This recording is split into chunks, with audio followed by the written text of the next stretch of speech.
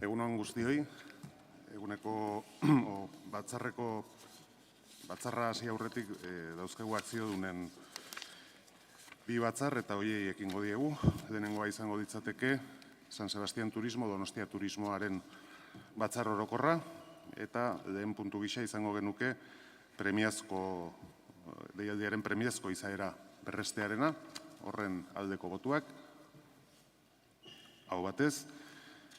Bigarrena izango ditzateke administrazio kontseiluko kide bat kargutik kentzea, hain zuzen ere Kristina Dajemanitx, aldeko botuak, hau batez. Eta hurrengo puntua, Iñigo García Villanueva izendatzea izango ditzateke, aldeko botuak, hau batez. Eta Iñigori galdetu behar dio si tiene alguna causa de incompatibilidad para aceptar el cargo. Ados.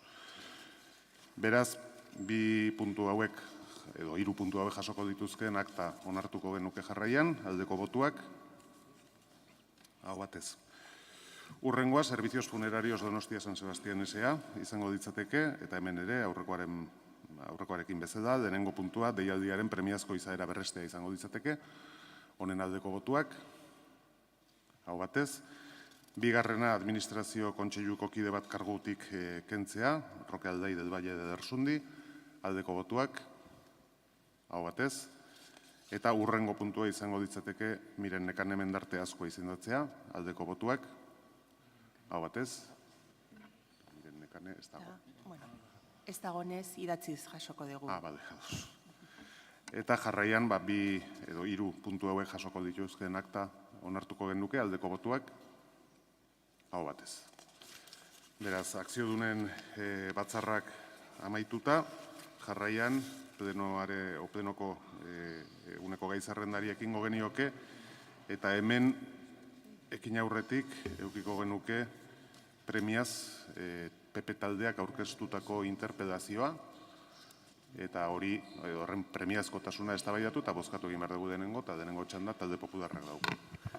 Sí, muchas gracias, alcalde. Bueno, hemos presentado esta moción ordinaria con carácter de urgencia porque no se me ocurre ningún escenario en el que sanear, desocupar y asegurar un edificio en San Sebastián no sea urgente. Además, hemos visto recientemente cómo se ha vuelto a incendiar el edificio meteorológico de Inchaurrondo. Y consideramos que el Gobierno vasco debe iniciar de manera inminente los trámites burocráticos administrativos o empezar a pensar qué hacer con ese edificio y hacerlo de manera urgente porque los vecinos, lógicamente, están muy preocupados y ya no pueden más. Muchas gracias. Eskerrik asko, Elkarrekin Donostiak. Vamos a votar que no a la urgencia, reconociendo que puede existir un problema en esa zona, como bien sabemos por nuestro contacto con la gente de Martutene. Y como bien hemos dicho muchas veces, los problemas relacionados con seguridad y con todas estas cosas tienen que ser tratados de manera mucho más responsable de lo que muchas veces hace, por desgracia, el Partido Popular en este pleno. Así que creemos que hay que hacerlo con calma, hay que hacerlo bien y no hay que hacerlo levantando la alarma, como están haciendo sus amigos de Antena 3 y el ABC. Gracias. Eskerrik asko, talde sozialistak.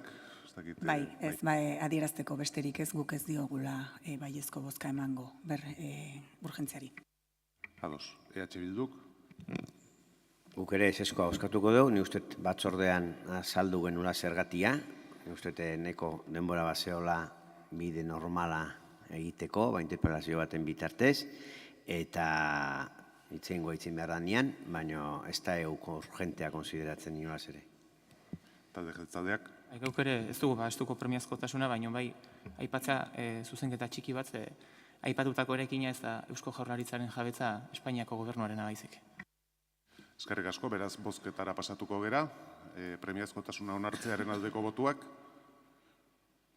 talde popularrak, kontrakoak, gainontzeko talde guztiak, beraz, ez da onartzen, ez da eguneko gai zerrendan sartuko, eta orain bai, eguneko gai zerrenda jorratzeari ekingo diogu, eta den puntu gisa izango dugu, 2022ko uztailaren 22an eta irailaren 5ean izandako bileren aktak onartzea, ontzat joz gero. Ez baldin badago inongo eragozpenik, bozkatu egingo genuke jarraian, aldeko botuak, hau batez, eta hurrengo puntura pasatzen gera. Iñigo García Villanueva jaunaren zinegotzi kargu hartzea. En relación con la toma de posesión del nuevo corporativo, ha sido remitida por la Junta Electoral Central credencial a favor de don Iñigo García Villanueva. El mismo ha cumplido con todos los requisitos legales de presentación de declaración de patrimonio y declaración de incompatibilidad. Procede, por tanto, tome posesión de su cargo de concejal ante el Ayuntamiento Pleno, para lo cual se debe incorporar al escaño y previamente deberá responder al juramento o promesa para la toma de posesión del cargo y funciones públicas. Incorpórese, por favor, el señor García al escaño.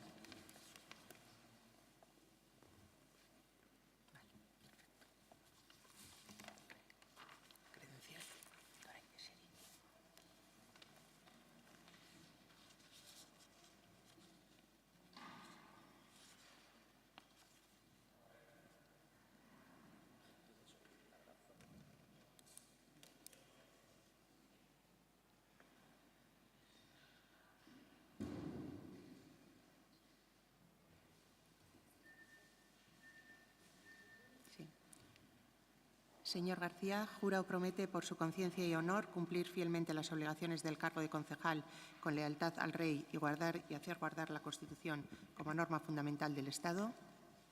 Prometo. Beraz, hartu du Donostiako udaleko zinegotzi kargua. Oso ondo, ongi etorria Donostiako udaldetxera, udalbatzara. Eta hurrengo puntura pasatuko gera. Alkatearen ebazpenen berri ematea. Lau dira, batetikan, 2024ko abuztuaren batekoa. Bertan, aldatu egiten da 2023ko abenduaren 15ko antolamendu dekretua eta proiektu estrategikoa duten ekitaldien antolaketa gehitzen zaio lehenengo puntuari.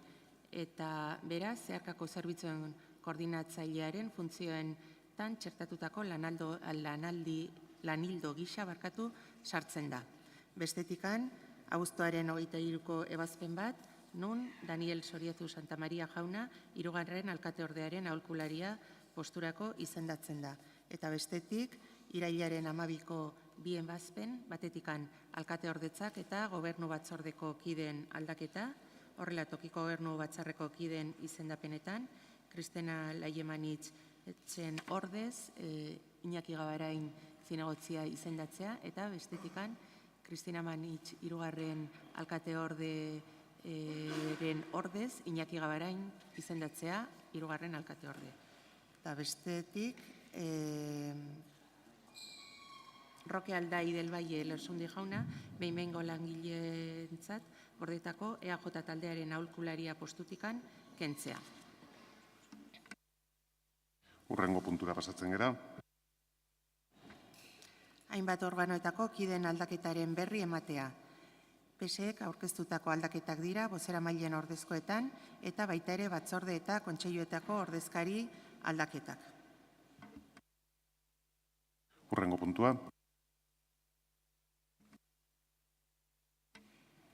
Bozeramaile batzordean onartutako erakunde adierazpenen berri ematea. Batetik, 2024ko abuztuaren 19ko bozeramaile batzordean onartua, hirian izandako azken eraso matxista dela eta. Puntuka bozkatu da, lehenengo puntua hau batez onartua, bigarrena hau batez onartua eta 3. puntua onartu eginda, alde bozkatu zuten EAJko bozeramailea, Donostia Sozialistakoak, EH Bildukoak, Elkarrekin Donostiakoak eta abstenitu egin zen PP taldeko bozeramailea. Bestetik, 2024ko abuztuaren 26ko bozeramaile batzordean onartutako adierazpena, hirian izandako sexu erasoa dela eta hau batez onartua izan zen, 2024ko irailaren 5ean ere hirian izandako sexu erasoa dela eta onartutako erakunde adierazpena, hau batez onartua, eta 2024ko irailaren 24ko bozeramaile batzordean onartutakoa, EH Bildu taldeak aurkeztua, azkeneko astetako eraso eta ekintza xenofoboi buruzkoa. Hori ere, hau batez onartua. Eskerrik asko, erabaki zatira pasatuko gera, hurrengo puntua. LO 01 Loiolako Lorategi hiria, hirigintza eremoko hiru antolamenduko plan bereziaren aldaketa puntualaren behin betiko onarpena. Udalbatzari proposatzen zaio behin betiko onarpena ematea, Eta bigarren puntu gisa, lurzorari eta hirigintzari buruzko 2/2006 legeko 89. artikulak agintzen duena aintzakotzat hartu eta planaren hirigintza arauak argitaratzea. Delegatuak dauka hitza. Bai, eskerrik asko. Plan bereziaren aldaketa puntual honen xedea da bigarren dokumentuan jasotako 30.2 Loiola bat bizitegi lurzatiaren eraikuntzari, erabilerari eta jabaialari buruzko ordenantza partikularrei buruzko 22. artikula aldatzea, eremuko hirigintza arauak, horrela 1 eta 2 kategoriako merkataritza jarduerak esartzeaz gain, 3. kategoriazko merkataritza erabilera ere esarri nahi da.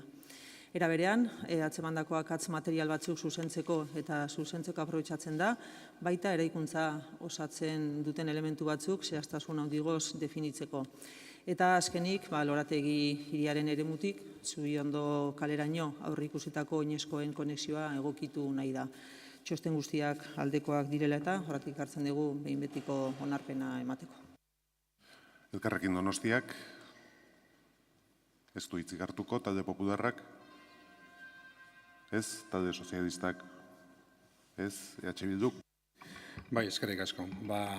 Egia esateko planeamendutaz hitz egiten egia eta planeamendutaz hitz egiten dugunean, nolabait, planeamendu onartzeakoan ikusi behar dugu, hau onartu ondoren, lortuko dugu zeona planifikatuta hobetzea edo ez. Eta jungo gea edukiak ikusita, aber hori lortzen dan, benetaz lortzen dan edo ez. Lehenengo puntua da, hor zeon akatsa batzuk zuzentzea, alde horretatik ez ditugun arazorik edukiko. Bigarrena da, Zubiondoko konexio hori afektatzen zaio, konexio hori, eta hor bai, naiz eta txosten guztiak aldekoak izan, hemen baita ere, egon dela dekalaje bat, eta dekalaje hortan, bestea beste, zer esan dan, nolabait pasabide horri buruz. Se genera un efecto túnel, tanto la anchura como la altura libre de paso propuesto resultan insuficientes para garantizar este itinerario peatonal la percepción de seguridad suficiente. El recorrido alternativo a realizar tampoco se considera excesivo, por lo que no se considera justificada la necesidad de realizar esta actuación. Hori zen, mugikortasunatikan, bere momentuan txosten batean esaten zuna. Bestaldetikan, hirigintzatikan, esaten zuen, la supresión del paso peatonal a través del número 6 de la calle Zubiondo para mantener exclusivamente el ancho de paso que permite el número 4 adyacente supone una reducción de la calidad de paso y una reducción de la seguridad para los peatones. Eta zein dan aurre egiteko arazo honi? Se deberá actuar sobre el espacio resultante mediante la utilización de materiales de colores claros y abundante iluminación ayudada por la instalación de cámaras de seguridad. ¿De verdad estamos mejorando el resultado anterior? ¿De verdad creando y diciendo que poniendo colores claros y viendo la necesidad de instalar cámaras de seguridad en esta zona para no crear un nuevo punto crítico, de verdad creemos que estamos mejorando la situación urbanística, el planeamiento urbanístico? Gure ustez, nabarmena da ezetz, eta horrexegatik egon diran txostenak. Eta hirugarren nolabait helburu nagusia gainera. Permitir la implantación del uso comercial de tercera o cuarta categoría. ¿Y qué significa permitir la implantación de tercera y cuarta categoría? Pues que en el espacio terciario que va allí se puedan abrir tiendas, supermercados, por encima de los 700 metros cuadrados. Eso es lo que se está diciendo. Eso es lo que se está diciendo. Y esta modificación, el único objetivo que tiene, o el objetivo principal, es precisamente que en esta zona se pueda abrir un supermercado de más, o una superficie comercial de más de 700 metros cuadrados. Este es el objetivo principal de esto. Y para saber si esto modifica y mejora o no mejora la situación del planeamiento anterior, nos hubiera gustado, por ejemplo, que se hubiera hecho un contraste con el comercio y con los comerciantes y las comerciantes de Loyola. Y nosotros hemos estado hablando efectivamente con ellos y precisamente no viven en una situación idílica y esto no les va a ayudar. Esto no les va a ayudar, todo lo contrario. Honekin lortzen dugun zeona planifikatuta hobetzea? Ez, justo kontrakoa. Honetzen degula, honen bitartez lortzen degula da, nolabait hor promotore batek, ez dakit kasu honetan nordan, baina promotore daukan espektatiba, salerosketaren espektatibak hobetzea. El objetivo de esto es única y exclusivamente mejorar la comercialización del promotor privado, la constructora que esté llevando esto, para que efectivamente pueda tener una más fácil ubicación o comercialización en el mercado precisamente de estos centros comerciales, sin importar cuál es la afección que va a generar esto sobre el pequeño comercio de Loyola. Sin importar, sin reflexionar siquiera sobre eso. Gu hori ikusita, garbi daukagu ezetza bozkatuko dugula. Izteko txanda, delegatuak. Zuzenketa bat egingo dizut, zatikan, zuzenketa egiten dena da hirugarren kategorikoa izatea, ez bakarrik, ez 3 eta 4. Osea, behintzat, ez nahastu gauzaztik, oso ezberdina dira. Eta, si usted hubiese leído también el documento o el informe de igualdad, en el que dice que en todas esas viviendas que están haciendo en Ciudad Jardín, los bajos son también viviendas que convendría que hubiese alguna actividad, con lo cual utilicen ustedes también los informes de igualdad en todos los casos para bien o para mal. Y sí, por lo menos no va a ser para tercera y cuarta categoría, sino que va a ser para tercera. Eskerrik asko, eztabaida amaituta, bozkatu egingo dugu jarraian, beraz aldeko botuak, sozialistak, jeltzaleak, kontrakoak, Bildu Elkarrekin Donostia, abstentzioak, talde popularrak. Onartzen da. Ez dakit boto azalpen txandarik nahi dan, beste da hurrengo puntura pasatuko ginateke. Ados? Bai.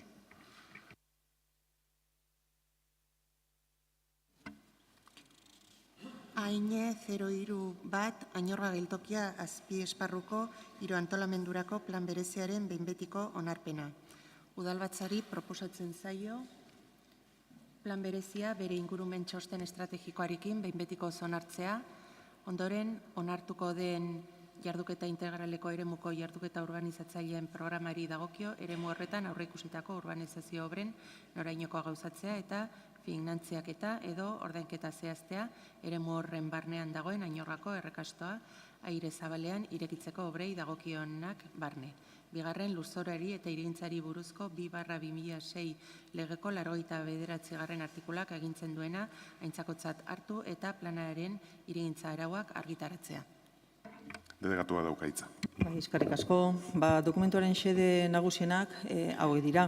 Añorga txikiren hiri nukleoen inguratutako bizitegi garapen berri bat aurre ikusten da, ekipamendu berriak antolatzen dira, eta esparruaren zuzkiduraren prestakuntzako eguneratzearekin hiri multzorako erlazioko plaza bat antolatuz. Gaur egun, lurpetik igarotzen den tartean Añorga erreka kanpora ateratzea, eta Añorga txikin Euskotreneko garalekua hurbildu eta esparruan integratzea. 258 etxe bizitza garatuko dira, haietatikan 46 gizarte babesekoak, beste 46 etxe bizitza babestu tasatuak izango dira, eta 156 etxe bizitzak libreak izango dira. Los informes que obran en el expediente son favorables. El procedimiento de evaluación ambiental estratégica seguido tras la caducidad del anterior ha sido refrendado por el órgano ambiental y ha concluido con el correspondiente informe ambiental estratégico publicado en el Boletín Oficial del País Vasco, con lo cual, y teniendo todos los informes necesarios para su aprobación, es por lo que traemos a este pleno. Eskerrik asko, Elkarrekin Donostiak. Bai, eskerrik asko.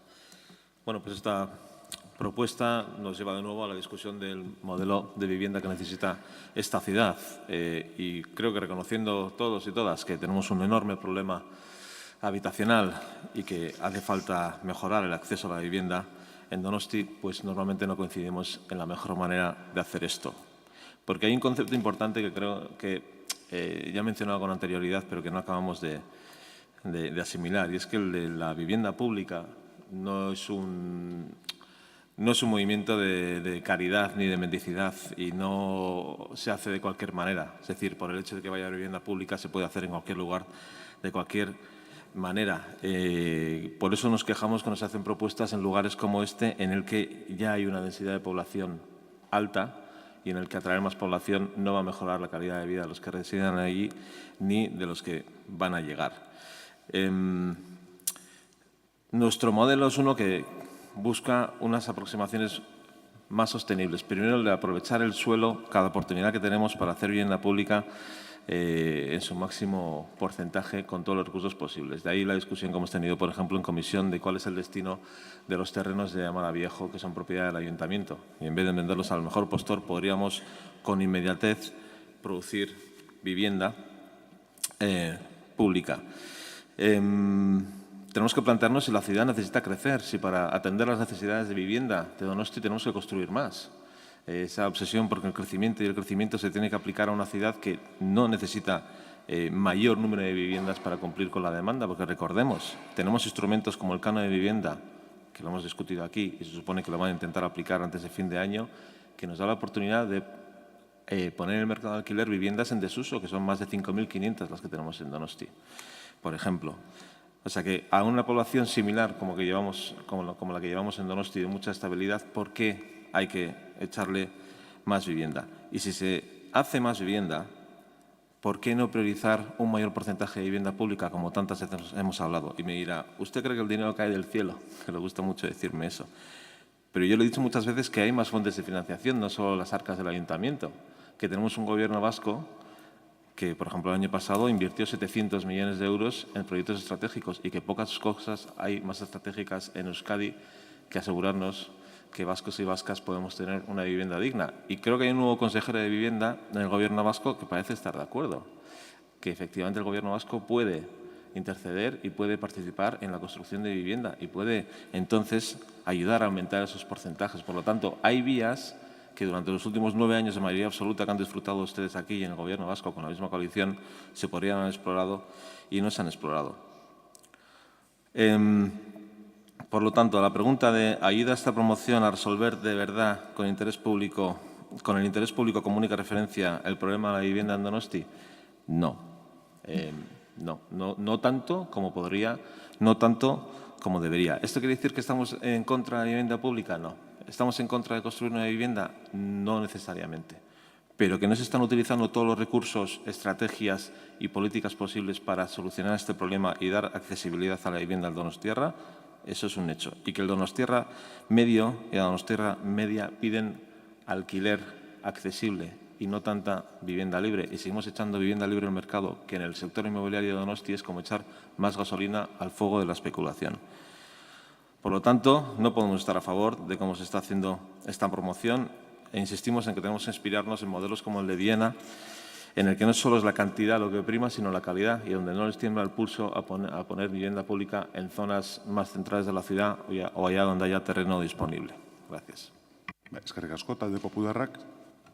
Bai, egun hon eskerrik asko alkate jauna, babestuko dugu puntua, seguretzat etxe bizitza berriak eraikitzeko proiektuak egin behar direla, ez dakigu zuk esandakoa hobeto izango litzatekeenik, baina behintzat proiektuak ateratzea berri ona da donostiar guztientzat, eta horregatik guk babestuko dugu puntu hau.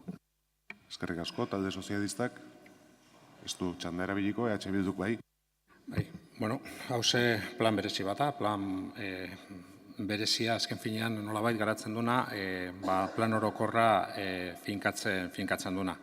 Ze plan orokorra 2010koa gaur egun indarrean dagona.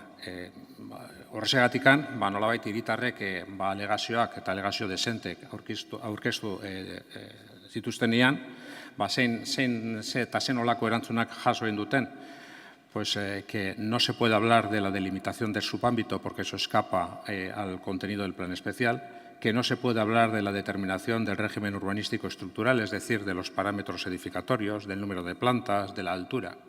Hau da, bereiek nolabait kezkak zeutkean asuntoetan, horri buruz ez dela posible hitz egitea. Ze hortarako beharrezkoa izango zen plan orokorra aldatzea edo plan orokorraren prebisioak aldatzea. Y esto no solo tiene efectos sobre esta actuación, sino en el propio expediente urbanístico hay un informe que lo dice bien claro. En este sentido, hay que reconocer que, dadas las condiciones del espacio disponible y el programa a implementar, no es tarea sencilla plasmar una solución plenamente satisfactoria. Hori dio txostena. Hor, barruan dago txosten bat, hori esaten dula, plenamente satisfactoria. Zer dela eta, porque plan orokorra finkatzen zuena, ez da, segurazki, onena. Eta hori kontutan hartuta, logikona izango zen plan orokorra aldatzea eta hor zeuden prebisioak berriro berrestartzea. Porque vamos a una propuesta edificatoria De 25.000 metros cuadrados de edificabilidad, con 24.251 nuevos y 269 terciarios, donde ni siquiera se llega a cumplir el 40% de vivienda protegida. No se llega a cumplir el 40% de protegida ni en edificabilidad ni en número de viviendas. Los porcentajes están ahí. Si quiere, hacemos el 40% de 248 o hacemos el 40% de 24.251, porque no da. ¿Y qué es lo que da? ¿Y cuál es el producto que más da? Pues el de la vivienda libre. Nuevamente la vivienda libre. Pocas sorpresas, ¿verdad? 156 las viviendas libres. ¿Saben ustedes cuál es el precio de la vivienda libre que va a haber aquí? La vivienda libre con el garaje. El precio de la vivienda libre que ya se declara en el ayuntamiento va a ser de 341.515. 341.515. Digo porque luego surge la tentación de decir que con ese tipo de actuaciones se da respuesta a la necesidad de vivienda. Bueno, yo creo que la inmensa mayoría de los y las donostiarras no van a considerar que se les da respuesta a la necesidad de vivienda con un precio de 341.515, que ya veremos si es el precio que definitivamente viene establecido. No se llega al 40% de vivienda protegida, ni en la edificabilidad ni en el número. El número mayor es el que federalmente establece. Eta gero baita ere, gustatuko litzateke beste hausnarketa bat egitea. Zeren hemen nolabait, incluso Eusko Jaurlaritza, Hezkuntza Saila bere momentuan alegazioak aurkeztu egin zuen eta besteak beste esaten zuen, zer nolako arazoa dauzkate Añorgako ikastolarekin, ze ikastetxe ikasleen kopurua azken urtetan handitzera doa, eta handitze prozesu horrekin eremuak nolabait baita ere behar duten handitzea baita ere ikastola berbera. Eta egia da, eta esango duna nolabait delegatuak, dokumentu honek aukera ematen dion, baina ikusi beharko da zen olako aukera ematen dion. Porque la propuesta y la solución que le da desde el punto de vista de Cuesta, desde el punto de vista de la morfología, donde quieren darle para ampliar la ikastola, es el espacio que es seguramente el más difícil de construir en esa zona. ¿Por qué? Porque nuevamente no se han priorizado las necesidades, en este caso de los y las añorgatarras, sino, de nuevo, una idea de negocio, una idea, una promoción de venta, y en esta historia, pues efectivamente, esa prioridad se satisface sobre el papel, porque en el papel cabe todo, y ya veremos en la realidad. Eskerrik asko, izteko txanda delegatuak. Bueno, pues yo voy a expresar mi profunda decepción y preocupación con la incongruencia que vemos, es verdad, con la postura de algunos grupos políticos sobre el tema, y ya no voy a decir sobre Añorga, voy a hablar del tema de vivienda, porque es decepcionante ver que ustedes soliciten constantemente la necesidad de vivienda que hay en la ciudad, tanto pública como privada, como libre, porque en algún sitio tendrán que vivir también los que no pueden acceder a la vivienda pública. Y recientemente hemos sido testigos, ayer mismo tenemos un documento para la declaración de zonas tensionadas en Donosti, en la que algunos grupos políticos, y bueno, precisamente H. Bildu, dice que hace falta hacer mucha más vivienda pública, mucha más, que tal, que cual. En ese documento viene todo el ámbito de Añorga, que es una de las cuestiones importantes que ponemos, la cuestión de más vivienda. Pues ustedes en sus aportaciones no han dicho que desaparezca, por ejemplo, el ámbito. No, lo dejan ahí, porque claro, ustedes lo que hacen es totalmente una demagogia, porque son totalmente incoherentes y van a votar ustedes hoy en contra de un expediente en el que se van a hacer 92 viviendas de protección pública, van a presentar una moción en la que solicitan al Gobierno vasco también que no haga apartamentos dotacionales en Ategorrieta, y lo que tiene que ser es que las acciones y las palabras vayan siempre de la mano, porque ustedes no lo suelen hacer así, porque ustedes bla, bla, bla, bla, bla, de que sí que hacen falta de hacer viviendas, pero cuando llega el momento de los hechos dicen que no, esconden la mano. Y usted me decía el otro día, no se puede soplar y sorber a la vez, efectivamente. Yo ni lo intento, porque no soy capaz, porque ustedes sí, porque son capaces de estar diciendo aquí que hace falta vivienda en todo momento. Ayer mismo, ustedes en el 2010 se aprobó el Plan General, ustedes tuvieron 4 años para descatalogar o para desclasificar el suelo de Añorga o para cambiarlo, para hacer una modificación. Tuvieron 4 años y no lo hicieron. Y ahora están aquí diciendo que no, porque tal, porque no sé cuántos. No, sean ustedes consecuentes, que es lo importante en política, ser consecuentes con lo que se hace y con lo que se dice. Pero en el tema de vivienda no hay que utilizar la demagogia, lo que hay que hacer es actuar. No valen las palabras, no valen. Eskerrik asko, eztabaida amaituta bozkatzera pasatuko gera, beraz aldeko botuak, talde jeltzaleak, talde sozialistak, talde popularrak, kontrakoak, EH Bildu eta Elkarrekin Donostiak onartzen da, ez da boto azalpen txanda eskaerarik, eta beraz hurrengo puntura pasatzen gara. Ur hornidura eta saneamenduko udal erregelamenduaren 53. artikuluaren aldaketaren behin betiko onarpenaren berri ematea. Jendaurreko epea bukatuta ez da iradokizun edo alegaziorik aurkeztu. Ondorioz, ordu arte behin-behinekoa zen erabakia behin betiko onartutzat jo behar da eta Gipuzkoako aldizkari ofizialean araudiaren aldaketaren testua publikatuko da. Beraz, horren berri emate zaio udalbatza honi. Eskerrik asko, hau kontu emate hutsa da eta ez dago txandarik, beraz hurrengo puntura pasatuko ginateke. Arau proposamena, Elkarrekin Donostia taldeak aurkeztuta udalbatzaren erreglamendu organikoaren 126.1a artikulua aldatzeko. Honen inguruan, batzordean transakzio zuzenketa onartu zen EH Bildu, EAJ eta Alderdi Sozialistaren artean eta diktamina osatu zen. Eta diktamina horren baitan, proposatze zaio udalbatzari lehena hasiera bidez onartzea udalbatzaren araudi organikoaren artikula 126.1a aldaketa eta bigarrena 30 eguneko epean ikusgai jartzea jendaurrean aipatu arau aldaketa 7/85 legeko 59. artikulak xedatzen duenaren arabera interesdunek egoki iritzitako erreklamazio edo iradikuizunak aurkeztu ahal izateko. Aurkeztu ezean behin betiko onartutzat joko da. Ados, proposamenaren egileak dauka hitza Elkarrekin Donostiak. Eskerrik asko. Bueno, hoy es un día muy importante para esta institución. Creo que es un buen día, un gran día.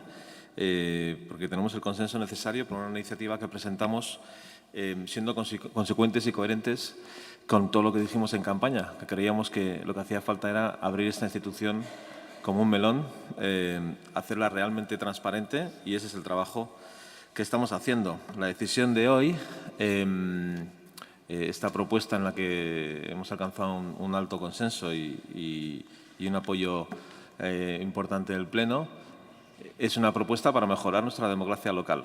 Es una propuesta para que las comisiones, que son la primera instancia donde representantes de la ciudadanía, como somos, vamos al Gobierno a hacer interpelaciones y a hablar de lo que ocurre en esta ciudad y por qué se toman ciertas decisiones, van a ser transparentes. Van a ser transparentes hasta el punto que la ciudadanía va a poder acceder a lo que ocurre ahí simplemente con el clic de un botón, porque vamos a poder emitirlas en abierto, en streaming.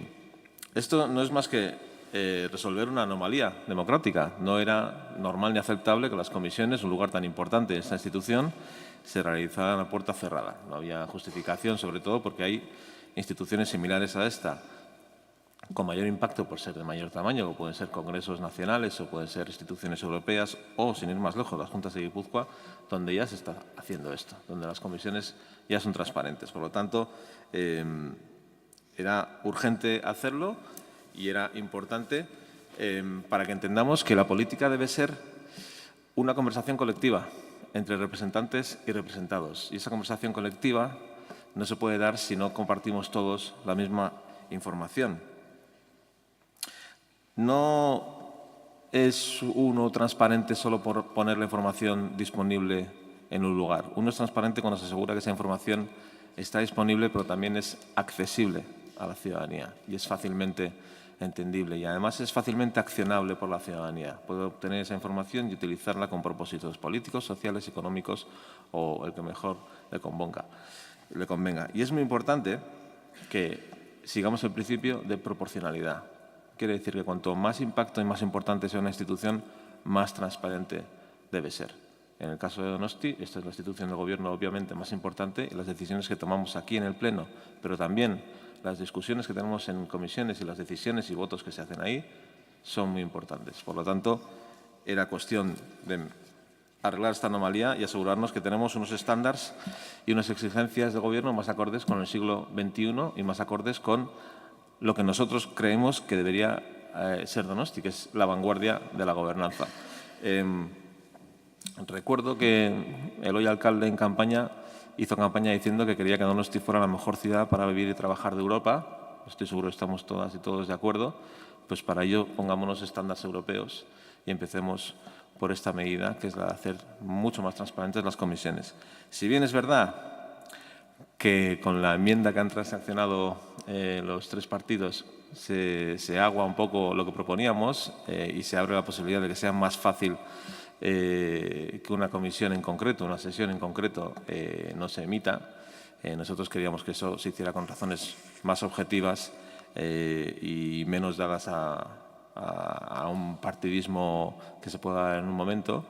Así que nos hubiera gustado que se aceptara la propuesta original tal cual estaba, pero en cualquier caso creemos que es muy importante, de nuevo, que haya acuerdo, que haya consenso y nos proponemos seguir avanzando y poco a poco seguir avanzando, como decía, en hacer pues, más transparente la institución. Así que muchas gracias. Eskerrik asko zuri, talde popularrak.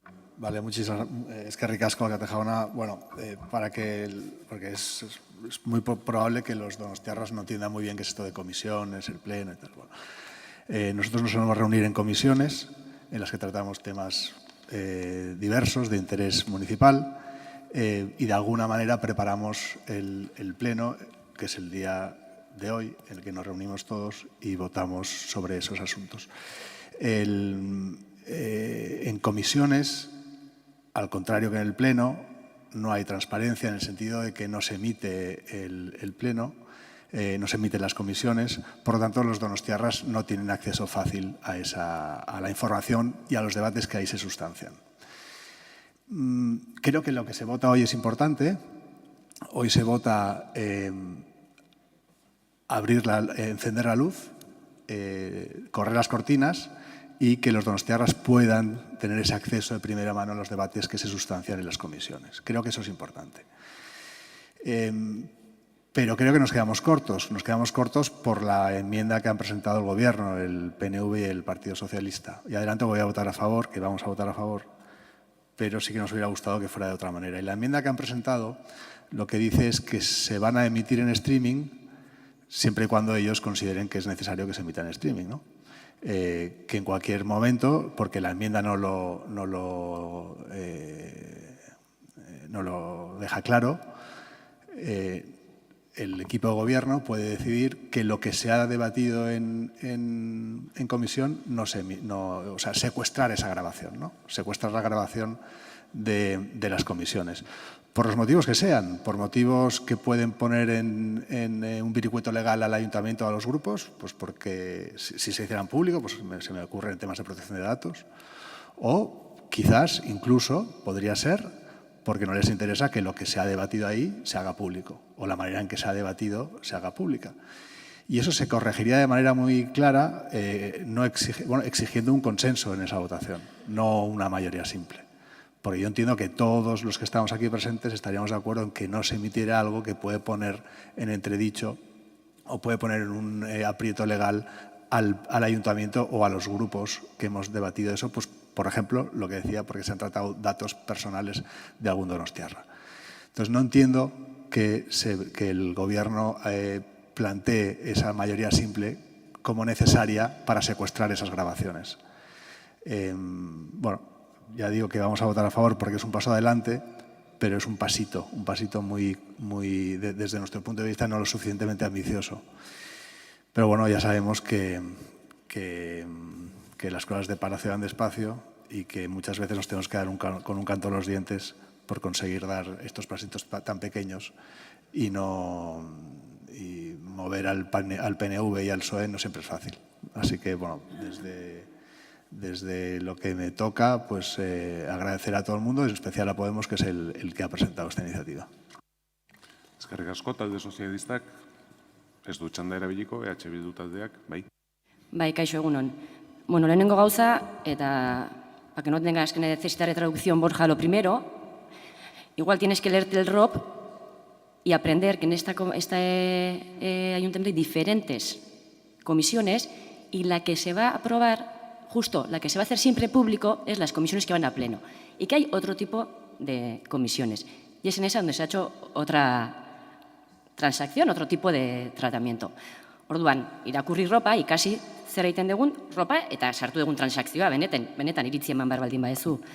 Hori esan da, poztu ginen elkarrekin azkenean sartzeagatik zuzenketa hori, zer egia gardentasunaren alde badaukala beharra udaletxe honek, ropean eskua sartu behar dela eta herritarrei eskura jarri ez, udalaren erraminta guztiak, baina egia da zuzenketa honekin guk ikusten genitula bi kontu. Alde batetik, berriro, batzorde ezberdinak daudelako udal honetan, udaletxe honetan, eta guk ikusten genuen batzorde iraunkor orokorrako da plenora dozela irikian izan behar zutelan, baina gero badaudela beste bi batzorde motak direla iraunkor bereziak eta batzorde ez iraunkorrak, eta horiek, askotan direla lanerako dinamikak, udaletxe honetan edo hiri honetan aurrera emateko pausoak ematen diren batzorde batzuk, non batzutan konfidentzialtasuna edo diskrezioa beharrezkoa da.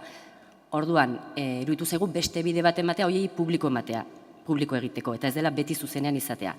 Hori izan zen alde batetik, eta bestetik, zuek aipatzen zen utelako, erabakia publiko, streaming bidez edo publiko egiteren erabakia hartzen zuela bozeramaile batzordeak, eta gure ustetan, bozeramaile batzordeak baino, erabakia batzorde berako kideek hartu behar zutela. Zuzenketa horiek sartu genitu, egia da EAJak ere beraldetik eta PSek zuzenketa sartu zituztela, eta, bien artean hartu genuen erabaki bat, saiatu geha pixkat ordenatzen, baina honek ez du esan nahi, gerora ere ez, bestelako aldaketak egin daitezkenik gardentasunaren bidetik, edo herritarrei eskurago jartzeagatik udaletxe edo etxe hau. Eskerrik asko, talde jeltzaleak. Bai, egunon. Lehen eta behin, Borjari Garbinek esan diona, ez? Printzipioz, plenora datozen batzorde guztiak publikoak izango dira, eta streamingen bidez bidaliko dira. Bestiak nahiko askatasunez eta diskrezioaz lan egiteko nahiago dugu. Horrek ez du esan nahi, denok guk aukeratzen badegu publiko egitea, publiko egingo dela. Edo norbaitek etorri nahi badu ikustera interesa daukalako, etor daitekela. Horretaz aparte, jakina, baiezko botoa emango diogu jatorrian Elkarrekin taldeak aurkeztutako proposamen honi, Gobernuko bitaldek eta EH Bilduk adostutako transakzio zuzenketa bat gehitu ondoren, noski. Eta azken zuzenketa hau azpimarratu nahi dut. Udalbatza honetako 3 talde nagusiek topagune bat aurkitzen jakin izan dugu, babes zabala duen proposamen bat eginez. Udalbatzako 27 zinegotxeetatik 22 sinatu dugu. En lo que respecta al Grupo Municipal EAJ-PNV, en nombre del que estoy hablando, y estoy convencida que también en el caso de los otros 2 grupos firmantes de la enmienda, era importante obtener el respaldo más amplio posible para una cuestión tan delicada como la reforma del reglamento por el que se rige el funcionamiento de este Pleno, Cámara de Representación de la Voluntad expresada en las urnas de la ciudadanía donostiarra. Una iniciativa que cuenta con un apoyo tan extenso supone, desde luego, una garantía de estabilidad y permanencia para esta modificación, en la que se establece que en adelante las comisiones de pleno serán retransmitidas por los canales de comunicación habilitados por el Ayuntamiento. Mediante esta modificación del ROP, por tanto, vamos a posibilitar que la ciudadanía donostiarra tenga un acceso directo a las deliberaciones de las comisiones permanentes generales que se reúnen cada mes y que básicamente suponen la antesala de este pleno. Aldaketa positiboa izango dela uste dugu, eta espero dugu hori lortzeko egon den udaltaldeen arteko akordioko espiritua ondorengo ekimenetan ere aplikatu ahal izango dela. Eskerrik asko, izteko txanda, Elkarrekin Donostiak. Eskerrik asko. Efectivamente es importante, como hacía Borja Corominas, explicar qué son las comisiones. Es importante que las comisiones sean transparentes porque ahí podemos observar cuál es el proceso de decisión del Gobierno, de oposición, de cuando hay acuerdos y no los hay, del debate, el proceso de decisión que luego lleva a que se hagan o no se hagan ciertas cosas en la ciudad. Y es importante que la ciudadanía conozca ese proceso de decisión, cuál es la propuesta inicial, si hay alternativas presentadas tanto por Gobierno como por su oposición, por qué se decide por una alternativa y no por otra, cuál es la motivación de ciertas decisiones, cuáles son los posicionamientos, es decir, más allá de lo que ocurre en el Pleno, ese proceso de fabricación, por así decirlo, de ideas que luego se convierten en cambios en la ciudad, es muy importante que la ciudadanía pueda verlo. Hasta ahora no se podía y ahora sí se podrá. En cuanto a la transacción a la que han llegado al acuerdo Bildu, PNV y PSOE, efectivamente son 22 de 27, Una pena que nunca nos llamaran a nosotros para intentar la transacción, ya que era nuestra propuesta. Si el objetivo es alcanzar consenso, hubiera estado bien también que llamaran a nuestra puerta. Pero bueno, parece que al Partido Popular tampoco. Entendemos las razones, pero creemos que no hay razones objetivas para que ciertas comisiones no sean transparentes. Por eso en la propuesta original pedíamos que liderara la Secretaría Jurídica una petición de una comisión en concreto no fuera transparente, para que fuera de la manera más objetiva posible su decisión y que fueran 2/3 de los representantes en la comisión los que acordaran que no se transmitiera, no solo una mayoría simple. Es decir, se hacía más difícil que por intereses ajenos a la ciudadanía se hicieran secretas. Es verdad que hoy hay consenso, pero tras 9 años de mayoría absoluta de este Gobierno ha sido ahora que hemos hecho esta propuesta y ahora se está haciendo. Pero en cualquier caso, muchas gracias a todos los partidos por el apoyo y creo que esto es bueno para la institución y para la ciudadanía, así que eskerrik asko. Eskerrik asko zuri, eztabaida amaituta bozkatu egingo dugu beraz. Aldeko botuak. Zer? Zuzenketa txertatuta dago. Batzordean onartu zenuten. Beraz, diktamenean dijoa. Bueno, berriro. Aldeko botuak. Hau batez. Eskerrik asko, ez dago botoa azalpen txanda eskaerarik eta hurrengo puntuetara goaz. Zergatik orain ordenantzak eta proposamenak aztertuko ditugu. Eta beraz, 10. puntutik 37 puntura bitartean dauden puntu guztiak jorratuko ditugu. Idazkariari emango diatitza hori adierazteko. Bai, hori da alkateak dion bezala. Alde batetikan ordenantza fiskalen aldaketa proiektu bezala eta horri guztiari aurkeztu zaizkion emendakinak eta bestalde batetikan alderdiek aurkeztutako proposamenak daude eta kasuren batean ere emendakinak dauzkate. Orduan, puntu guzti horiek dena batera.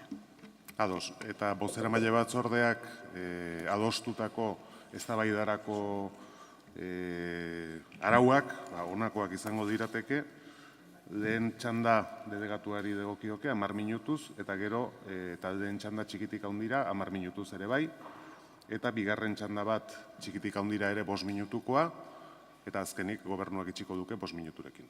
Beraz, txandei hasiera emateko, lehen hitza delegatuak izango duke. Eskerrik asko, alkate jauna eta egun guztioi. Hitzartzea hasi aurretik eskertu eta goraipatu eta aintzatetzi nahi dut finantza zuzendaritzako, baita ere aurrekontuen taldeko eta lege idazkaritzako zuzendari zein udal teknikariek egin duzuen lana azken hilabeteotan, lan eskerga handia izan da, eta gainera euskaraz, da beraz hori nire aldetik behintzat goraipatu eta eskertzeko modukoa da aukera hori eukitzea. Behin hori esan da, gaurko osoko bilkuran 2025ko zerga ordenantzetako aldaketak eta arau proposamenak eztabaidatu eta onartuko ditugu. Gai honek ez ditu soilik zifra edota zergak aztertzen. Izan ere gaur onartuko ditugun aldaketek eragin zuzena dute Donostiak herritarrei kalitatezko udal zerbitzu publikoak eskaintzen jarraitu ahal izateko. Herritarren ongizatea bermatzeko edota gure kontu publikoen egonkortasuna eta udal finantzen iraunkortasuna ziurtatzeko. Batzordean azaldu genuen bezala, zerga ordenantzetan proposatutako aldaketen abiapuntua 2024-2027 aldirako ebaluazio ekonomikoaren txostena da, zerga politikarako txostena, alegia.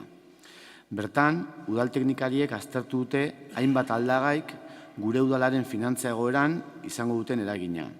Horien artean, ezinbestekoa da aipatzea udalak finantzatzeko foru funtsak izango duen eragina.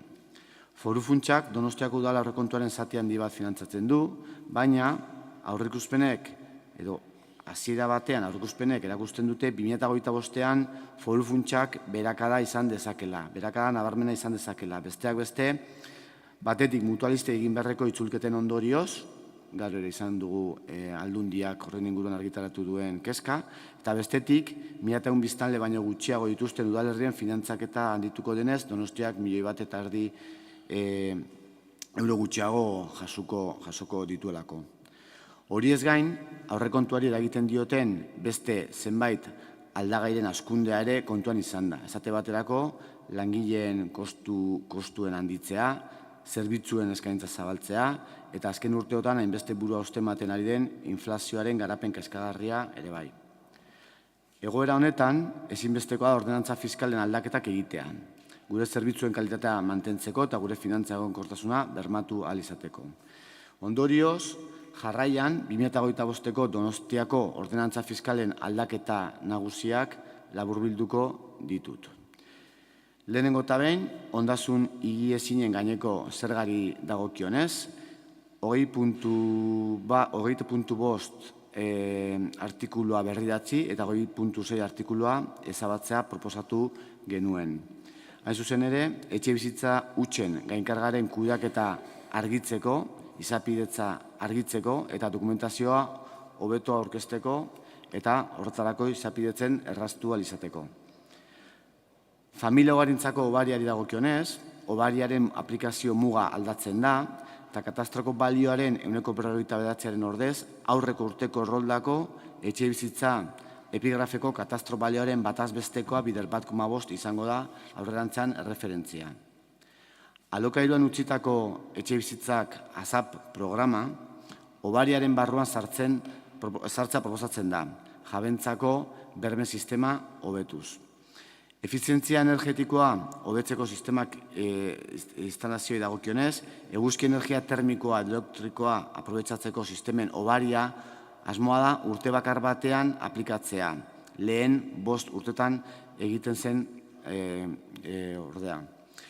Zuzenketa tekniko baten bidez, hasierako proposamena egokitu dugu, helburu hori hobetzeko.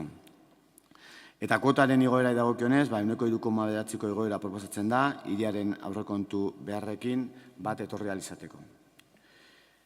Bigarren aldaketa proposamena, jarduera ekonomikoen gaineko zergari dagokio, eta hor, kokalekuaren indizei dagokionez, 3., 4., 5. eta 6.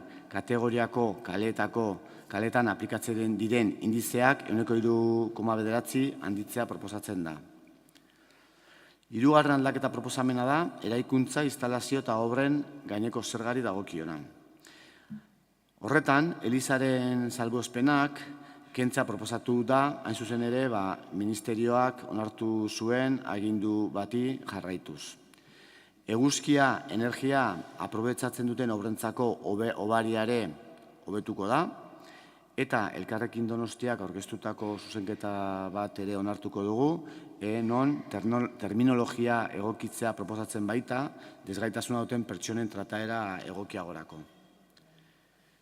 4. aldaketa proposamenari dagokionez, hiri lurzoruen balioaren gehikutzaren gaineko zergari buruz, gainbalioa da plusbalioa bezala ezagutzen den zerga, izatezko bikoteen inguruan, maiatzaren 10ko 1/2024 foru arau berrira moldatzeko, izatezko bikotentzako tratamendua egokituko da, edo doituko da, eta koefizienteak foru arau horretan ezarretakora ere egokituko dira, eta gainera xedapen igarri bat ere atxikituko zaio.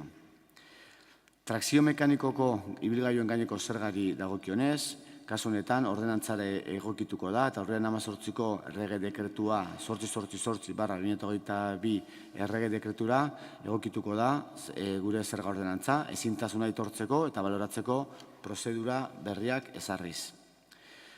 OTA edo TAO edo gaztelaniaz OTA bezala ezagutzen den tasari dagokionez, zona gorri eta berezientzat 7,8ko igoera proposatu genuen, baita ere Berioko autokarabanen aparkalekua erabiltzen dutenentzat ere tasa egoera izarriko da, 10ko hazkundearekin, eta egoiliarrentzako eta diruzarrerak bermatzeko renta jasotzen dutenentzat EH Bildu taldearekin adostu dugu edo onartu dugu eurek aurkeztutako zuzenketa egoiliarren eta diruzarrea bermatzeko renta jasotzen dutenen tasa mantentzeko gaur dagoen moduan, alegia ez igotzeko.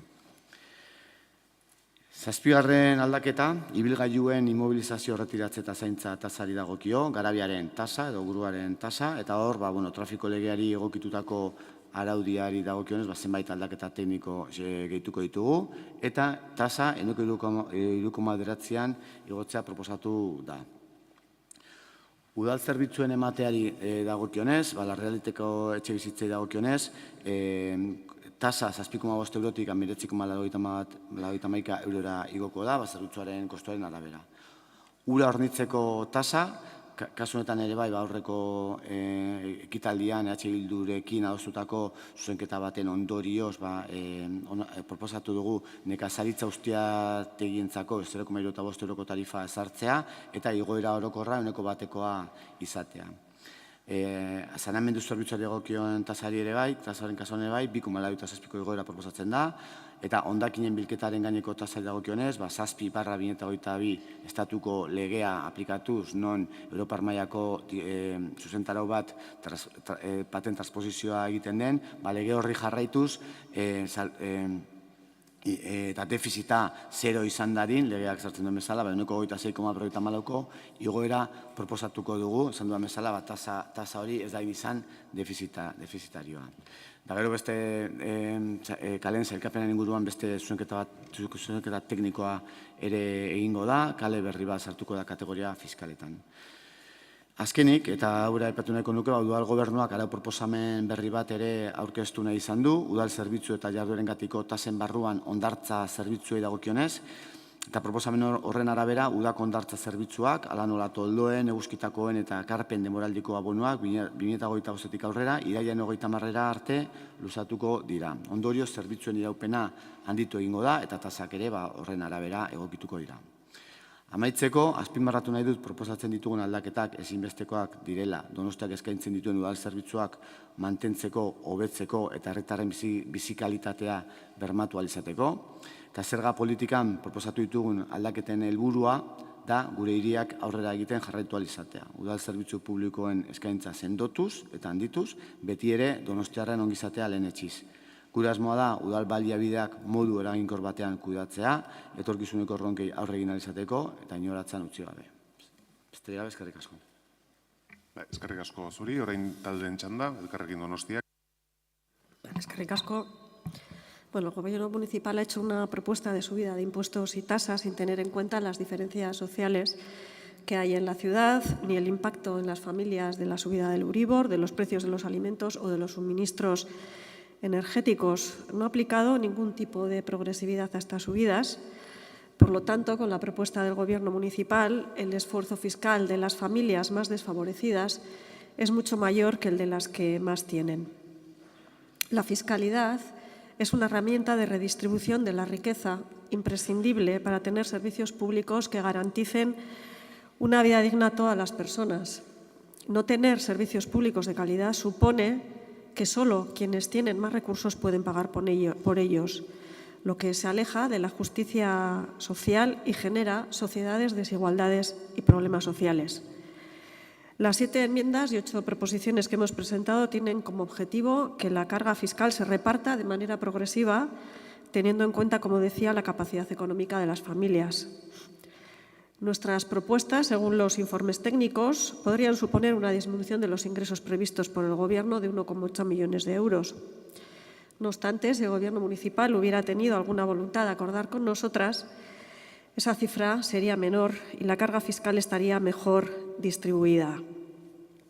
Además, también queremos volver a recordar que el Gobierno podría contar con otras fuentes de ingresos, como el canon a la vivienda vacía, que además de incentivar la salida al mercado de esas viviendas, supondría mayores ingresos para políticas de vivienda tan necesarias en esta ciudad.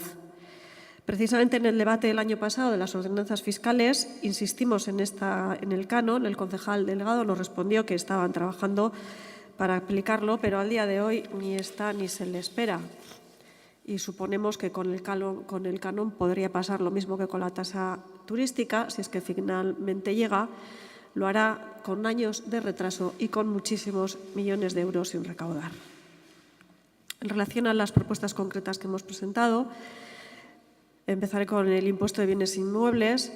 Hemos presentado una enmienda para que las comprobaciones, en lugar de ser de oficio, para no pagar el recargo por el IBI, fueran presenciales, o sea, que las personas que tienen viviendas vacías tengan que justificar que están así. También en relación a la bonificación del IBI a las familias numerosas que sean titulares de otra vivienda en su totalidad o en parte, proponemos limitar la bonificación a una única vivienda, porque entendemos que ser familia numerosa per se no supone disponer de menos recursos que otras familias que no lo son. Y entendemos que la bonificación actual existente es ya suficiente. Hemos hecho una propuesta para que en lugar de aumentar un 3,9% el IBI se aumente simplemente un 1%. También proponemos bonificaciones en el IBI para que las viviendas con menor catastral puedan tener bonificaciones, pero finalmente, la hemos retirado porque el informe jurídico decía que no existe normativa que sustentara esta propuesta y esperemos, porque va a tramitar una modificación en el Congreso, que esto pueda ser una realidad el año que viene. También hemos propuesto suprimir la exención al recargo del IBI a las segundas residencias porque, dada la emergencia habitacional que hay en esta ciudad, no tiene sentido que una vivienda que no cumple el fin social de la vivienda esté exenta de pagar el recargo del IBI. En relación con el impuesto de plusvalías, proponemos un aumento del tipo de gravamen que sea proporcional al número de años que pasa en cada compraventa de vivienda, de tal manera que cuantos menos años pasen entre una y otra, mayor sea el impuesto para evitar la especulación con un bien imprescindible para la vida. En relación con el impuesto de actividades económicas, hemos propuesto una subida progresiva también en función de la categoría de las calles, de manera que los establecimientos de las categorías quinta y sexta no tengan ninguna subida porque entendemos que están en barrios situados donde precisamente va a suponer un mayor impacto a las familias que residen en ellos. En relación al impuesto de construcciones, instalaciones y obras, creemos que hay que suprimir la bonificación por instalar elementos de climatización en piscinas privadas. Y quiero insistir en lo de privadas, porque esta bonificación lo que supone es que con los recursos de toda la ciudadanía se financian instalaciones de eficiencia energética para que precisamente quienes pueden tener una piscina privada, además, paguen menos por la factura de la luz. Por lo tanto, esta bonificación es un absoluto sentido que debería desaparecer del impuesto. Llevamos años pidiendo su desaparición, pero bueno, como el Gobierno no ha apoyado nuestra enmienda, tendremos que seguir insistiendo en adelante. Hemos realizado también una propuesta para modificar la redacción del impuesto y sustituir el término discapacitado por personas con discapacidad, que ha sido la única que el Gobierno municipal ha aceptado del total que hemos presentado. En relación con el impuesto de vehículos de tracción mecánica, el Gobierno municipal no ha propuesto ningún incremento y nosotras hemos hecho una enmienda para que hubiera subidas progresivas en función de los caballos fiscales de los turismos y de la potencia de los ciclomotores, excepto a los de menor categoría, para poder contar también con mayores recursos para financiar el transporte público y, además, desincentivar precisamente el vehículo privado. Es verdad que ha habido un informe desfavorable. Hemos mantenido la enmienda para ver si el Gobierno municipal tenía voluntad de transaccionar, porque se podría haber superado lo expresado en el informe. También proponemos limitar las bonificaciones por compra de vehículos eléctricos o híbridos a los vehículos destinados al servicio de viajeros o a aquellos vehículos que prestan otros servicios imprescindibles.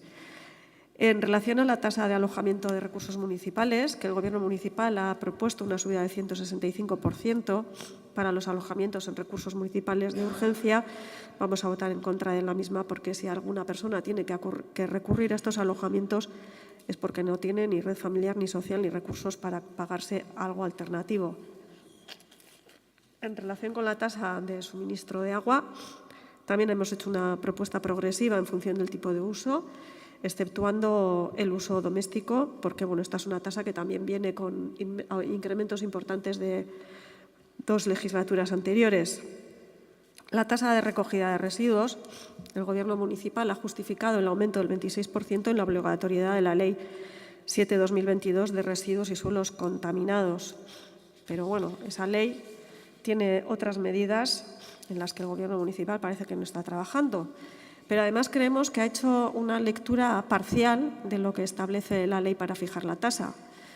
La ley establece que se debe implantar una tasa o, en su caso, una prestación patrimonial de carácter público no tributaria específica, diferenciada y no deficitaria.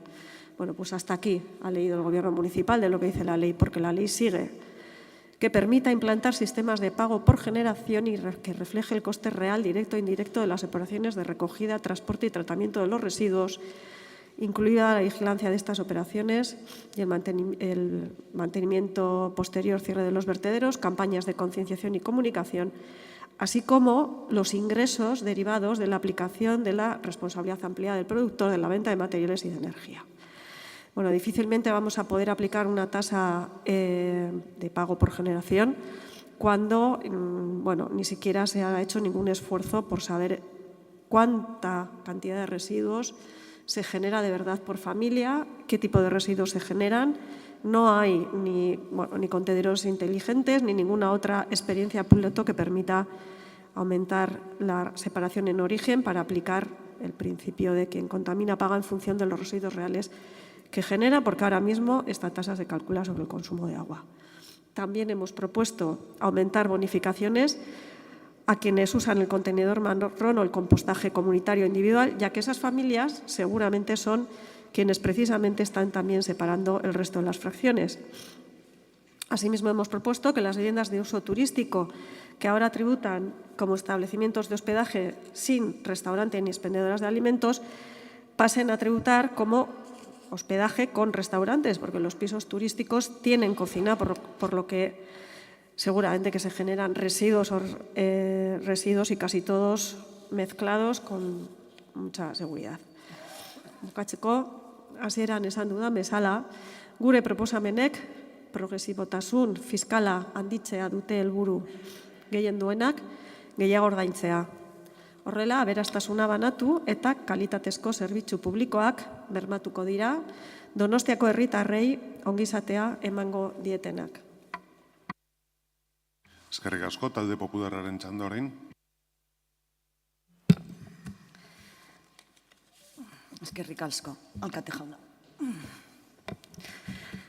Bueno, señor Orbegozo, si usted no fuera el concejal de Gestión Económica y Presupuestaria del Ayuntamiento de San Sebastián, si fuera el director financiero de una empresa, ¿defendería su gestión en el Consejo de Administración de la misma pidiendo una ampliación de capital? Me atrevería a decir que no. Y esto es lo que nos está pidiendo los donostiarras, una ampliación de capital para hacer lo mismo que venían haciendo hasta ahora. Nos cuenta que necesitan ajustar los ingresos municipales siempre a costa de los ciudadanos porque se han dado cuenta que para elaborar sus presupuestos tienen que recaudar 8,2 millones más que en este 2024. Y claro, no se les ocurre que quizá son esos presupuestos lo que quieren gastar el año que viene, que solo 14 donostiarras conocen, ustedes 14, los que en una coyuntura económica como la actual deberían ajustarse a los ingresos y no al revés. Este 2024, el presupuesto que el rodillo de su mayoría aprobó presentaba una subida del 4,68% respecto al ejercicio anterior, con un presupuesto de 483.617.126 euros. Y si, como nos han contado, el incremento de impuestos y tasas que hoy aprobará el rodillo de su mayoría obedece a las necesidades que ustedes creen haber detectado en esos presupuestos para el año que viene, que ustedes solo conocen, explíquenoslo. Realicen un ejercicio de transparencia y explíquenos por qué este año, para no variar, no han congelado los impuestos. Explíquenos, por favor, por qué los donostiarras nos tendremos que apretar un poquito más el cinturón porque ustedes no lo hacen. Es más, ni siquiera creo que tengan uno en el armario. Algo tan sencillo como aplicar la economía doméstica a las cuentas municipales. Vamos, que el ayuntamiento sea de verdad la casa de todos los donostiarras, que trabajen y gestionen esta administración pública como lo hacemos en nuestras propias casas. El Departamento de Hacienda de la Diputación Foral, también gobernada por PNV y PSE, publicó un informe en julio que reflejaba la caída del poder adquisitivo en los últimos 10 años. Es decir, los guipuzcoanos cada vez tenemos menos capacidad para hacer frente a los gastos necesarios para vivir dignamente. La subida del Euribor, la escasez de vivienda que eleva aún más los alquileres, la escalada del IPC por el incremento de la energía, las materias primas, en definitiva, los gastos domésticos mensuales que debemos afrontar. Todos se han disparado en los últimos 2 años. ¿Y qué decisión toma el equipo de Gobierno ante esta situación? Solo hay 2 opciones: intentar mejorar la calidad de vida de los donostiarras o empeorarla aún más. Las tasas e impuestos municipales son universales, los pagamos todos los ciudadanos que vivimos en un municipio. Esto implica que en la actual coyuntura económica, con la subida que han propuesto y que van a ejecutar vía el rodillo de su mayoría, los que menos ingresos tienen lo van a tener todavía más crudo. Muy de izquierda, sí señor. Incrementan el impuesto de actividades económicas, porque supongo que desincentivar el emprendimiento y la identidad comercial de la ciudad es el objetivo que persiguen. Incrementan el impuesto sobre el impuesto del valor de los del valor de los terrenos de naturaleza urbana. ¿Se les ha ocurrido que las necesidades habitacionales van cambiando a lo largo de la vida y que la plusvalía municipal desincentiva el cambio de vivienda y, por tanto, la rotación de las mismas? Volvemos al problema de la vivienda. Incrementan el recibo de agua y saneamiento porque otros impuestos ya los incrementaron el año pasado y algunos incluso están en el tope del gravamen. Incrementan el precio de la OTA, excusándose en la subida de precios de los parkings del centro para que los conductores no estén dando vueltas buscando sitio para aparcar porque es más barato, dicen. Subida de precios también auspiciada por ustedes. Y con los parkings completos, si uno no encuentra sitio y tiene la osadía de aparcar como no debe, que nadie se preocupe porque la tasa de la grúa también la suben. Esto debe de ser lo que por economía circular entienden ustedes. Para colmo, la tasa que se cobra a los usuarios de los pisos de emergencia social también se incrementa en un 19,90%. Pero que nadie se alarme, que el equipo de Gobierno lo tiene todo pensado y, como dichos usuarios son perceptores de ayudas sociales, están exentos de la tasa que se va a incrementar hoy y, por tanto, será el propio ayuntamiento quien soportará el gasto. O sea, que nos hacemos trampas al solitario. Capítulo aparte merece el incremento de la tasa de basuras, que será nada más y nada menos que de un 26,54%. El Gobierno estatal, como es su obligación, aunque últimamente ande un poco despistado en esto de cumplir con sus obligaciones e incluso con las leyes, y por eso se inventa algunas, porque el escatergoris es mío y se juega como digo yo, pues en esto se ha hecho los deberes, más tarde que pronto, y ha aprobado la Ley de Residuos y Suelos Contaminados para una economía circular en su obligación de adaptarse a la Directiva Europea sobre residuos, Osondo. La citada directiva nos obliga a que el servicio de recogida, selección y tratamiento de los residuos, importante no solo la recogida, no sea deficitario para la Administración pública. Es decir, que el coste lo paguemos los ciudadanos. Coste que innegablemente sería inferior si la gestión del Gobierno municipal en este y en otros asuntos fuera más eficiente. Y leo literalmente declaraciones del señor Orbegozo. Hasta ahora el ayuntamiento cobraba menos de lo que cuesta la recogida de basuras y el resto se financiaba vía presupuesto. Con la nueva ley el panorama cambia radicalmente y ya no se nos permite cubrir el déficit con dinero público. Como si ese dinero no hubiese salido también de los bolsillos donostiarras. Lo que no cuenta el señor Orbegozo es que tanto la directiva como la ley establecen otros objetivos que redundarían en una mejor gestión de los residuos y un menor coste. En definitiva, en una mejora de la calidad de vida de los ciudadanos donostiarras. Porque si hacemos uso del comodín de Europa, yo no quería, pero Europa me obligó, y así justifican semejante subida de la tasa de residuos, entonces, ¿cómo justifican el resto de incrementos planteados? Lo que sí nos cuenta el señor Orbegozo, incluso con orgullo, es que la subida es comedida en comparación con otros municipios. Permíteme que cambie el refrán y le diga que mal de muchos, consuelo de ninguno. Y como la mejor defensa es un buen ataque, también nos adelantó en su rueda de prensa que esperaba que este brutal incremento de la tasa de residuos no fuera un arma política. porque todos los partidos tendrán que hacer lo mismo en los municipios donde gobiernan y bla, bla, bla, porque el trabajo de la oposición lo invalidamos a diario. Pues permítame recordarles que para esto, que son de memoria frágil, que somos los españoles que más tasas e impuestos pagamos. El doble que la media de ciudades españolas de más de 100.000 habitantes, los donostiarras. Y lo triste es que lo seguiremos siendo, porque la dinámica que ustedes nos imponen es esa. ¿Por qué se niegan a hacer un ejercicio de contención del gasto público? ¿Por qué se niegan a ofrecer servicios de calidad de la manera más eficiente posible? Servicios buenos, bonitos y baratos. El año pasado yo lo apuntó mi compañero y lamentablemente un año después tenemos que recordar que es urgente, que se realice una auditoría de procesos de trabajo y que los donostiarras sepamos cuánto dinero se gasta, cómo se gasta ese dinero, dónde se gasta y quién gasta el dinero de todos los donostiarras. Es su obligación intentar ofrecer unos servicios públicos de calidad e intentar que no sea únicamente a costa del bolsillo de los donostiarras.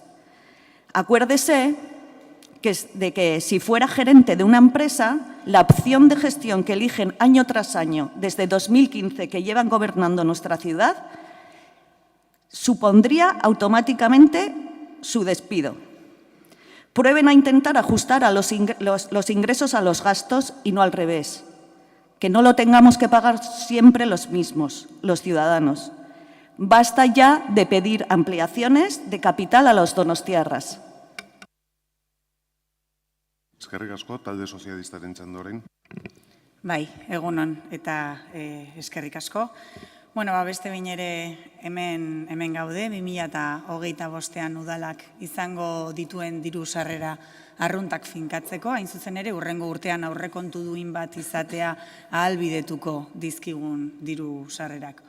Un año más, la revisión de las ordenanzas fiscales que realizamos desde el Gobierno apuesta por mantener los servicios públicos y de calidad y por mantener y garantizar en la medida de lo posible la progresividad y la equidad en la política fiscal. Gaur dakarkigun ordenantzen proiektu honetan, zinegotzi delegatuak esan duen bezala dauden 23 ordenantzetatik 11 aldatzea planteatzen dugu. Donostiak dituen beharrei aurre egiteko beharrezkoak diren diru sarrerak bermatuz, izan ere kalitatezko zerbitzu publikoen eskaintza oso zabala izatera ohituta gaude eta hori dela eta eskakizun maila horri eusteko, kalitate maila horri eusteko, ordenantza batzuk gorantz berrikusi behar ditugu, udalak zerbitzu jakin batzuk emateak dituen kostu igoeragatik batetik eta bereziki zaborren kasuan Europar Batasunak hondakin solidoak biltzeko zerbitzuan zero defizitari buruz ezarritako eskakizunagatik. Una directiva europea, como decía, en euskera transpuesta por una ley estatal de obligado cumplimiento que establece que a partir de 2025 el coste del servicio de recogida de residuos sólidos urbanos no puede seguir siendo deficitario como lo ha sido hasta ahora, por lo que las personas usuarios tenemos que sufragar el coste real del mismo a partir del año que viene. Y sí, estamos hablando de echar la basura al contenedor, pero no en cualquier contenedor, y ahí está la clave. Porque esta ley de abril del 2022 no es nueva, no es que acabe de entrar en vigor, es de abril del 2022, en lo que nos concierne con respecto a las tasas nos obliga a cumplir dos objetivos. Uno, el déficit cero en la tasa de basuras para el año que viene, 2025, y a día de hoy el coste del servicio de recogida de basuras asciende a 26 millones de euros. Este servicio tiene un déficit de 5,5 millones de euros, es decir, que la señora Vélez hacía mención que a los 8 millones de más de ingreso que vamos a tener, bueno, pues 5,5 son precisamente para cubrir este déficit. Y por eso se propone este incremento tan importante del 26,54%, porque sí, con este incremento conseguimos el déficit cero en el 2025 y cumplimos la ley. Y un segundo objetivo, porque sí, señora González, hemos leído la ley, no nos hemos quedado ahí, El segundo objetivo nos plantea que el reto de alcanzar un índice de reciclaje del 55% en el 2030, lo que nos obligará a trabajar desde ya para implementar medidas que mejoren el reciclaje de la ciudad, que hoy tiene una tasa del 41%. ¿Es esto posible? ¿Pasaremos del 41% actual al 55% en el 2030?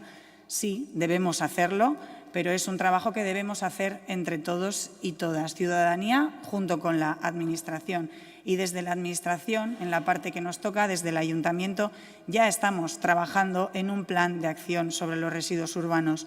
Un plan que contempla medidas como un nuevo sistema de recogida selectiva en los domicilios de la parte vieja, que permitirá liberar el espacio público que ocupan actualmente los contenedores de Calle Mari, Calle Aldamar o la Plaza Sarriegui, entre otros, y sustituirlos por unos remolques con contenedores que se colocarán a última hora del día en 12 puntos del barrio para que vecinos y vecinas depositen ahí sus residuos.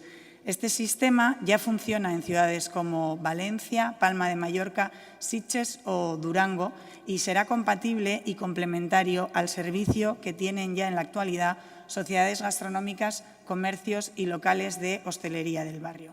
Un sistema que liberará espacio público, se traducirá en un barrio más limpio y hará que se recicle más porque se depositarán mejor los residuos.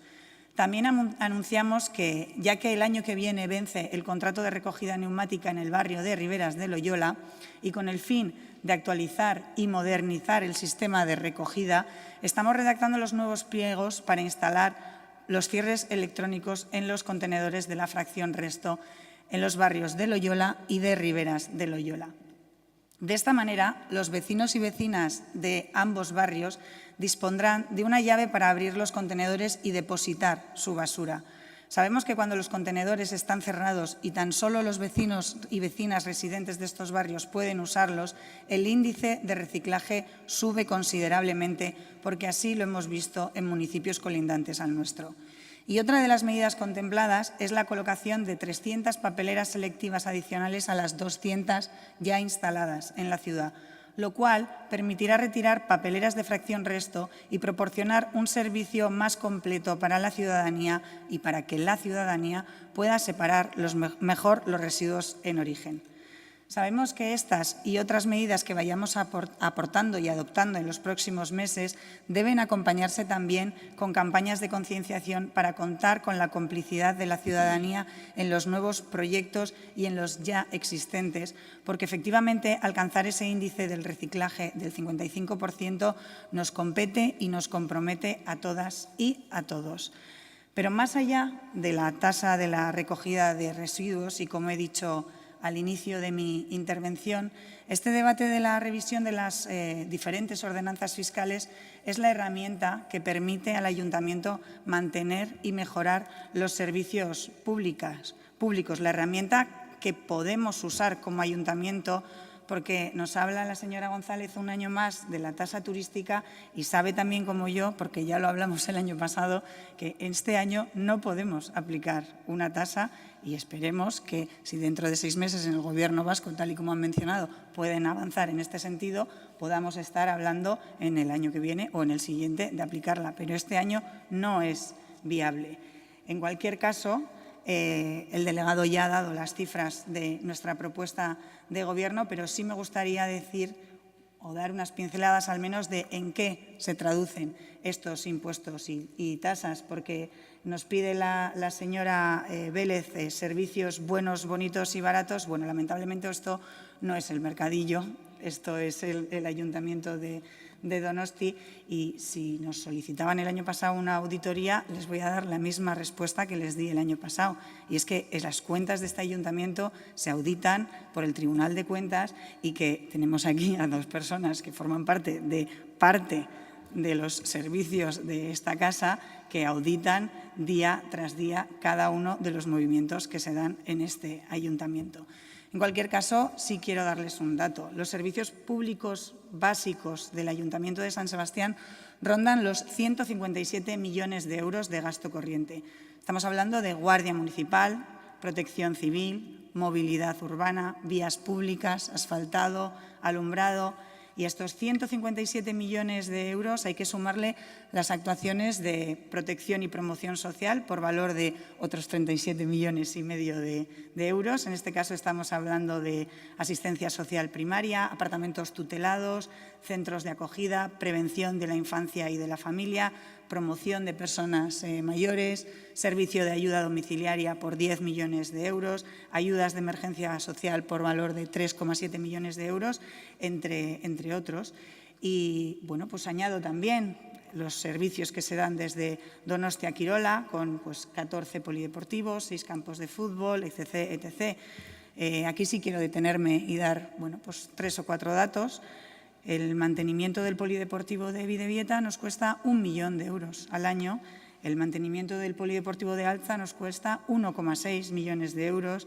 Mantener el polideportivo de Bentaberri, 1 millón de euros. El de Chadi, 1 millón de euros. Todo esto año a año de gasto corriente para mantener una red de polideportivos que sean accesibles para todos y para todas las donostiarras, porque creemos que el deporte es salud, es integración y es igualdad, y porque vamos a seguir apostando por la calidad de estos servicios. Y no quiero terminar sin mencionar la que es la joya de la corona de este ayuntamiento, que no es otro que Debus, un servicio público que consideramos esencial en nuestra ciudad, que tiene más personas usuarias que ninguna red de autobuses urbanos, que es un éxito para la ciudad y para la ciudadanía, pero tener una línea de autobuses como tenemos y unas tarifas que garantizan el acceso a toda la ciudadanía, pues para tenerlo necesitamos una política fiscal que sostenga este sistema de bienestar, porque el presupuesto de Debus es de 60 millones de euros al año. En definitiva, la revisión de las ordenanzas fiscales pasa por incrementar diferentes impuestos y tasas, no por gusto ni por capricho y, desde luego, en ningún caso por falta de control. Es necesaria para poder mantener el conjunto de los servicios públicos de la ciudad, servicios que utilizamos día a día y que son necesarios para el buen funcionamiento de San Sebastián. Eskerrik asko. Eskerrik asko zuri, EH Bildu taldearen txanda orain. Bai, eskerrik asko, alkate jauna, egunon guztioi. Zerbitzu publikoen kalidadeari eta progresibotasunari ustea dira, EH Bildu, Udal Gobernuaren tasa eta zergen proiektuari aurkeztu izkion 8 zuzenketen eta 6 arau proposamenen ardatzak. Haue dira EH Bilduren proposamen nagusiak. Ondare egizinen zergari buruz, Udal Gobernuak zerga 3,9 igotzea proposatzen duen bitartean, gure proposamena 1,5 arte eguneratzea da. KPIaren azpitik, alegia, iazko KPIaren gainetik dagoen igoera orekatuz. 2 urtetan 8% igoko da zerga hau. Donostiarren etxeko ekonomian eragin orokorra duen zerga da, beste oinarrizko zerbitzu batzuekin batera. Hori dela eta, zerga honetan alegin fiskala murriztea proposatu behar da. Tasa horietan proposatutako igoeren ondorioz zerbitzuen defizitak nabarmen murriztu direlako. Ezin dira familiak hainbeste estutu. Erosmen ahalmena funtseskoa da hobariak esartzeko. Hori dela eta, familia ugarientzat, ibiren kuotaren hobariak esartzeko katastro balio kontuan hartzea proposatzen dugu. Horrela, 300.000 euroko katastro balioa gainditzen badu, hobaria izaten jarraituko du, baina gehienez ere balio horren gainean. Baita, ohikoa baino etxe bizitza gehiago dituzten familia ugarientzako, hobari muga murrizteko zuzendu dugu. Batez besteko katastro balioaren arabera, hau da, bigarren etxe bizitzen edo gehiagoren balioa 154.000 eurotik gorakoa bada, eta ez Udal Gobernuak plantatzen duen bezala 308.000 eurotik gorakoa. Modu arduratsuan jokatzen dugu horrela, alegin fiskala arindu eta modu justuagoan banatzea proposatzen degulako. Eraikuntza instalazioak eta obren gaineko zergari buruz, igerileku partikularretako eraginkortasun energetikoko inbertsioen hobariak kentzea proposatzen dugu. Desorekak gora egin duen egungo egoera honetan, ez zaigu egokia iruditzen arlo publikotik hobariak ematea, edo bestela esan da, arlo publikotik guztion diruarekin horrelako inbertsio pribatu esklusiboak finantzatzen laguntzea. Lurzoru publikoa okupatzeagatiko tasari buruz, bi proposamen, terrazekin udal gobernuak terrazen zerbitzurako mailak eta ulkia jartzeko lurzoru publikoa okupatzeagatiko tasa ez igotzeko egindako proposamenaren aurrean, 1,5ko igorarekin eguneratzea EH Bilduk proposatzen du. Eta kutsazainekin, udal gobernuak kutsazaina jartzeko lurzoru publikoa okupatzeagatiko tasa ez igotzeko egindako proposamenen aurrean, 3,9ko igorerakin eguneratzea proposatzen dugu. Oinarrizko zerbitzuen tasei buruz, urarekin, adibidez, oso modu positiboan baloratzen dugu, nekazaritza eta abeltzaintza jardueraren bereizketa egitea uraren kontsumogatiko tasa espezifiko batekin, EH Bilduk proposatu duena aintzat hartuz. Testuinguruak araudia eguneratzea eskatzen du gure ekonomia egituratzen duen sektore bati behar bezala erantzuteko. Gauzak honela, gainerako jardueretatik beriziko da lehen sektoreko jardueraren babesaren ikuspegitik, etxekoa baino kuota handiagorekin, baina gainerako jarduerena baino txikiagoarekin. Tasa honetan defizita jeisteko, igerileku partikularretarako erabileretan kuota 3,9 igotzeko zuzenketa bat proposatu dugu. Erabilera horrokeretarako proposatutako 1,1ko igoera baino zertzobait handiagoa. Halaber, hobari desberdinak proposatzen ditugu errentaren arabera. Diru sarrera txikiena dituzten, bizikidetza unitatei laguntzeko. Hobari desberdina proposatu ditugu, 1,80, 1,75 eta 1,40koak beti ere bizikidetza unitatearen urteko diru sarrerek zenbateko jakin batzuk gainditzen ez badituzte. Hoiek handiagok izango zian bizikidetza unitateko kideen arabera. Eta saneamenduari buruz ere, udal gobernuak tasa 2,87 igotzea proposatu du. Gure proposamena ordea 0,5 eguneratzea da. Benetako igoera 1,1koa izan dedin. Iaz, udal gobernuak tasa hori 1,10 igotzea bultzatu zuen 2024ko. Kontuan izan behar da, tasa horrek berezitasun baduela, zuzenean lotuta dagoela uraren tasarekin. Saneamendu tasa portzentai bada likidatutako aldian kontsumitutako uraren fakturazioari dagokionez. Beraz, ura portzentai batean igotzen bada, saneamendugatik bildutakoa handitu egiten da, eta saneamendu tasa igotzen bada, igoera bikoiztu egiten da. Sobre la recogida de residuos, decir también que se trata de un servicio básico, cuyo déficit, como se ha recordado aquí, asciende en Donostia a 5,5 millones de euros.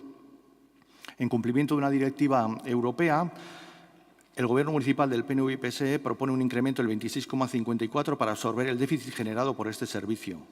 La ley, que recoge lo establecido en la Directiva Europea, establece como objetivo reducir el depósito en vertedero e incrementar la recogida selectiva para favorecer el reciclaje y la reutilización. Y establece el marco del pago por generación, es decir, en función de los residuos realmente generados y con incentivos para la separación en origen y para la reducción de residuos mezclados. No se puede, por tanto, reducir a un planteamiento de aumentar la tasa para absorber el coste. Debe trabajarse también en el ámbito del gasto para conseguir una reducción en el mismo y en el pago por generación en el déficit que de ello resulte. Este es el objetivo de la ley y de la Directiva Europea. Por lo tanto, el planteamiento que hace el Gobierno municipal es reduccionista y parcial. No responde a los objetivos de la nueva normativa en esta materia, ya que no está interviniendo ni en la reducción del coste, al menos no lo constata en la exposición de motivos, ni en el pago por su generación. Por ello, planteamos que el incremento en la tasa tenga en cuenta pasos necesarios y efectivos para mejorar la recogida selectiva. Y en ese sentido vamos a proponer, hoy ya ha entrado en el registro, la creación de una ponencia para abordar este tema con el concurso de todos los grupos políticos. En resumen, desde la prudencia y la responsabilidad proponemos una enmienda con un incremento menor al propuesto, 5 puntos menor, ya que consideramos que vía gasto, con una actuación durante este tiempo para mejorar los índices de recogida selectiva, se puede conseguir también una absorción del déficit.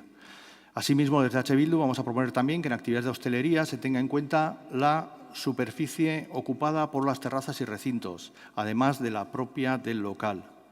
Y por último, atendiendo al duro contexto económico en el que nos encontramos y desde la perspectiva de la progresividad, proponemos diferentes bonificaciones de la cuota en función de la renta para, igual que en el agua, ayudar a los hogares con ingresos más bajos con una condición, en este caso, en esta tasa, que se acredite un uso responsable.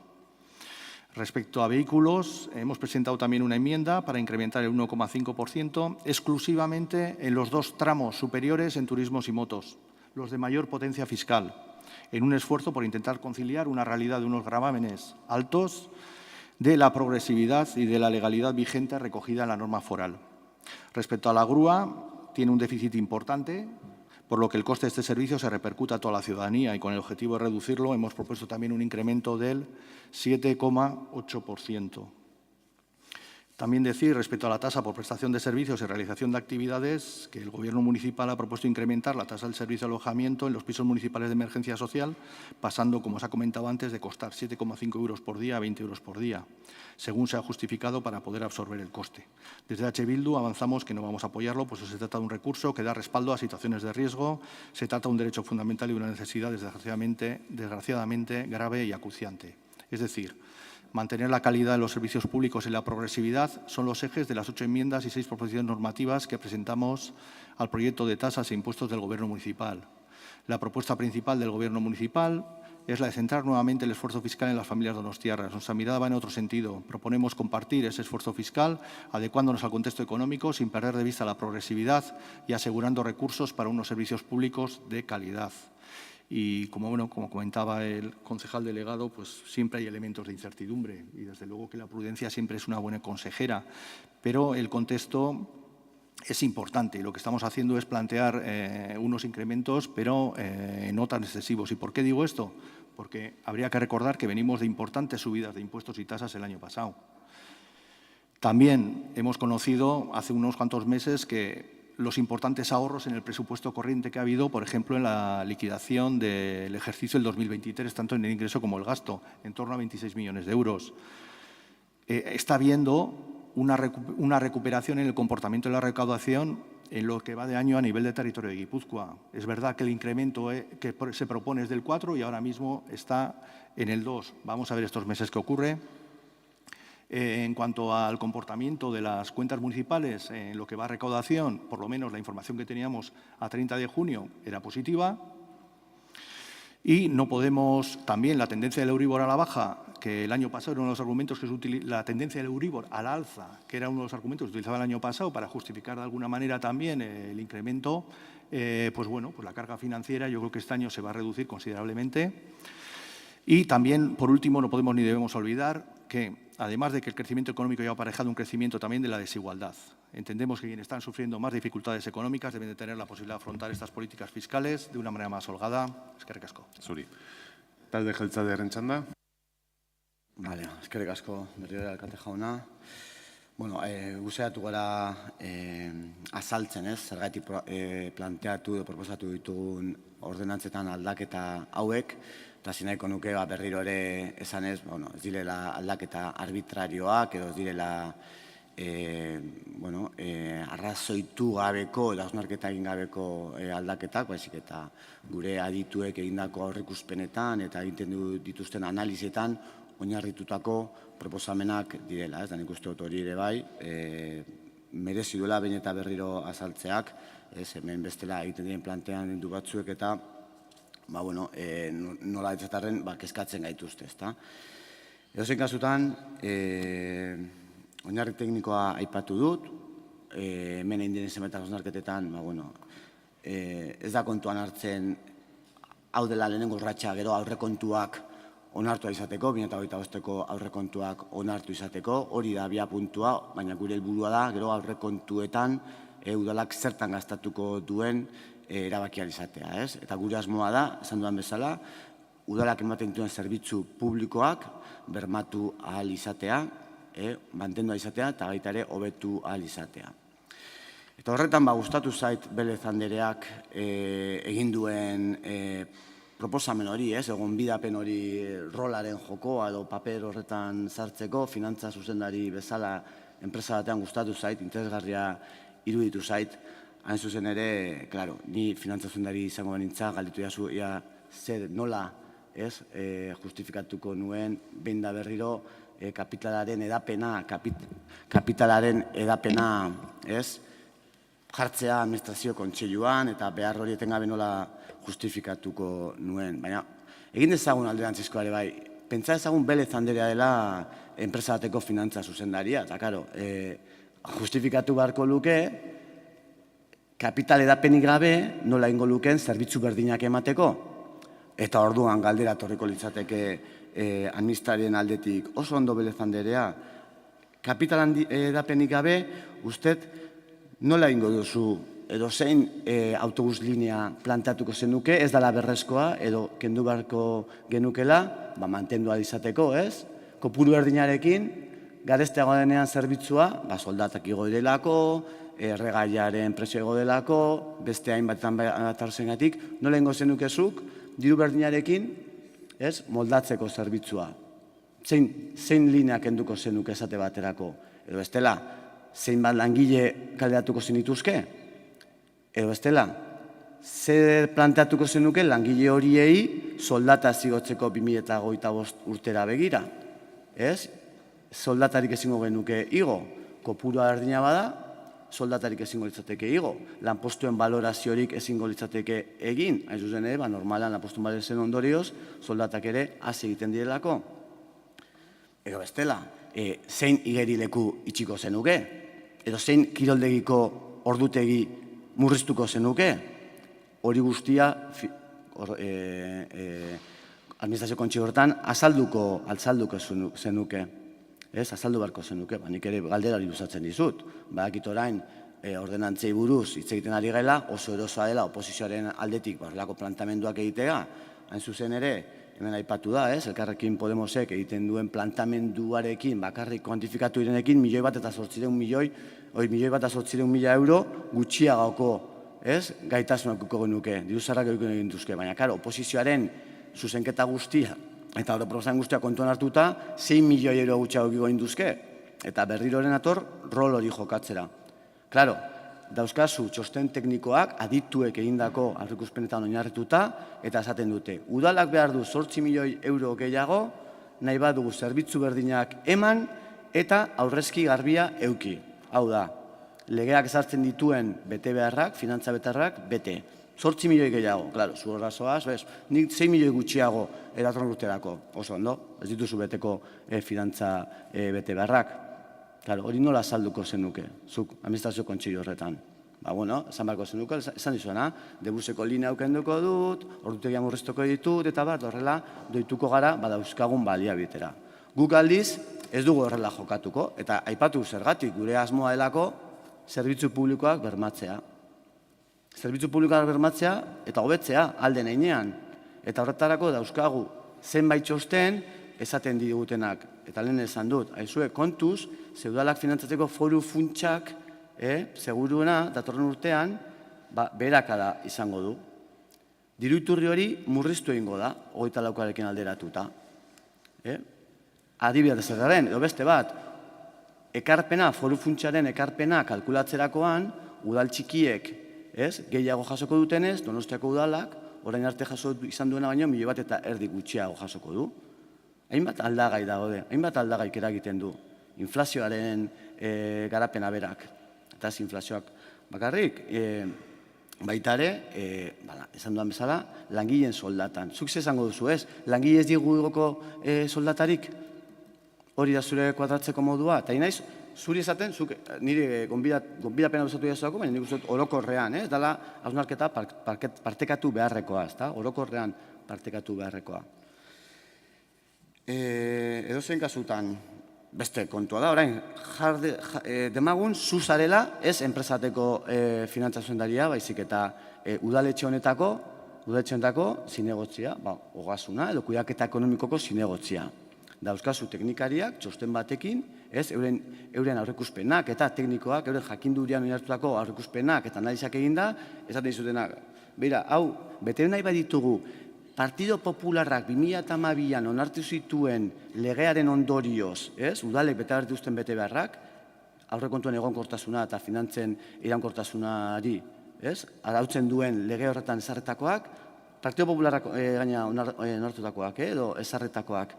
Egin behar dugu, 8 milioi euro gehiagoko diru sarrerak behar ditugu. Horretarako, aukeretako bat da, tasak eta zergak doitzea, eguneratzea. Claro, zu zinegote esango da zinaz, zer esango duzu, ez, nik hori ez dut beteko. Oso ondo, zuk hori egingo zenuke, ez? Seguruen hori egingo zenuke, ezenerako zergak eta ezen dituzkelako igo nahi. Bueno, guk ez dugu horrela jokatuko. Guk kasu egingo diegu, eskertuz gain gero kasu egiten diegu, euren lana eskertuz gain eta aitortzaz gain kasu egiten dugu ere bai, eurek egindako gomendioi. Eta azkenik, eta hau bai dela ja eztabaidan sartzearen, ze batzutan egia da gaur prestatu duzula hori, zure hitzartzea, eta atentzio eman dit, aipatu duzunean, que sois, los que más impuestos y tasas pagamos. Zein da iturria? Aurreko batean ere, zure albondagon Korominas jaunari ere bai, haulako baieztapenak eta egiten dituzunan, nondik ateratzen dituzue datu horiek? Zein da iturria? Aipatu, esan, kontrastatua izateko gainontzeko. Are gehiago, gaur bertan, nik izango izute, gaur bertan, Diario Baskoko artikulu bat irakurri berri dut, eta hor aipatzen dute, Registro Ekonomistas Asesores Fiskalesek egindako txosten baten arabera, hainbat datu aipatzen dira hor, tasak eta zergak ezberditzen dituzte, eta bar, baina orokorrean, aipatzen dute, 10. hiria garela, zerga presioan. 10. hiria. Da lehenengoa da Madrid, Alderdi Popularra gobernatzen duen Madrid. Pentsa, eta gero hor daude beste batzuk, baina gu gara 10. Ez nahi izaten ondola gaizki dagoen. Nahi duena da, zuek esatean nondik atera zuen datu hori kontrastatu izateko, eta horrengo eztabaida batean, igual, sakonago eztabaidatu izateko egiten dituzuen baieztapen horien gainean.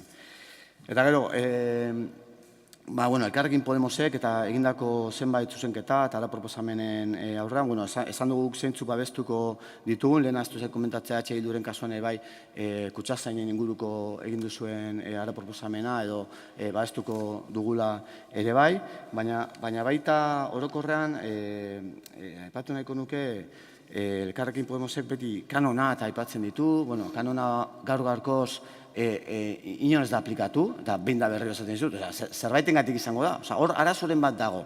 Eta guk, gure teknikara izaten digute, eta gola arazo praktikoa. Baina, gure asmoa da, alden einean, rekargoaren bitartez edo, utxik dauden etxebizitzak merkaturatzea. Beste aldetik, egiten dituzuen beste zenbait plantamendu, igerilekoena, eta bai, batzordan ere komentatu dizun, asmoa da, inbertsio hori edo erabaki hori hartzen duenak ahalegina egin dezan inbertsio handiago egiteko, efizientzia energetikoa hobetuko duten inbertsioak egin ditzaten. Bestean, kotxearekin berdina gertatzen da. Kotxeak, hibridoak edo elektrikoak erostarren diru-laguntzak ematen dira, hau da, antzeko gauza bat. Pribatuentzako diru-laguntza dira, erabaki hori hartzerakoan, ahalegin handiago egin ditzaten, olako neurriak kontuan ere izateko. Barkatu, bukatu zei denbora gero jarratuko dugu. Eskerrik asko, orain bigarren txandari ekingo diogu eta txikitik handira berriro Elkarrekin Donostiak dauka hitza. Vale, eskerrik asko. Bueno, yo voy a insistir en lo que decía al principio, que la fiscalidad no es solamente una manera de tener recursos para garantizar servicios públicos, que sí, efectivamente lo es, pero también es una herramienta de redistribución de la riqueza y creo que, yo por lo menos al señor Orbegozo no le oigo hablar en esos términos, ¿no?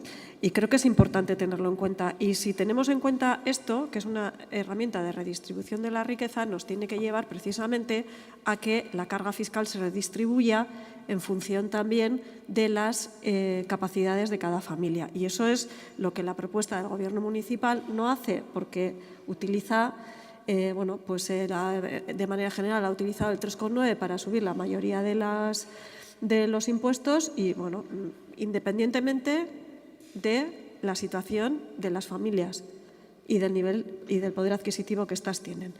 Luego también hacía alusión a que la propuesta que hacen está basada en informes técnicos, como no podía ser de otra manera, pero no hay directrices políticas.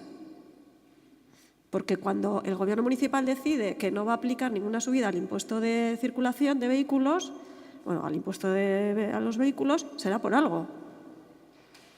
Habrá una decisión política previa que les ha llevado a decidir no aplicar ninguna subida en ese impuesto.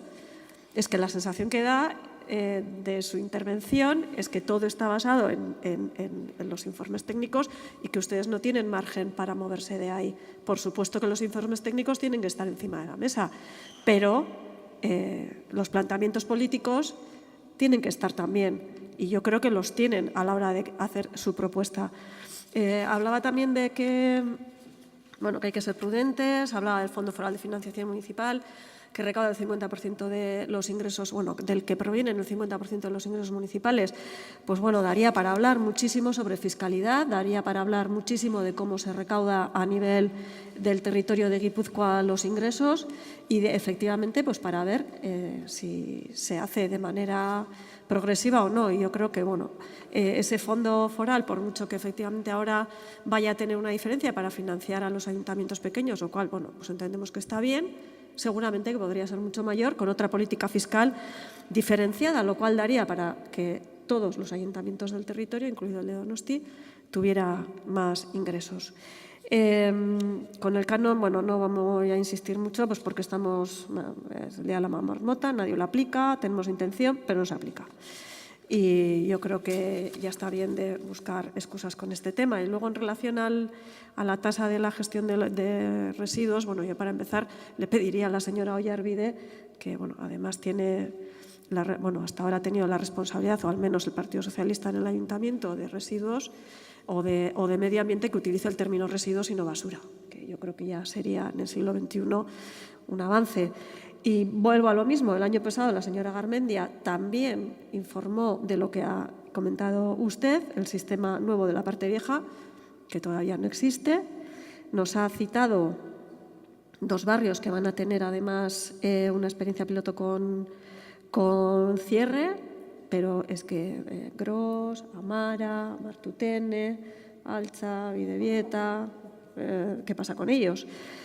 Y luego, hablaba de las papeleras selectivas, que yo espero que al menos tengan algún tipo de identificación, porque es verdad que aquí estamos acostumbradas a que el azul es para el papel, el amarillo para los envases, el marrón para el orgánico, pero alguien que viene de fuera que no utiliza ese tipo en sus lugares donde residan, no utilice ese tipo de contenedores, pues se hace un lío y no sabe dónde tiene que echar cada cosa. Y sigo insistiendo en que establecer un aumento de la tasa del 26,5% basándose únicamente en una parte de lo que establece la Ley 7/2022 es una lectura muy sesgada, que además, per se, tampoco va a conseguir mejorar los índices de recogida selectiva. Eskerrik asko, talde popularraren txanda. Bai, eskerrik asko alkate jauna. Nuestras enmiendas han ido principalmente en la línea de congelar los impuestos y tasas. Llevamos 9 años, incluso en los años del COVID, subiendo las tasas y los impuestos municipales a los donostiarras, y es por eso que abogábamos por la congelación. Al hilo de todo lo que me ha preguntado el señor Orbegozo, y apuntando, señora Oyarbide, que cuando hablamos de auditorías de procesos de trabajo, no estamos hablando de las cuentas municipales, que evidentemente son transparentes.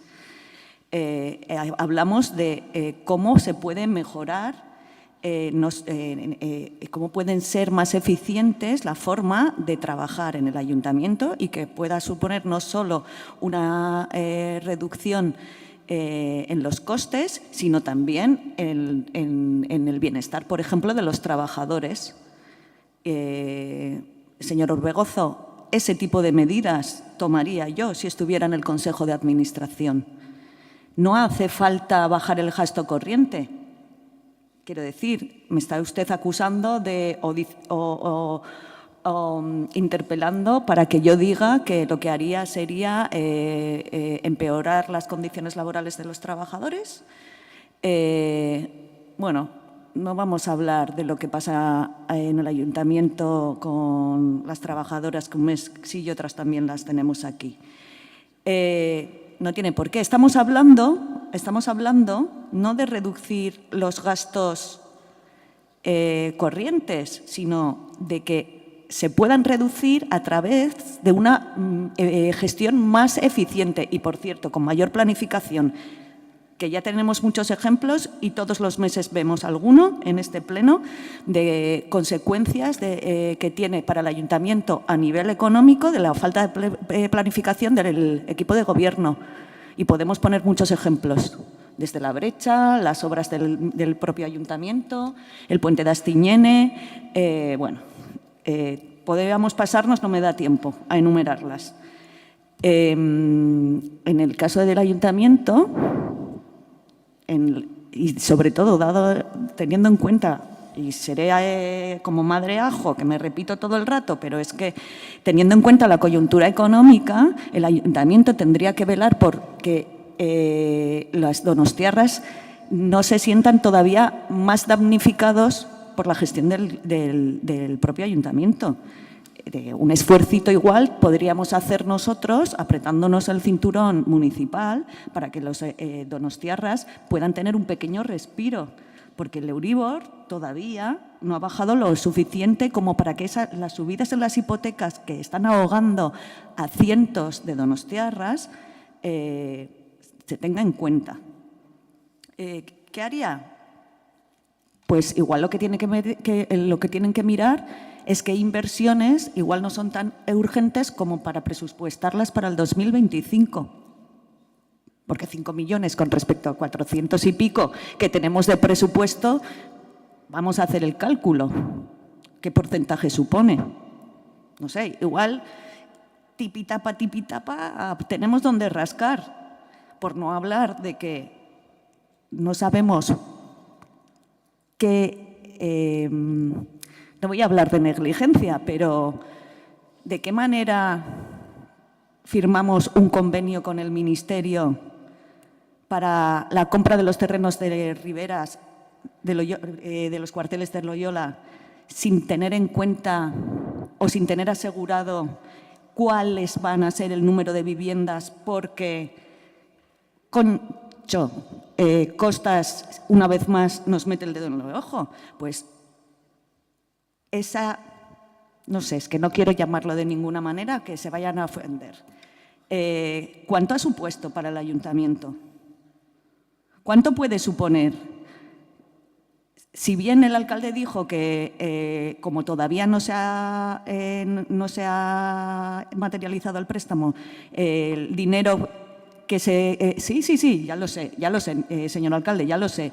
Ese rendimiento que está teniendo en el banco, pues igual ese rendimiento que está teniendo en el banco hubiese supuesto, pues fíjese, 500.000 con respecto a los 8,2 que necesitamos, que igual podemos gestionar de otra manera.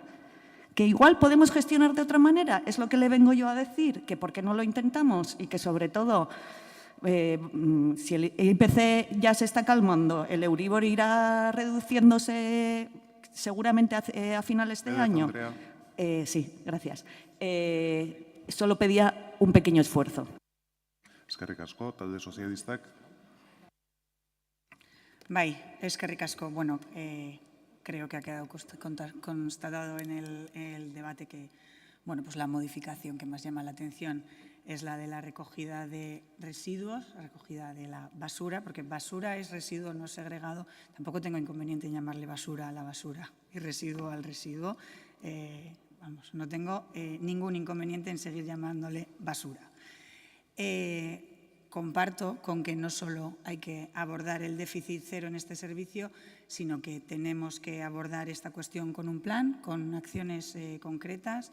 En este sentido, he enumerado las primeras medidas, el proyecto piloto de remolque con contenedores en la parte vieja, el sistema de cierre electrónico de fracción resto en Loyola y en Riberas de Loyola, así como la instalación de otras 300 islas de papeleras selectivas para la señora González y su preocupación por estas personas que vienen de fuera. Suelen tener pictogramas con dibujos para que sepan dónde se suele meter, porque tampoco somos extraterrestres y en el resto de planetas, aunque no manejen la misma colometría que nosotros, también suelen tener papeleras selectivas. Y, señor Vitoria, nosotros sí abriremos su registro sobre esa creación de esa ponencia y la estudiaremos con interés, porque está claro que hay que analizar las propuestas y los sistemas que están funcionando en otros municipios, y no nos vamos a cerrar a estudiar y a debatir sistemas de recogida.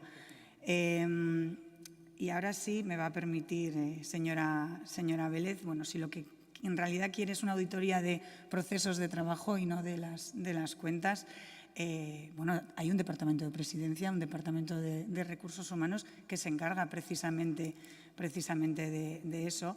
Y bueno, pues si cierra su última intervención pidiendo al Gobierno una menor inversión de cara al presupuesto del año que viene, pues es que quizá no estamos teniendo el mismo debate, porque hoy venimos a debatir tasas e impuestos que son lo que hacen que podamos sufragar nuestro gasto corriente, nuestro capítulo 2, y no las inversiones. Por lo tanto, bueno, es que estamos directamente hablando de cosas diferentes. Y sí quiero redundar un poco en lo que le ha dicho ya el señor Ormegozo. Efectivamente, vienen con un posicionamiento de congelación de tasas. De hecho, ustedes vía enmienda proponen una reducción de 3 millones de euros en la recaudación, pero bueno, pues en cuanto pase este debate, pues tenemos aquí un taco de todas sus mociones pasadas y seguiremos a futuro oyéndoles mociones que tienen un contenido económico, que suponen un incremento de gasto corriente, pues porque que haya más agentes de seguridad tienen un contenido económico: podar los árboles, cuidar los parques y jardines, asfaltar, alumbrar, una mayor seguridad, pintar un banco. Todo esto que ha pedido tiene un coste y tiene una incidencia en el gasto corriente, y es algo que luego ustedes renuncian a recaudar en este pleno de tasas. Bueno, en cualquier caso, pues sí me gustaría terminar mi intervención dando unos datos, una pincelada de lo que tenemos y de lo que gastamos aquí. Porque bueno, pues este ayuntamiento en transporte público invierte, no invierte, gasta por cada donostiarra 262,67 euros frente a la media de municipios de Euskadi, que ponen 30,5 euros. Es decir, nosotros ponemos 5 veces más. En limpieza viaria, Donosti pone 91,17 euros. El resto de Euskadi, 58,59 euros. Es decir, nosotros ponemos 30 euros más por habitante. Gasto en cultura, Donosti, 228,5 euros. Media de municipios de Euskadi, 208 euros. Servicios sociales, Donosti, 182,35 euros. La media de municipios de Euskadi, 139 euros. Etcétera, etcétera, etcétera. Lo mismo para seguridad, bomberos, protección civil, movilidad. Bueno, pues gastamos más que la media del resto de municipios de Euskadi, porque damos más y damos más servicios que el resto de municipios y ofrecemos más. Y por tanto, han de revisarse las ordenanzas fiscales, y por eso debemos ser responsables también con la política fiscal que hacemos desde este ayuntamiento. Y por eso creemos que este proyecto redunda en una mayor equidad, una mayor progresividad, ayudando, gracias a unos servicios públicos fuertes, a una mayor cohesión social. Eskerrik asko. Eskerrik asko zuri, EH Bildu taldearen txanda orain. Eskerrik asko. Elkarrekin Donostiak egindako zuzenketekin, oro har, bagatoz lortu nahi duten helburuarekin, baina babes juridikorik ez dutelako edo guztiz bat ez datozen zuzenketak aurkeztu ditugulako, eta onartuz gero bertan bera geratuko liratelako, horregatik proposamen horietako batzuk ezin ditugu babestu koherentziagatik. Enkaje juridikorik ez duenez, ez diogu babesa emango jarduera ekonomikoen gaineko zergan kale kategoriei dagozkien koefizienteak handitzeari, kategoria batzuetan legezko gehienekoa gainditzen duelako, esan dan bezala, baina baita baliabideetan diru sarrera txikiago dakartzalako ere, zehazki 108.000 euro. Tampoco vamos a apoyar la enmienda en plusvalías, ya que los tipos ya están diferenciados en función de la permanencia del inmueble objeto de la compra-venta, y en el caso de que aprobáramos esta enmienda, supondría un menor ingreso que el que propone el Gobierno, y consideramos más importante vía este impuesto repartir el esfuerzo fiscal. En concreto, la aprobación de esta enmienda supondría 250.000 euros menos. En la enmienda de supresión de la bonificación en el ICIO, en las inversiones de eficiencia energética en piscinas, coincidimos, son idénticas porque la vamos a apoyar la enmienda, aunque decaiga la nuestra, ya que persiguen exactamente el mismo fin, son idénticas. También de las propuestas del Carrequín vamos a apoyar la proposición normativa de adecuación en la redacción del ICIO y también el incremento de los porcentajes de compensación de la cuota por depósito de biorresiduo y de compostaje en la tasa de recogida de residuos. Va en la línea con el objetivo del pago por generación. En cuanto a las enmiendas del Partido Popular, no las vamos a apoyar. Si queremos actualizar unos servicios municipales de calidad, hacen falta recursos y las bonificaciones que se planteen deben ser en base a la capacidad económica. Respecto a las propuestas del Gobierno, pues eso, hemos presentado enmiendas porque veíamos que el incremento que se hacía en algunos casos, sobre todo en el que afecta al ámbito doméstico, era excesivo, pero en otras vamos a apoyar las propuestas que el Gobierno está haciendo. En concreto, quiero destacar en el impuesto a actividades económicas y en la plusvalía. Vamos a apoyarlo ya que esta actualización contribuye a repartir el incremento de la presión fiscal y con estos recursos se debiera de posibilitar, si se hiciera caso de las enmiendas, pues aliviar la presión fiscal sobre los servicios básicos. El impuesto a actividades económicas, hay que recordar que se trata de un impuesto que grava a las empresas con un volumen neto de negocio superior al 1.000.000 de euros y el impuesto de plusvalías grava los beneficios obtenidos en la venta de un inmueble, es decir, solo se paga si hay beneficio económico en la operación. Alegin fiskala partekatzeko gure proposamenarekin koherenteak izan nahi dugu, testuinguru ekonomikora egokituz, progresibidadea ahaztu gabe eta kalitatezko zerbitzu publikoetarako baliabideak ziurtatuz. Zuhur jokatu nahi izan dugu, arduratsu jokatu nahi izan dugu, funtsezkoa da udal erakundearen bideragarritasuna bermatzea, gure apostua da udalak hurbiltasunagatik zerbitzu publikoak ahalik eta kalitate handianearekin eskaintzea eta hori bideragarria izateko baliabideak beharrezkoa dira.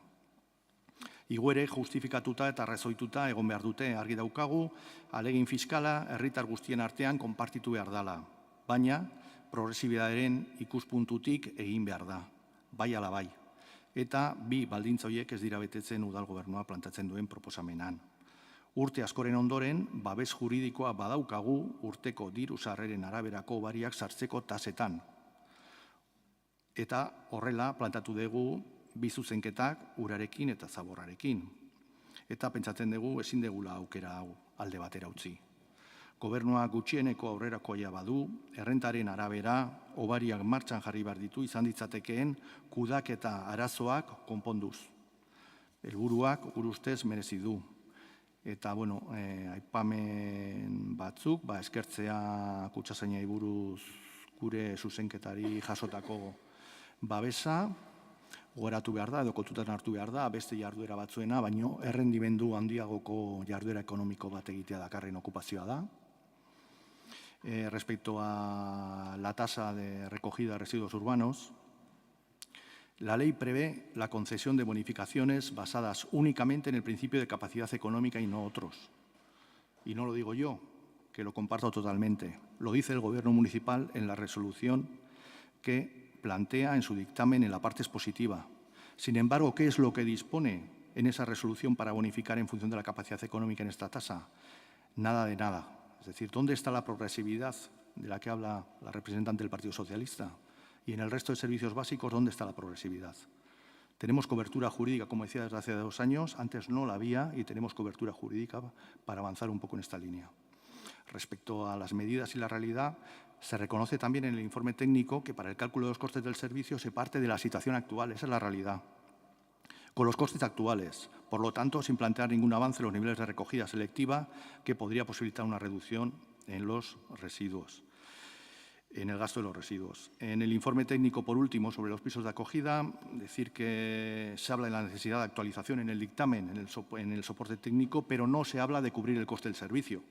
Por lo tanto, se trata de una decisión política que cruza la línea roja en nuestro grupo municipal en materia social. Esto es un avance en la dirección de que nadie se quede atrás. Eskerrik asko.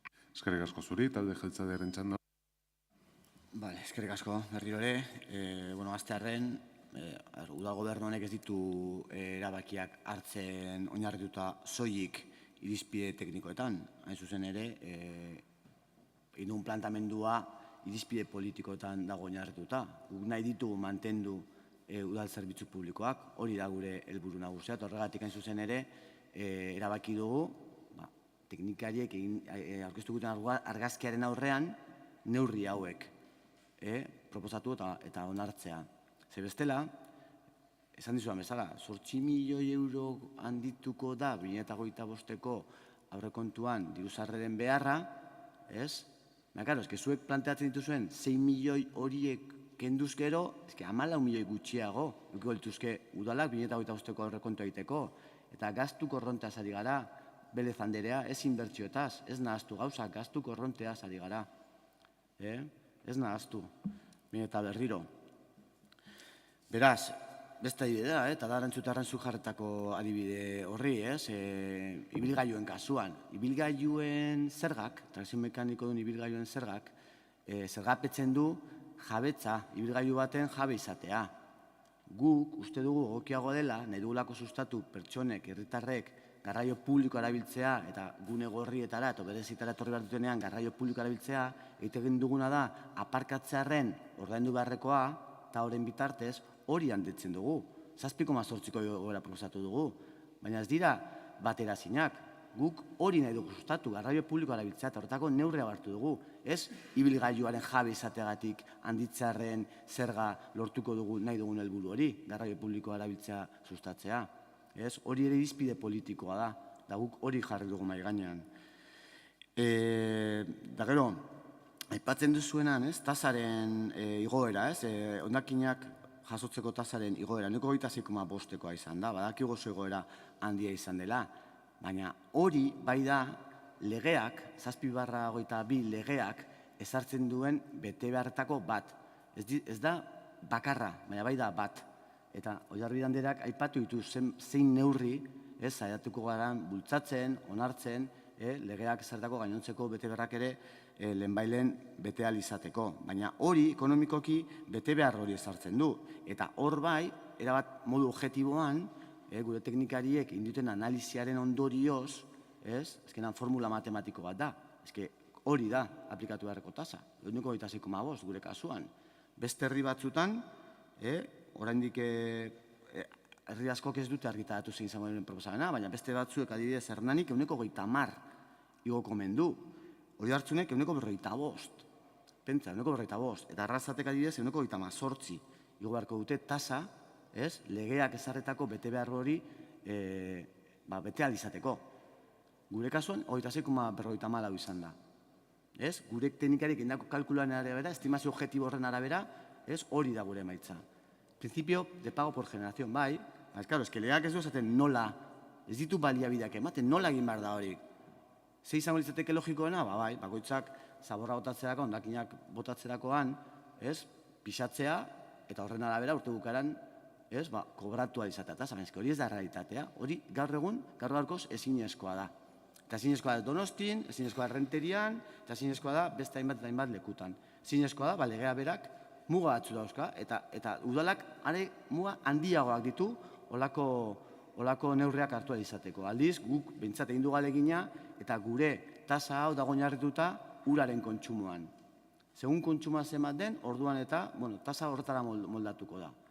Bada behintzat, abia puntu bat. Gero hobetzen saiatuko gara, eta legeak eta esperientziak eta aurra egiten duen ginean, gure saiatuko gara horiek betetzen. Beraz, nik hasieran esan duana, edo aurreko batean ere partekatzen nahi nuen hausnarketa berezi kontu honetan. Helburua azkenan da, zerbitzu publikoak hobetu, mantendu eta ematen jarraitu ahal izatea. Eta horretarako formula magikorik ez dago. Formula magikorik ez dago. Galdetzen dugunean ze kenduko zenuke eta hori mantentzeko igoerarik gabe zerbitzuak, dano dakigu, erantzuna zein den, edo neurrea zeintzu diren, beste aurreko gobernu batzuek bizi izan dutelako hori.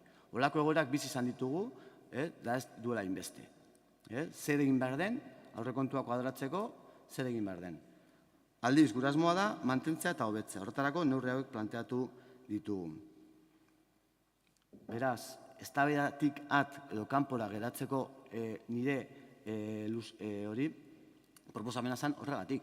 Hain zuzen ere, erabaki hau, neurri hau, izan delako danon artean, partekatu beharreko erabaki bat. Eskerrik asko. Ez dakit, gobernuak izteko txanda erabiliko duen, edo amaitutzat emango dugun debatea, bade. Beraz, debatea amaituta bain bozketetara pasatu behar gera, banan egin behar dugu, noski, eta horri ekingo diogu, bai. Danak dakizkizute zeintzuk diran dauden loturak, bata eta bestearen artean, baina aipatu egingo ditut bada ezpada. Orduan, den bozketak izango dirateke 10. puntuaren ingurukoak, eta hor denengo dagokio Elkarrekin Donostiak aurkeztutako den zuzenketa bozkatzea, eta honek lotura zuzena dauka EH Bilduren bigarrenarekin, beraz onartu ezkero EH Bilduren bigarrena bertan bera geldituko ditzateke. Beraz, Elkarrekin Donostiak aurkezten duen den zuzenketari aldeko botuak, Elkarrekin Donostiak kontrakoak, gainontzeko talde guztiak. Bigarren zuzenketa, Elkarrekin Donostiak aurkeztutakoa, honek EH Bilduren denengoarekin harremana dauka, eta beraz berdin.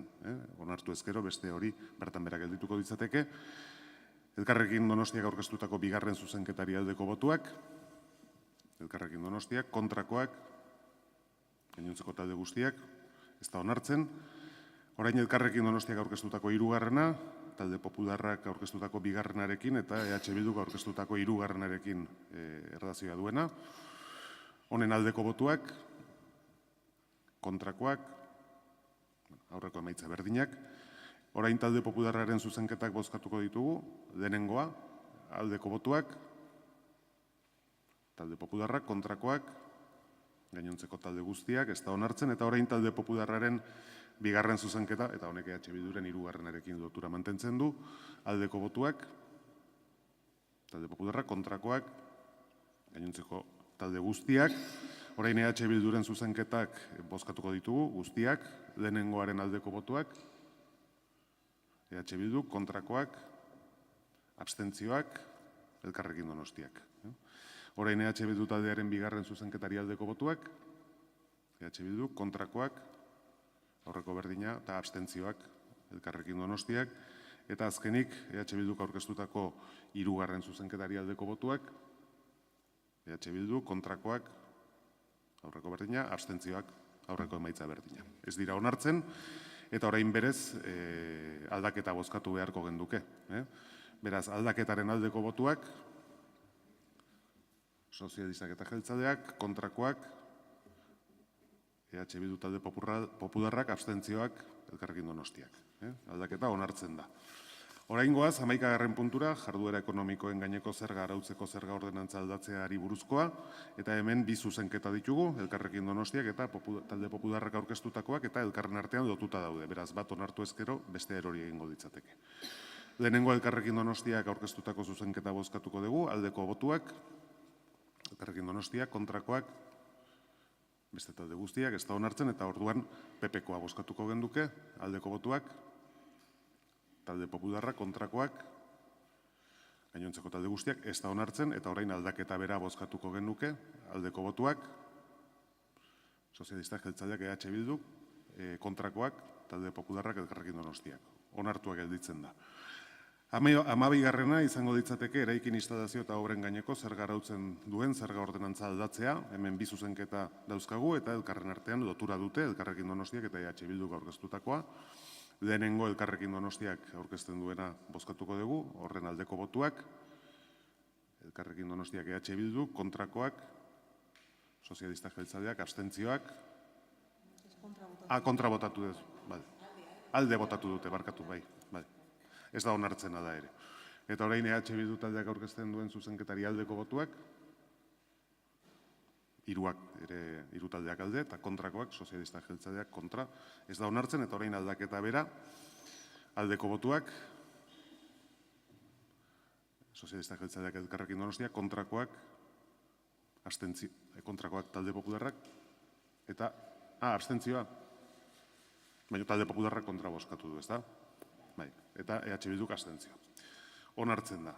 Hurrengoa izango ditzateke 13. hiri izaerako lursailen badio gehikuntzaren gaineko zerga arautzen duen zerga ordenantza aldatzea.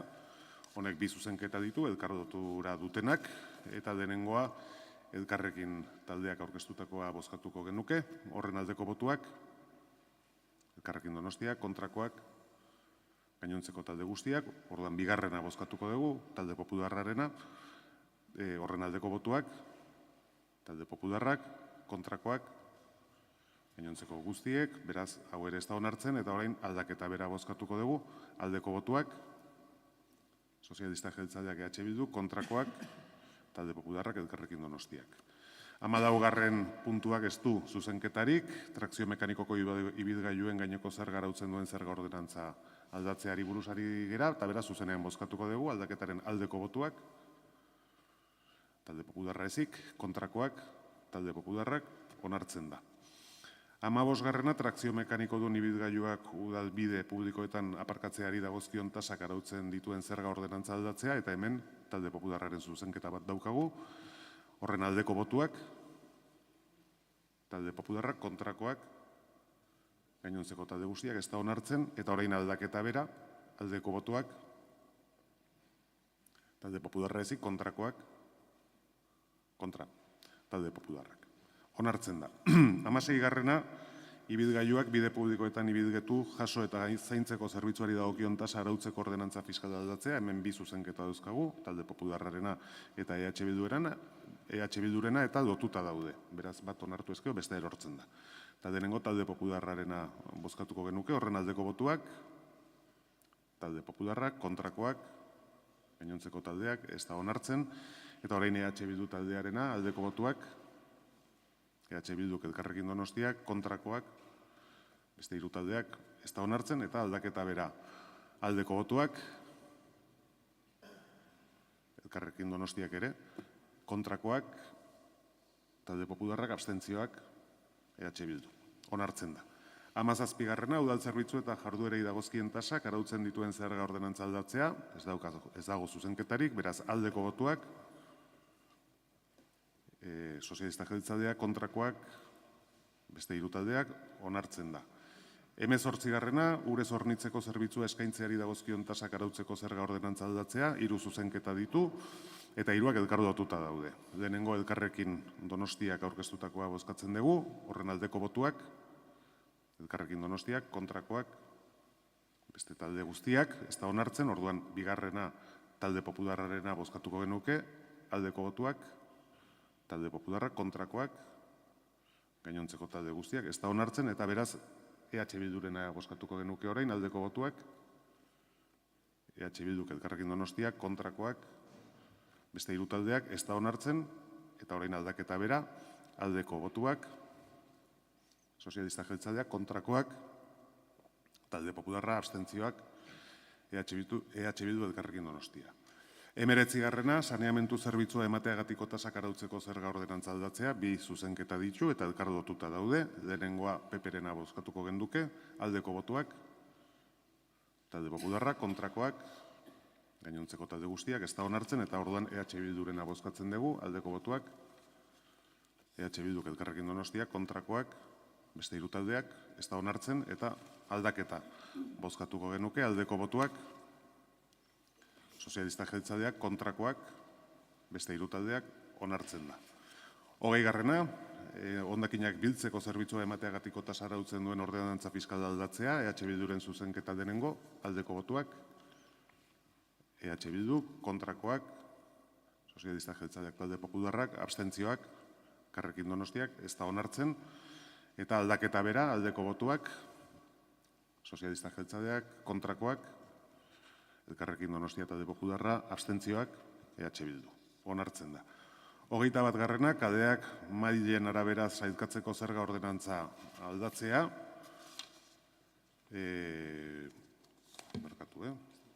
Ez dago zuzenketarik, ordan zuzenean aldeko botuak, Talde Popularra ezik, kontrakoak, Talde Popularra. Onartzen da. 22. arau proposamena, Elkarrekin Donostia taldeak aurkeztua, ondasun higiezinen gaineko zerga arautzen duen ordenantza fiskala aldatzeko. Honen aldeko botuak, Elkarrekin Donostia, kontrakoak, Sozialistak Jeltzaleak, Talde Popularrak, abstentzioak, EH Bildu, ez da onartzen. 23. arau proposamena, Elkarrekin Donostia taldeak aurkeztua, eraikin instalazio eta obren gaineko zerga arautzen duen ordenantza fiskala aldatzeko. Kasu honetan 7. artikulu, aldeko botuak, hau batez. Ezke bozketa zuzentzea eta zer botatu behar den jakitea, gauza beraz onartzen da. 24. arau proposamena Elkarrekin Donostiak aurkeztua, trakzio mekanikoko ibilgailuen gaineko zerga arautzen duen zerga ordenantzari buruzkoa, 10.3 artikuluari dagokiona, aldeko botuak, Elkarrekin Donostiak, kontrakoak, gainontzeko taldeak, ez da onartzen. 25. arau proposamena, Elkarrekin Donostia taldeak aurkeztutakoa, trakzio mekanikoko ibilgailuen gaineko zerga arautzen duen zerga ordenantzari, kasu honetan zaldi fiskalak eta bestelakoak, aldeko botuak. Bai, EH Bilduren zuzenketa, barkatu. Orduan denengo EH Bilduren zuzenketa, aldeko botuak. EH Bilduk Elkarrekin Donostiak, kontrakoak, beste hiru taldeak, zuzenketa ez da onartzen, eta orain proposamena bera, aldeko botuak, Elkarrekin Donostiak, kontrakoak, gainontzeko taldeak, ez da onartzen. 26. arau proposamena, Elkarrekin Donostia taldeak aurkeztua, hiri hondakin solidoak biltzeko zerbitzuari dagozkion tasen zerga ordenantzari, ete bat maila ostaldaritza, Elkarrekin Donostiak aurkeztutakoa, aldeko botuak, Elkarrekin Donostiak, kontrakoak, beste talde guztiak, ez da onartzen. Arau proposamena, Elkarrekin Donostia taldeak aurkeztua, hiri hondakin solidoak biltzeko zerbitzuari dagozkion tasen zerga ordenantzari, kasu honetan bio hondakina, 27. puntua, aldeko botuak, Elkarrekin Donostiak eta EH Bilduk, kontrakoak, sozialistak jeltzaleak, talde popularrak aldeko, bai. Igual azkarregin joadako da, barkatuko diazue. 28. puntua, arau proposamena, PP taldeak aurkeztua, ondasun higiezinen gaineko zerga arautzen duen ordenantza fiskala aldatzeko, 11.3 artikuluak kentzea, aldeko botuak, talde popularrak, kontrakoak, gainontzeko taldeak, beraz, onartzen da. 29. puntua, arau proposamena. Ez da onartzen, barkatu, bai. 29. puntua, arau proposamena, PP taldeak aurkeztua, hiri hondakin solidoak biltzeko zerbitzuari dagozkion tasen zerga ordenantzari, 11. artikulua aldatzea, honen aldeko botuak, talde popularrak, kontrakoak, abstentzioak, EH Bilduk, ez da onartzen. 30. arau proposamena, PP taldeak aurkeztua, trakzio mekaniko dun ibilgailuak udalbide publikoetan aparkatzeari dagozkion tasak arautzen dituen zerga ordenantzari, 10 bizilagunentzat 150 obaria, proposamen honen aldeko botuak, talde popularrak, kontrakoak, gainontzeko talde guztiak, ez da onartzen. 31. arau proposamena, EH Bildu taldeak aurkeztua, ondasun higiezinen gaineko zerga arautzen duen ordenantza fiskala aldatzeko, 12.3 artikulua, familia ugariak, honen aldeko botuak, EH Bilduk Elkarrekin Donostiak, kontrakoak, beste hiru taldeak, ez da onartzen. 32. arau proposamena, EH Bildu taldeak aurkeztua, udal jabari publikoa erabiltzeari eta ustiapen bereziari dagozkion tasak arautzeko zerga ordenantzari, ostalaritzako terrazen C epigrafearen eranskina, honen aldeko botuak, EH Bilduk Elkarrekin Donostiak, kontrakoak, beste hiru taldeak, ez da onartzen.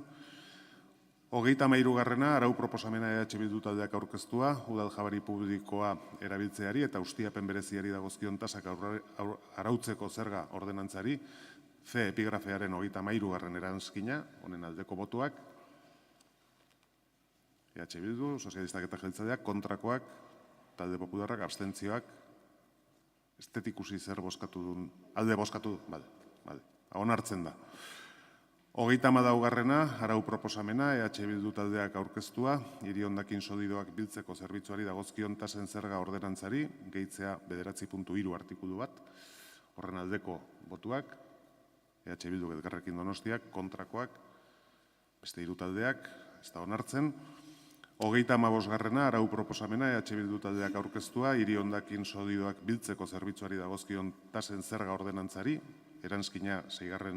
epigrafea, jardueren hondakinak, honen aldeko botuak, EH Bilduk Elkarrekin Donostiak, kontrakoak, beste hiru taldeak, ez da onartzen. 36. arau proposamena EH Bildu taldeak aurkeztua, urez hornitzeko zerbitzuari dagozkion tasak arautzeko zerga ordenantzari, 8. artikuluari 6. puntua gehitzea, honen aldeko botuak, EH Bilduk Elkarrekin Donostia, kontrakoak, beste 3 taldeak, ez da onartzen, eta azkenik, 37. puntua, arau proposamena, EAJ-PNV-ek eta PSek aurkeztua, udal zerbitzu eta jarduerei dagozkien tasak arautzen dituen zerga ordenantza aldatzeko, hondartzak. Honen aldeko botuak, aho batez. Beraz, bozketak amaitu ditugu, eguneko gai zerrenda ere bai, eta orain kontrol mozioetara pasatuko ginetik.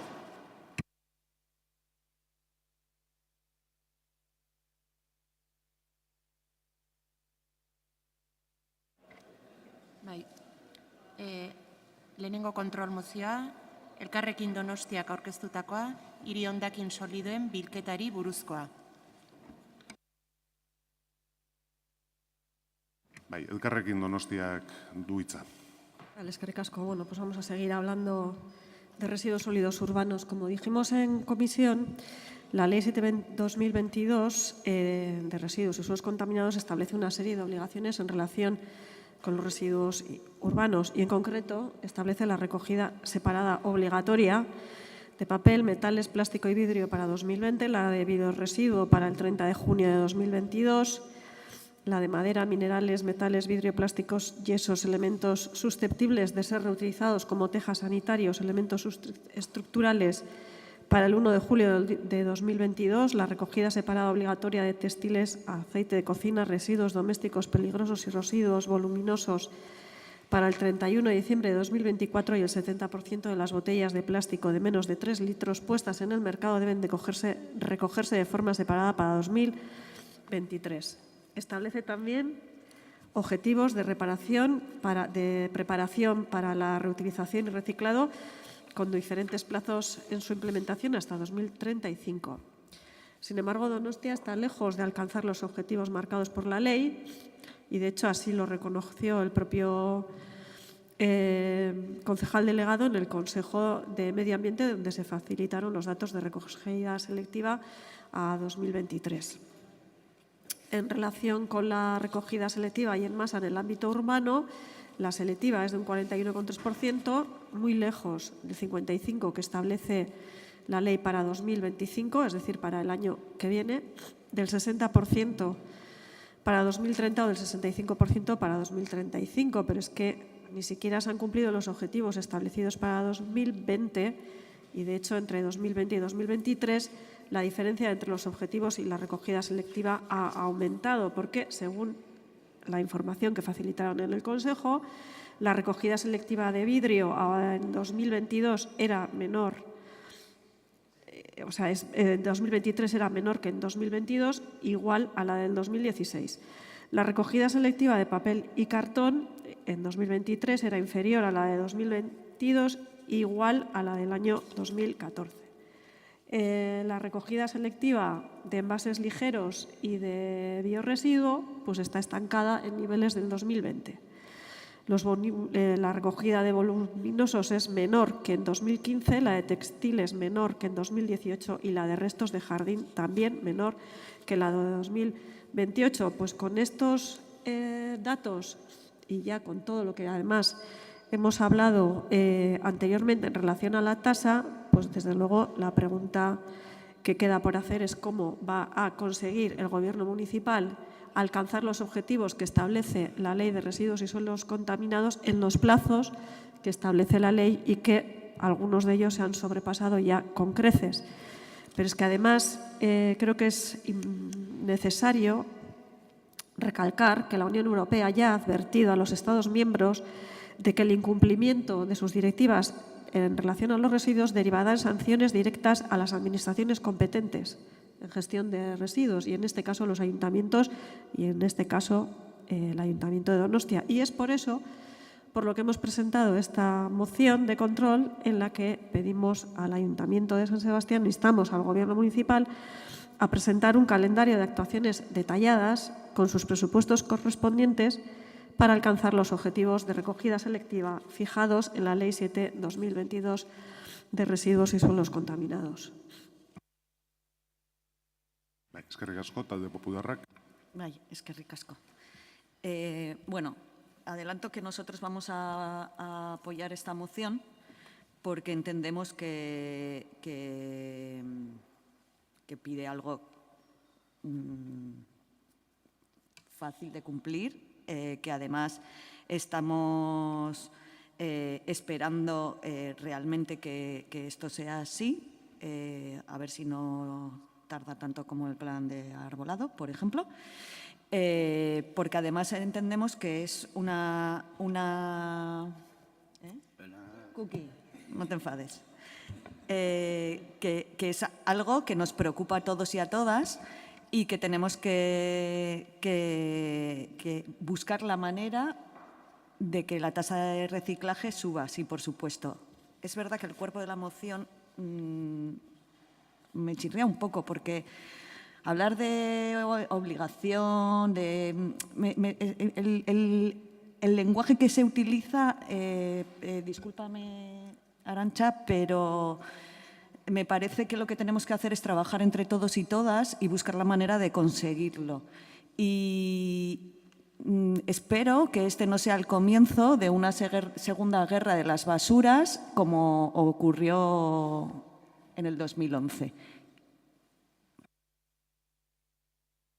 Eskerrik asko, talde sozialistaren txanda. Sí, eskerrik asko, alkate jauna. Bueno, efectivamente, como dice la moción, la Ley 7/2022 establece las condiciones que deben cumplir las entidades locales en referencia a la recogida selectiva de residuos para que puedan ser tratados correctamente. El Ayuntamiento de San Sebastián está adaptado mucho antes de la entrada en vigor de la ley a esta recogida selectiva. A pesar de lo que se manifiesta en la moción, en Donostia sí se produce la recogida selectiva. Nuestra ordenanza municipal establece diferentes obligaciones en cuanto a la recogida selectiva de estos residuos urbanos, como por ejemplo la recogida comercial y hostelera a la parte vieja, la recogida comercial en el resto de la ciudad, recogida en polígonos, etc. Además, como ya ha indicado nuestra portavoz, desde el Ayuntamiento estamos trabajando en un plan de acción sobre residuos urbanos que contemplan, entre otras cuestiones, el nuevo sistema de recogida selectiva en los domicilios de la parte vieja, los nuevos pliegos para instalar cierres electrónicos en los contenedores de Loyola y riberas de Loyola, la colocación de 300 islas selectivas adicionales a las 200 ya instaladas, etc. En cualquier caso, como indiqué en comisión, es voluntad del Gobierno municipal seguir aumentando la recogida selectiva en Donostia para cumplir con el compromiso del 55% en el 2030. Pero esta voluntad no es una simple palabra, como nos dice la moción, sino es una voluntad que se traduce en la puesta en marcha de iniciativas para la consecución de los objetivos marcados en la ley y en los plazos previstos en la misma. Muchas gracias. Eskerrik asko, Bildu taldearen txanda. Bai, egun on guztioi eta eskerrik asko alkate jauna, justu atzetik hasi nahi nuen. Orantxe Juantxok aipatu duen horretatik eta interpelazioak, mozioak jasotzen duen amaiera hortatik. Bueno, aurreratzea guk ere baiezkoa bozkatuko dugula eta bat gatoz esaten denarekin, ez? Kontua ja dagoeneko ez da udal gobernuak lege hori betetzeko asmoa izatea eta adieraztea, ez da gaikako bilketa areagotzen jarraitzeko borondatea izatea, baizik eta legea betearazteko bitartekoak mahai gainean jartzea, ez?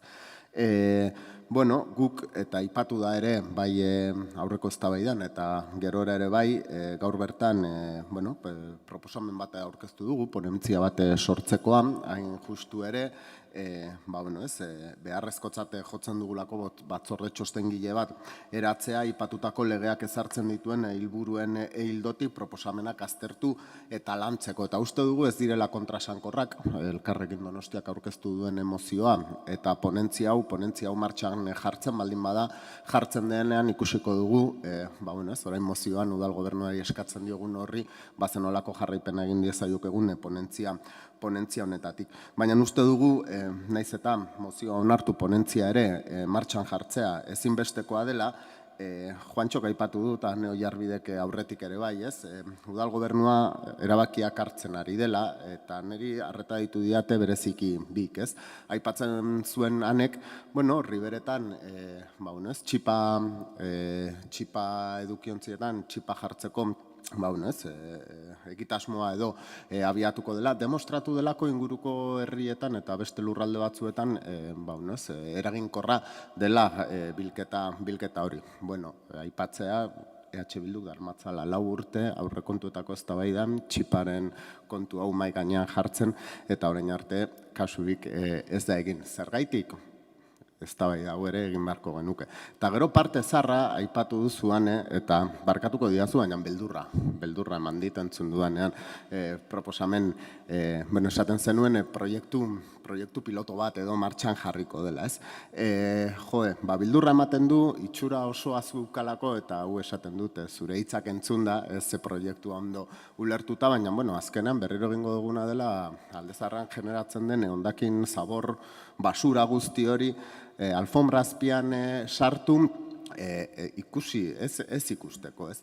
Eta bai txipa ez onartzaren eta bai zaborraren bilketa raro hauen atzean dagoena da, eta nik uste honi buruz hitz egin beharko genukela, eta baita zerga eta tasa igotzaren ondorioa ere bai, aipatzen zuen Banesak la guerra de las basuras, ez? 2011koa. Nik aipatuko nuke geroztikan martxan daukagun errauskailu, eta errauskailu horrek ze ondorio eduki dituen, hain justu ere gaur eduki ditugu hainbat eztabaidetan.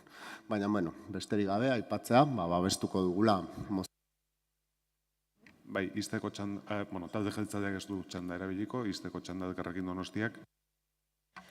Eskerrik asko, agradecer a EH Bildu el apoyo a la moción y decir que el lenguaje que hemos utilizado en nuestra moción es el que utilizan las propias directivas de la Unión Europea, que efectivamente hablan de la obligatoriedad. Y yo quiero insistir en los datos que facilitó el Gobierno municipal en el Consejo de Medio Ambiente. Los he leído. Y es que los porcentajes de las diferentes recogidas selectivas no solamente es que estén estancados, no avanzan y encima es que van para atrás como el cangrejo.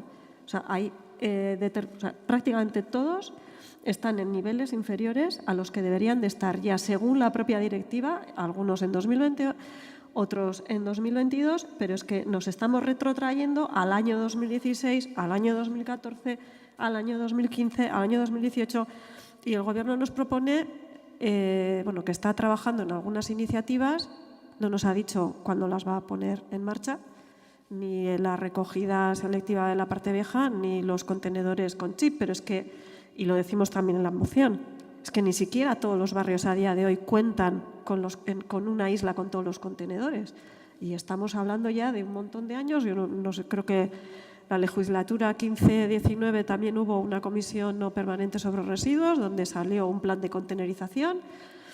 Hoy estamos en 2024 y eso pues todavía está sin hacer. Con lo cual, creo que lo que pedimos en la moción es más que pertinente. ¿Cómo va a hacer el Gobierno municipal? O sea, un calendario con actuaciones detalladas, porque no se trata de tener la voluntad de seguir aumentando la recogida selectiva. Por cierto, algo que no ocurre, porque ya he dado los datos, no se está aumentando la recogida selectiva. Entonces, ¿qué va a hacer este Gobierno? ¿Cómo va a implementar ese calendario de actuaciones y con qué presupuestos cuenta? Yo creo que, vista las directivas de las cuales se deriva la Ley 7/2022, me parece que es una cuestión, debería de ser una de las prioridades de este Gobierno, decir cómo va a hacer para cumplir la ley. Porque ya no solamente se trata de recoger los residuos, sino de que esos residuos, para poder ser reutilizados, hay que recogerlos de manera separada, porque si no, no sirven. Y esta es la primera de la jerarquía de los residuos, que es reducir. Eskerrik asko, izteko txanda Gobernuak. Eskerrik asko, Alketen Jauna. Muy brevemente, que ya llevamos mucho tiempo. Muchos de los datos que está trasladando la concejala del Elkarrekin Donostia no son ciertos. No vamos a entrar al debate de uno por uno. De todos modos, lo que sí vamos a coger el guante de lo que habéis comentado Márquez y Javi antes, de la ponencia que habéis presentado, que sería un marco de trabajo muy bueno para mejorar y acercarnos a los objetivos y trabajar en todos juntos. Esperemos que nos veamos todos allí. Y antes no lo he dicho, pero efectivamente vamos a votar en contra de la moción. Muchas gracias. Eskerrik asko, bozketara pasatuko gera jarraian, mozioaren aldeko botuak, talde popularrak, Elkarrekin Donostiak EH Bilduk, kontrakoak, sozialista jeltzaleak, ez da onartzen, ez dago boto azalpen txandarik eta hurrengo moziora pasatzen gera. EH Bildu taldeak aurkeztutako kontrol mozioa, Astinene zubia eta egia lotzen dituen bidea dela eta. EH Bildu taldearen txanda. Eskerrik asko.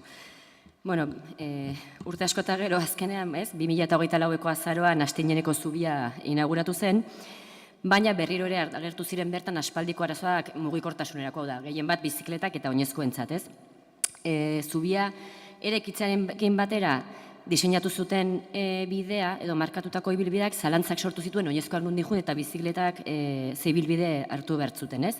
Eta ez dira batera izan deserosoak ez da intuitiboak orain arte. Zubia inauguratu zutenean, asmoa zen oinezkoek eta bizikletek ibilbide ordenatua izatea. Eta ulertzeko, goranzko bidean bizikletak jutea, ez dakit ikusten den, horrelako seinale bat jarri zen, eta ezkerreko bidea oinezkoentzat bakarrik izatea. Bueno, naiz eta hori izan asmoa, azkenean realitatea ikusi da, oinezkoak Loiolatik goruntz egiara doazenean, berezko bidea respetatu beharko balukete, hau da, errepidea gurutzatu beharko luketela, baina hori egin beharrean, modu naturalean egiten dutena dela, eskubiko bidetik junez, eta egunero ikusten ditugu horrelako argazkiak. Eta zer gertatzen da, hemen bizikletekin batera topo egiten dutela, eta hola sortzen dira gune edo momentu arriskutsuak. Baina ez hori bakarrik, bizikletei ere jarri zitzaien vertikala horlako seinale bat, eta naiz eta hori jarraitzen badute bidegorria, aurkitzen gea, bidegorria oso egoera kaskarrean dagoela, seinalizatuatako margoa kentzen ari dela, kontainer batean bukatzen dela, hortaz galtzadara pase egin behar direla bizikletakin jarraitzeko, gaina bidegorri hori ez daukala jarraipena egia kaleko bidegorriarekin, nahiz eta aspaldi egon planifikatua, eta berriro sortzen dira egoera arriskutsuak, eta ez hori bakarrik. Bidegorria eta errepidea banatzen dituzten esiak edo erorita daudela eta margoa, eta bazkenean ere auto edo autobusekin sortzen direla bestelako gune arriskutsuak. Hori goranzko bidean, beranzko bidean, bizikletek berezko bidea diseinatu nahi zena errespetatu beharko lukete, errepidetik jetxi eta zeharkatu beharko lukete errepidea bidegorria hartzeko. Orduan, zeiten dugu, normalean bizikletazkoa zenak, errepidetik jarraitu. Azkenan naturaltasunez hori tentzulako, arriskutsua zaizulako, kontrako norabidean datorren errail bat zeharkatzea. Hortaz, horri buruz galdetu genuen batzordetan, horrin berri eman genion, badakigu ez dela berria, badakigu horrela esan da, zinegotzi ordezkariak bazuela horren berri, badakigu ere mugikortasun sailak bazuela honen berri, eta aztertzen ari omen zela, ikusten nola edo zer egin hor, baina galdetuta zer egin zezaken, Udal gobernuak, beste behin ere, ez zegoen aurrekonturik, ez dago eperik, eta ez dago proiekturik. Egia da, ikusi izan dugu, PEMUSian ere jasota dagoela, PEMUSian bago egia kalerako 6.000 euroko aurrekontuko partida bat, baina 2024ko epearekin. Orduan, iruditzen zaigu, egoera arriskutsu hau ezin dela gehiagora luzatu, eta bide hori nolabait ordenatu egin behar dela. Orduan, azken finean eskatzen duguna da, eremu horren berrantolaketaren proiektu egitea, eta udalak berezko baliabidekin egin ezean, dagokion kontratazioen prozedura martxan jarri dezala hemendik eta 6 hilabeteko epe batean. Eskerrik asko. Eskerrik asko zuri, Elkarrekin Donostiak. Eskerrik asko. Vamos a apoyar, por supuesto, esta moción. Creemos que es más que razonable la petición que hace. Además, están muy bien expuestos los motivos, entre ellos que el Bidegorri, a pesar de existir, pues no parece que dé las condiciones de seguridad necesarias para que una mayoría de gente se sienta seguras al utilizarlo. Y esto es una cuestión muy importante, la de la segregación de los carriles bicis, que existe una separación clara entre el Bidegorri y la calzada, que es un problema que tenemos en muchos puntos de Donosti. Un buen ejemplo de cómo está bien hecho es, por ejemplo, el de la Concha, que efectivamente tiene una separación y no hay problema de seguridad ni con peatones ni con vehículos. Y entendemos que no siempre es fácil hacerlo, pero sí que debería intentarse en la medida de lo posible, sobre todo en puntos inseguros como este, pues ese esfuerzo, porque no se trata solo de poner un Bidegorri, sino de estimular su uso y motivar que gente que ahora mismo no usa la bicicleta se sienta cómoda y se sienta segura utilizándolo, ¿no? Es la única manera en la que vamos a incentivar el cambio de modelo de transporte, porque no se trata solo de hacerlo de manera restrictiva, sino estimulando el uso de alternativas. Y el estímulo se hace a través de decir, puedes usar esto porque es seguro, porque vas a estar cómodo y no vas a tener problemas con peatones o vehículos. Por lo tanto, lo apoyamos. Gracias. Eskerrik asko, talde popularrak. Eskerrik asko, Kate jauna. Bueno, el puente de Astiñene tuvo un sobrecoste de en torno al 20%, que bueno, teniendo en cuenta el historial de este equipo de gobierno, no me parece ni tan exagerado. Y se acabó 3 años y 10 meses después de la previsión inicial que hicieron. O sea, un retraso de 3 años y 10 meses. Cuando se inauguró no estaba acabado, porque en el Bidegorri no funcionaba, la zona era un poco desastre. Pero se tuvo que inaugurar rápido porque el Diario Vasco ya había publicado un par de veces que era un auténtico desastre.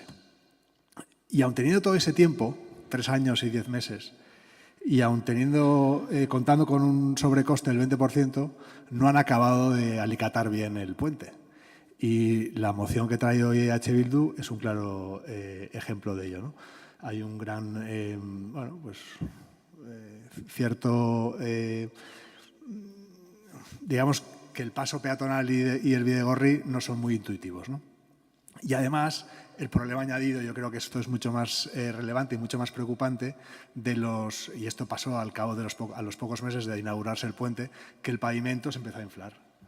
Se empezó a inflar debido al uso de un material que no debería haberse utilizado.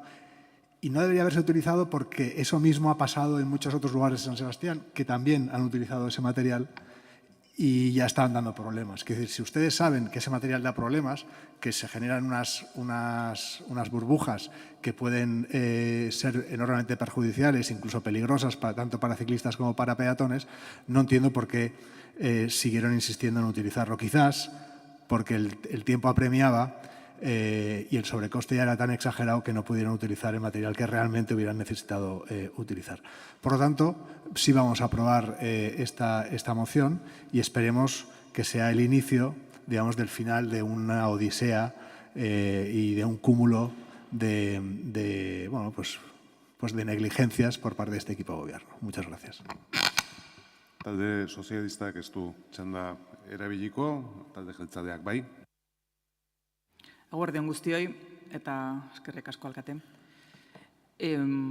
Arrazoi osoa, zubiaren diseinua ez da bat ere lagungarria, ez oinezkoentzako, ez da bizikleten bideak antolatzeko, auto eta motordun ibilgailuentzat diseinatutako azpiegitura delako. Ez da askoz ere komplikatuagoa ere eta azalpenak beraz ere oso sinpleak dira.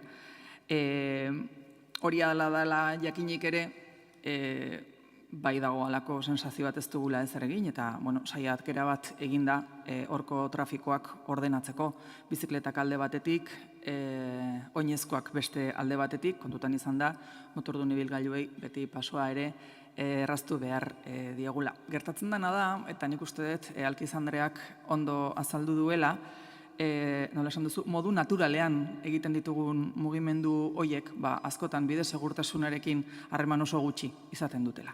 Eta ordenazioaz ari garenean, noski, mugimendu natural horiek errespetatzea da nahia, ala beharko luke gainera hori delako, ondoren hartutako diren neurri horiek errespetatzeko biderik errezena, baina espazio publikoa mugatua denean, batzutan ordenazioa egin behar da, eta eskatu behar da ordenatzen den horri errespetatzea. Nik ez dakit batzordean ezin dut ziurtasun osoz esan, baina ez dut uste esan dudanik aurrekonturik ez dagoenik.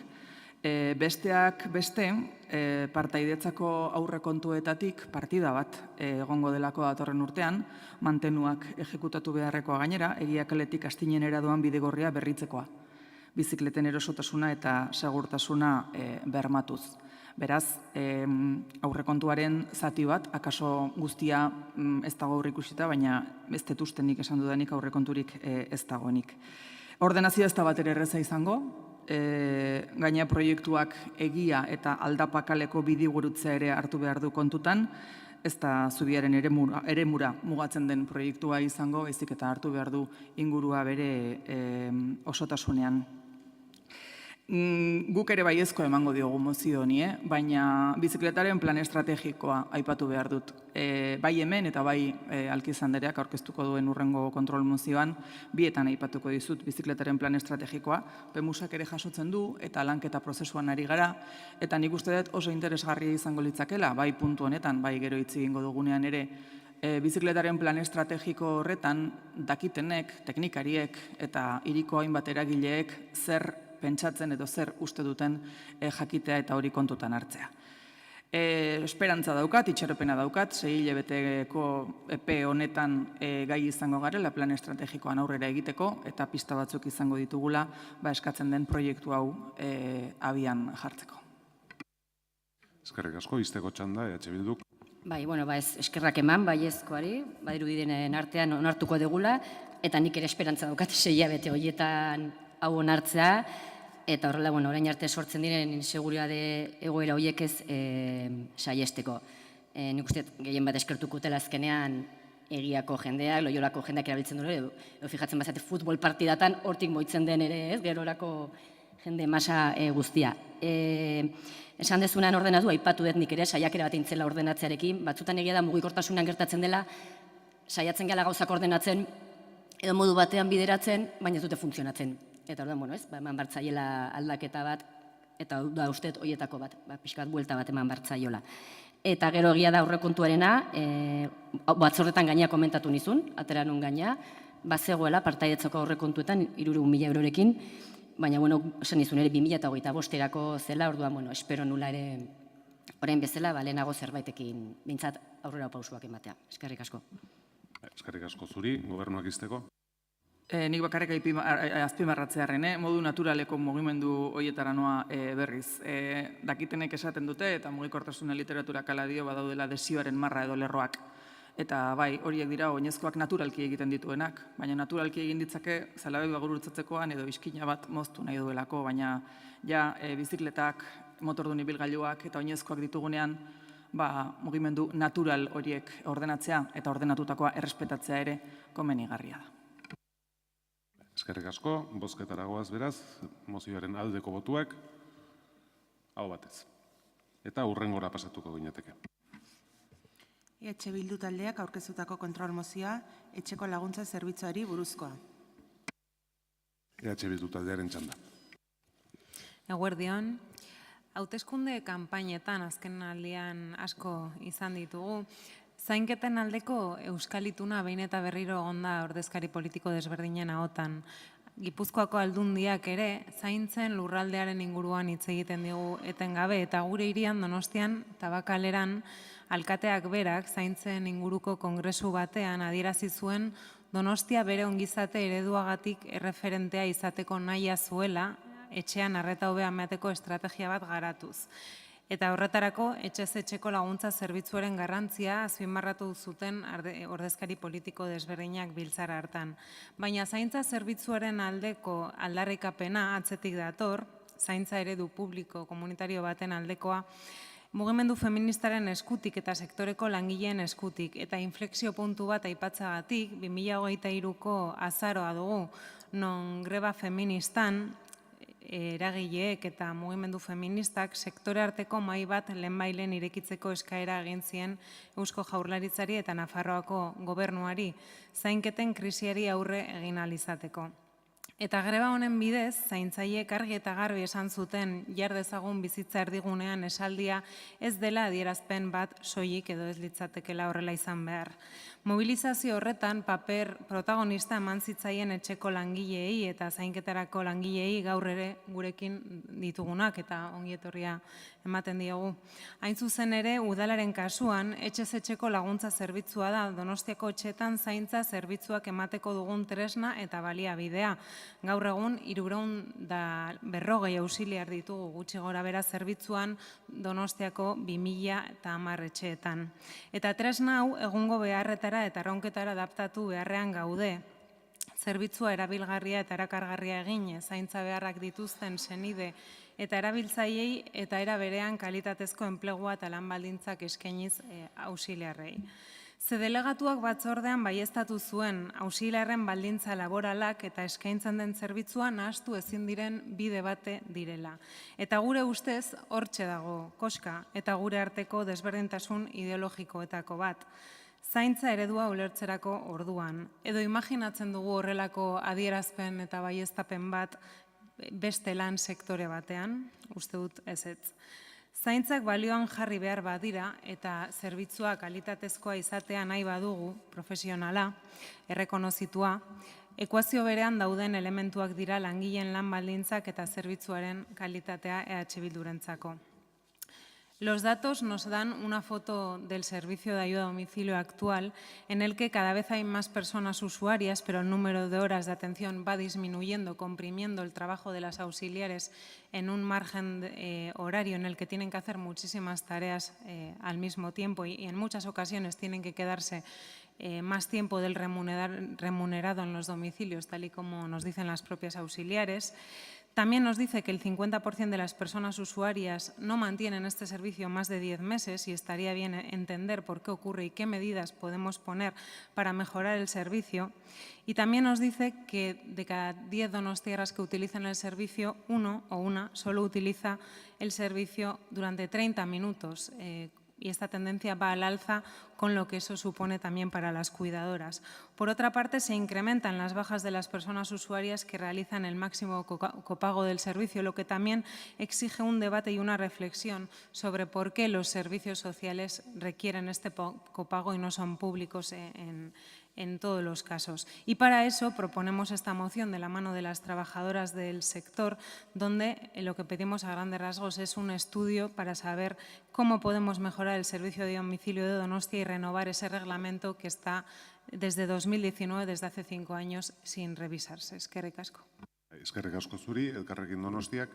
Eskerrik asko. Bueno, el año pasado ya interpelamos al Gobierno sobre la evolución del servicio de ayuda domiciliaria, porque en la memoria de acción social de 2022 ya veíamos que las personas beneficiarias cada vez pagaban menos por menos horas de atención, lo cual no es coherente con el objetivo marcado por el propio Gobierno municipal de reforzar los programas y servicios de atención a las personas mayores en su propio domicilio para garantizar que puedan vivir en él el máximo tiempo posible.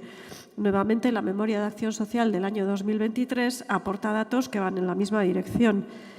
8.165 horas menos de atención, 125 personas dependientes más, 34 personas autónomas menos atendidas y 322.522 euros más de aportación de las personas usuarias. Y llama la atención también especialmente que, habiendo aumentado el número de personas dependientes, hayan disminuido las horas de atención, ya que precisamente las personas dependientes suelen requerir más tiempo de atención que las autónomas. Sigue también aumentando el número de personas que renuncia al servicio. El año pasado le pedimos al Gobierno municipal que realizara un análisis exhaustivo de lo que estaba pasando a la vista de la información de la memoria anual de acción social, porque lo que parece a simple vista es que el servicio público del SAT podría estar siendo sustituido por el privado, que no garantiza una atención adecuada a las personas que lo necesitan, ya que en el sector privado no hay ningún tipo de seguimiento de la situación de las personas atendidas por los servicios sociales. Ni tampoco se puede saber si la capacitación de las personas que trabajan en este servicio en el sector privado es la que debería de ser. Esa es la gran diferencia entre los servicios públicos y los privados, que para estos últimos las personas son clientes a través de los que obtener beneficio, mientras que los servicios públicos buscan mejorar el bienestar de las personas que atienden. Creemos que es imprescindible analizar en profundidad lo que está pasando con el servicio de domicilio, porque el Gobierno municipal tiene datos que ponen de manifiesto que la evolución del servicio no es la que debería de ser. Y también compartimos lo que propone la moción, que este análisis tiene que contar con la participación de las trabajadoras que lo prestan, precisamente porque son quienes mejor lo conocen y porque sus aportaciones son muy valiosas para mejorarlo. Y también, además, creemos que hay otra cuestión que es muy importante y es el impacto de género que tiene el servicio. Las personas beneficiarias son mayoritariamente mujeres, un 65%, igualmente que las trabajadoras que los prestan. Por lo tanto, si se recorta o se deteriora este servicio, también lo harán la vida de las mujeres y también lo harán las condiciones laborales de las trabajadoras. Así que, por todo ello, vamos a votar a favor de la moción. Eskerrik asko, talde popularrak. Eskerrik asko, Arkate jauna. Bueno, nosotros no vamos a apoyar esta moción porque, si bien es un tema que hemos tratado sí en pleno y en comisión en bastantes ocasiones, La respuesta que la concejala delegada nos dio el otro día en comisión me pareció que era clara y contundente. Por tanto, el volver a pedir estudios que, bueno, pues al final, si tenemos las memorias y cada uno hace la lectura que quiere, evidentemente, pero es que está claro que obedecen a una situación que se vive, que todos vivimos.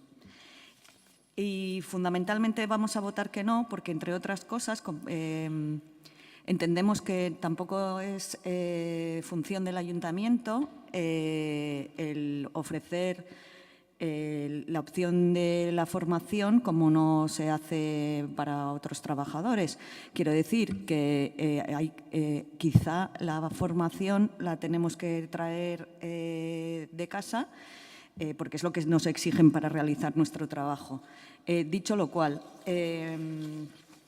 decir que la mayoría de las personas usuarias son mujeres, pues también tiene que ver con que sobrevivimos más, no sé, y poner siempre en tela de juicio que es un problema de discriminación el que se puedan dar un mejor o peor servicio porque las usuarias son mayoritariamente mejores, creo que no es el núcleo del debate.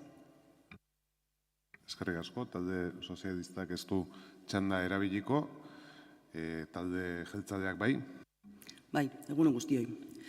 Bueno, quiero empezar diciendo que respecto a la solicitud de la reunión por parte de una miembro del comité de la empresa y trabajadora de Astertzen, la respuesta que fue que, siendo una empresa contratada por contratación pública, entendíamos que es a la empresa a la que tendría que dirigir para trasladar su visión o inquietudes acerca del servicio y que estamos en constante comunicación con Astertzen y que estoy segura de que nos darán traslado. El servicio de ayuda a domicilio de Donostia goza de muy buena salud. Se han incrementado tanto los números de domicilios atendidos como el número de nuevas familias. En julio de 2024 se ha prestado el SAT a 1.556 familias frente a las 1.367 familias a las que se prestaba el servicio en julio del año pasado. Pero es que además las horas de servicio se han incrementado de una forma notable, un incremento del 9,8%. El SAT de Donostia ofrece en 2024 un promedio de 35.383,34 horas de servicio mensual, 3.006 horas más que el año pasado. Y respecto a los servicios de menores, o sea, de 30 minutos, solamente es el 13% del servicio. Por lo que creo que estos datos hacen que deje de tener sentido la realización de un estudio para analizar la tendencia de una baja que no existe. Respecto al tiempo medio de estancia en el servicio, el 59,63% de las personas usuarias tiene una adherencia de servicio superior a los 10 meses. Y el indicador de permanencia en el servicio también ha mejorado en el 24 frente al 23. El reglamento del SAT actualmente vigente fue aprobado en el 19 y se desarrolló a través de un proceso participativo, participando ASADE, el Colegio Oficial de Trabajo Social e incluso los representantes del Pleno Municipal, incluido EH Bildu. Se realizó un proceso de consulta pública y se aprobó después de tener en cuenta las distintas aportaciones. No vemos en el reglamento actual del SAT ningún elemento coercitivo que impida mejorar e impulsar el servicio, cosa que, como ha podido comprobar con la evolución positiva del servicio, ya estamos haciendo. Si usted contempla algún elemento concreto del reglamento que impide y limite la mejora de servicio, le invito a que nos lo traslade y lo analizaremos. Son ya 60 auxiliares las que han recibido la formación especializada en los cuidados de larga duración y tenemos un plan para formar a otras 60 durante los próximos 3 años, llegando a un total de 120 auxiliares especializados en los cuidados de larga duración. Esta formación se hace en su totalidad en horario de trabajo y es una formación gratuita y remunerada para los auxiliares. Tiene una duración de 230 horas, lo que equivale a unas 33 jornadas de trabajo a jornada completa, lo que exige la sustitución íntegra de las personas que reciben la formación. Supone, por tanto, un esfuerzo económico muy importante y vamos a seguir impulsándolo. La formación del equipo del SAT de los cuidados de larga duración.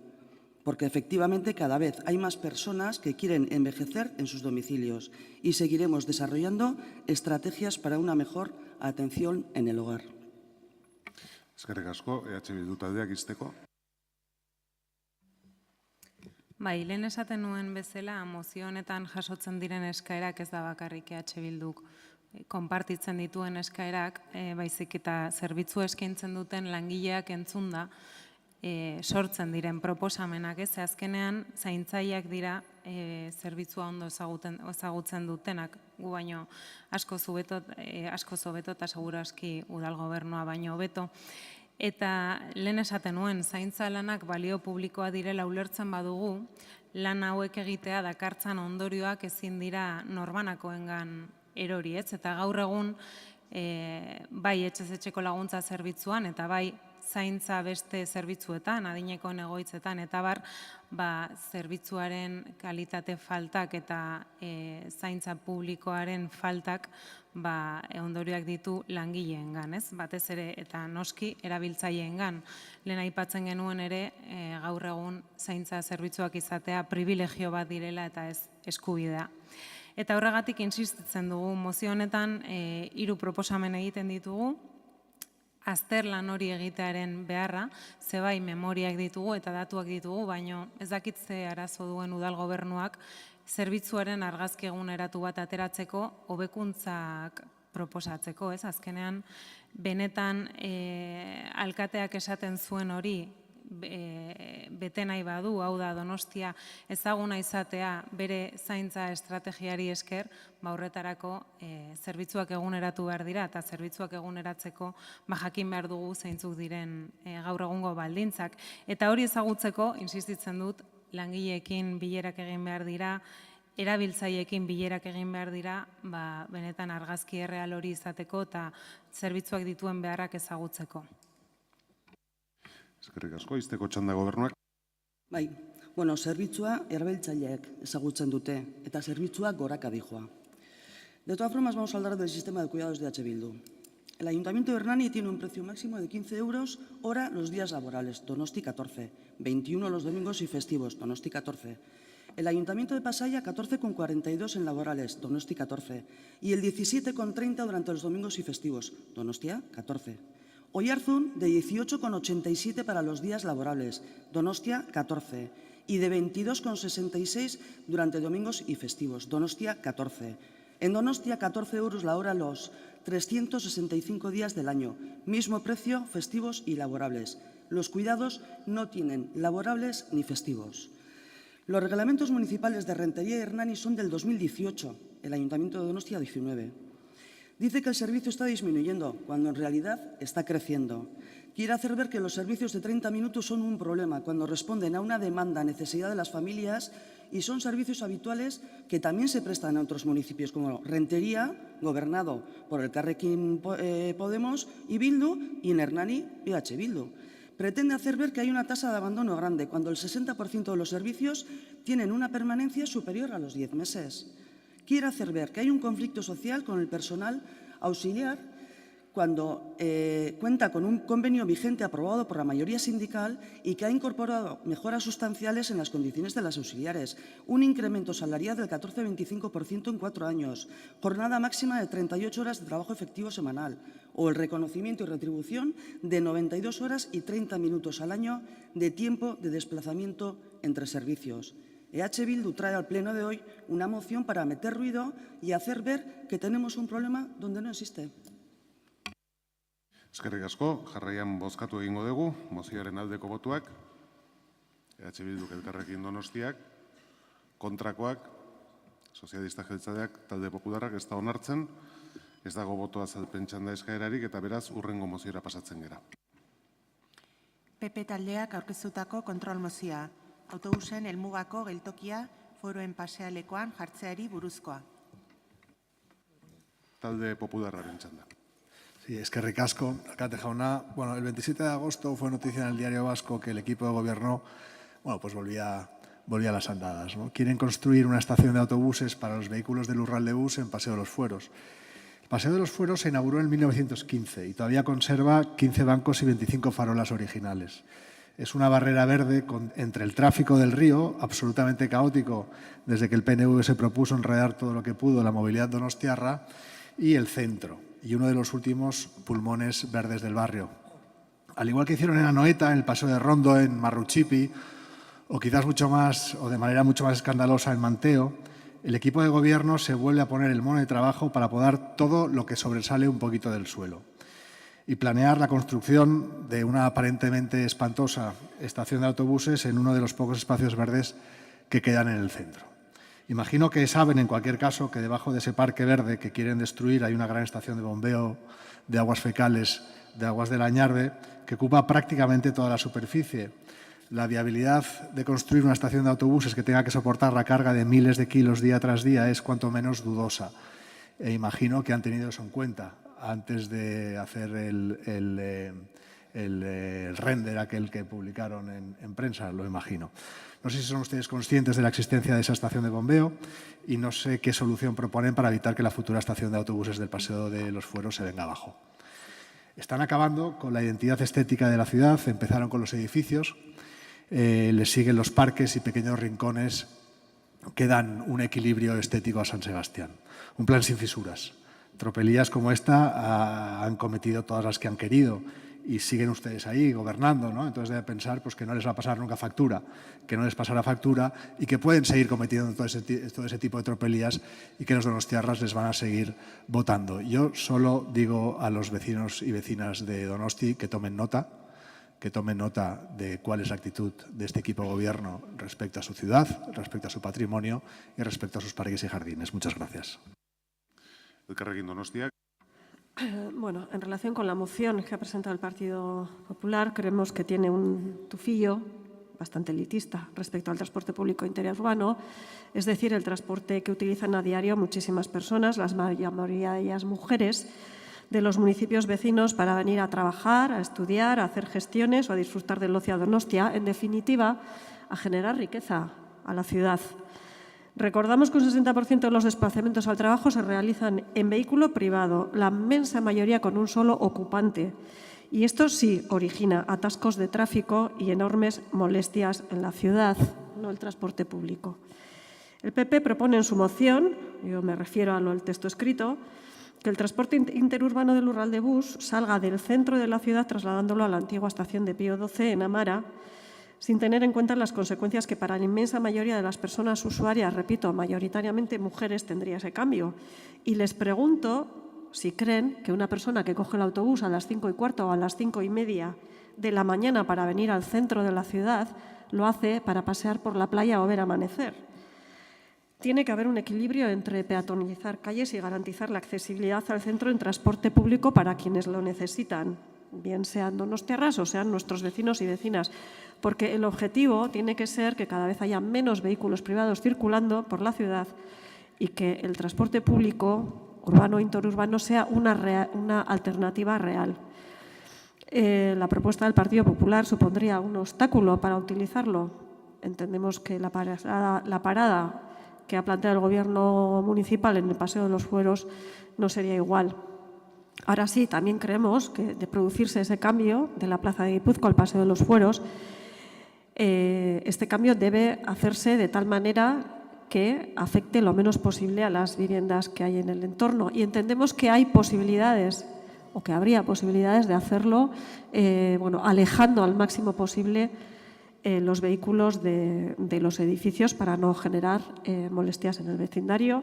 Así que por todo esto vamos a votar en contra de la moción presentada por el Partido Popular. Eskerrik asko, talde sozialistak ez du txanda erabiliko, Bildu taldeak bai.